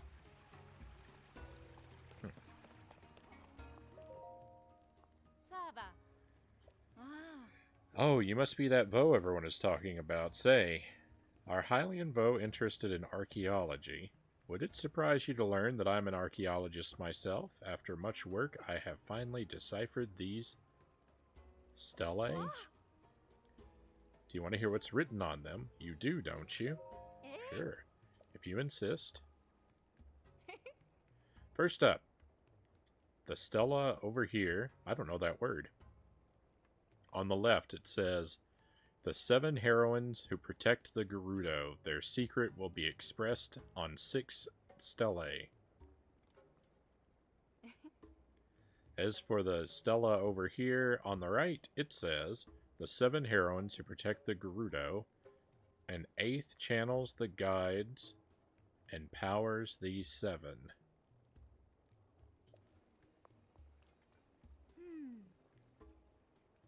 I doubt you know this, being a Hylian Vo, but we Gerudo have believed in the heroines for a long, long time. They are said to have protected and guided our people in times past. Unfortunately, I have found little in the ways of documentation about the heroines themselves. There are many debates and disagreements surrounding these enigmatic figures. Some argue for revering all 7 as a collective, and others for worshipping each one as an individual. Certain rabble-rousing contrarians even claim there were not 7 but 1, or 8. If there is one thing scholars love, it is arguing with each other. But these stela definitely support the theory of 8. An incredible discovery, isn't it? I could stop here and rightly say that I changed the face of archaeology, but I found the other 4 stelae. If I found the other 4 stelae, who knows what else I might learn about the heroines. I wonder, too, About this orb that I found while searching for the stele. Is it connected somehow? I gave a presentation on all this. I'd be the star of the Archaeology Society. But I have not been able to find any stele besides these two. Since there's nothing like them on the surface, the others must be underground somewhere. How I wish I could see the text inscribed on those stelae. Even just a picture would serve my purposes. I see.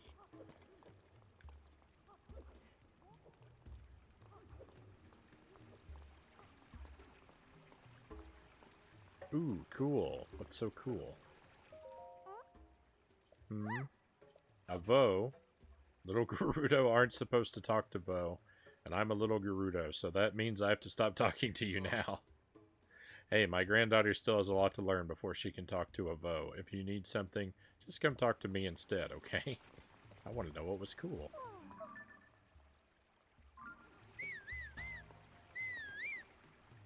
Stop whistling. Are you surprised to see such a hip shop being run by someone my age? I heard the new big thing is attaching all kinds of stuff to arrows before you shoot them.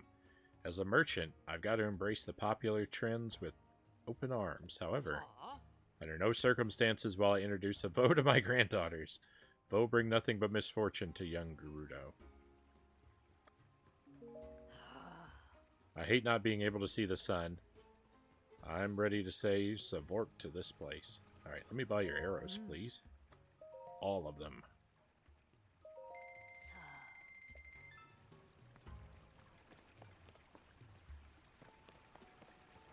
Guess I should finish talking to everyone in this room first.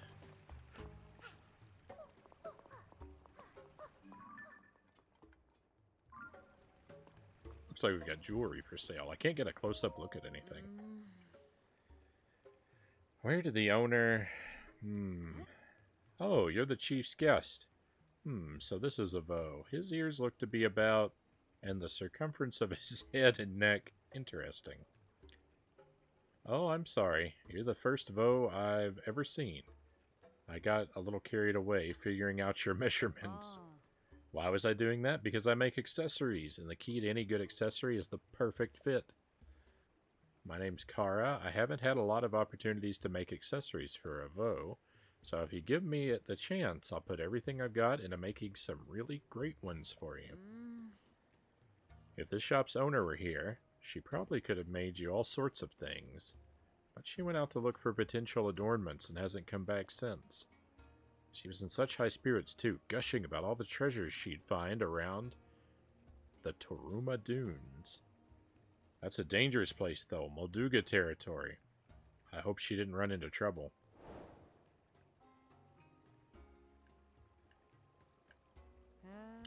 Anyway, do you need something? The owner may not be here, but I'll do what I can. Different gems offer different kinds of protection. When you wear one... Link is still, like, dripping wet. Look at his elbow. I've been standing around in this cave for forever, and I'm still not dry.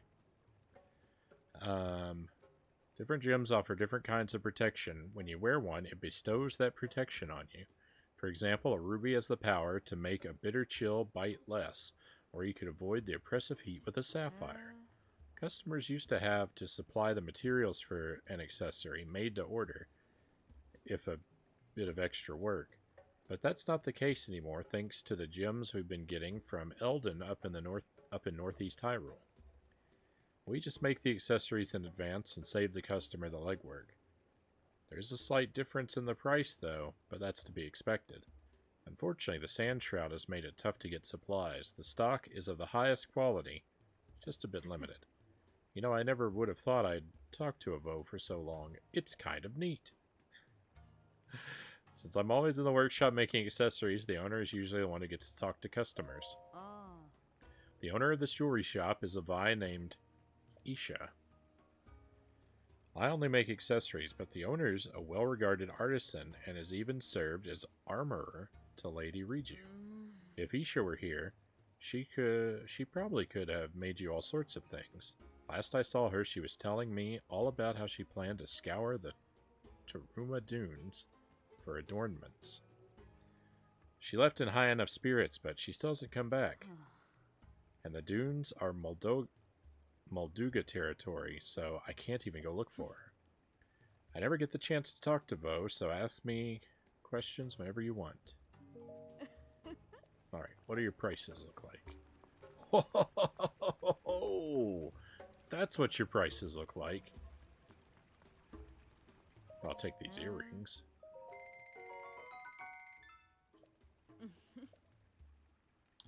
I'm pretty proud of the quality on that. Make sure you put it to good use. I mean, I'm going to buy all this stuff.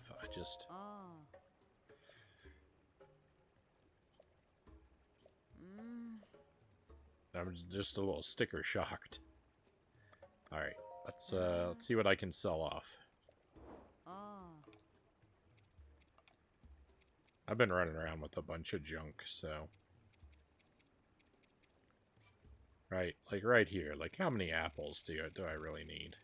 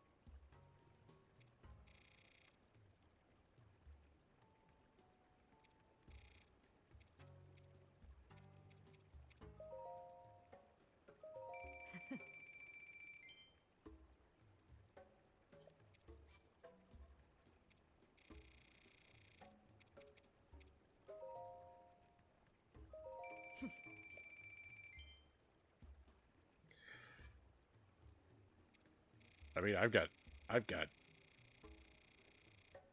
so many bright caps.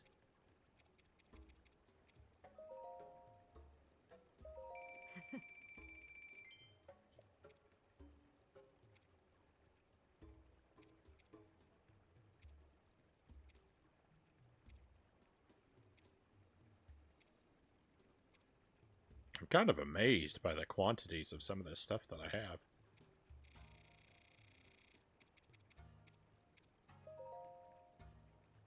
Thank you for the hydrate.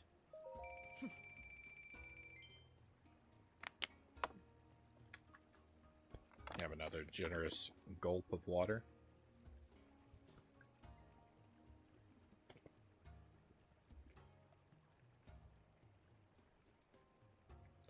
I'm going to take this opportunity right here also to split my VOD in the strangest of places. So we'll just make a quick cut here.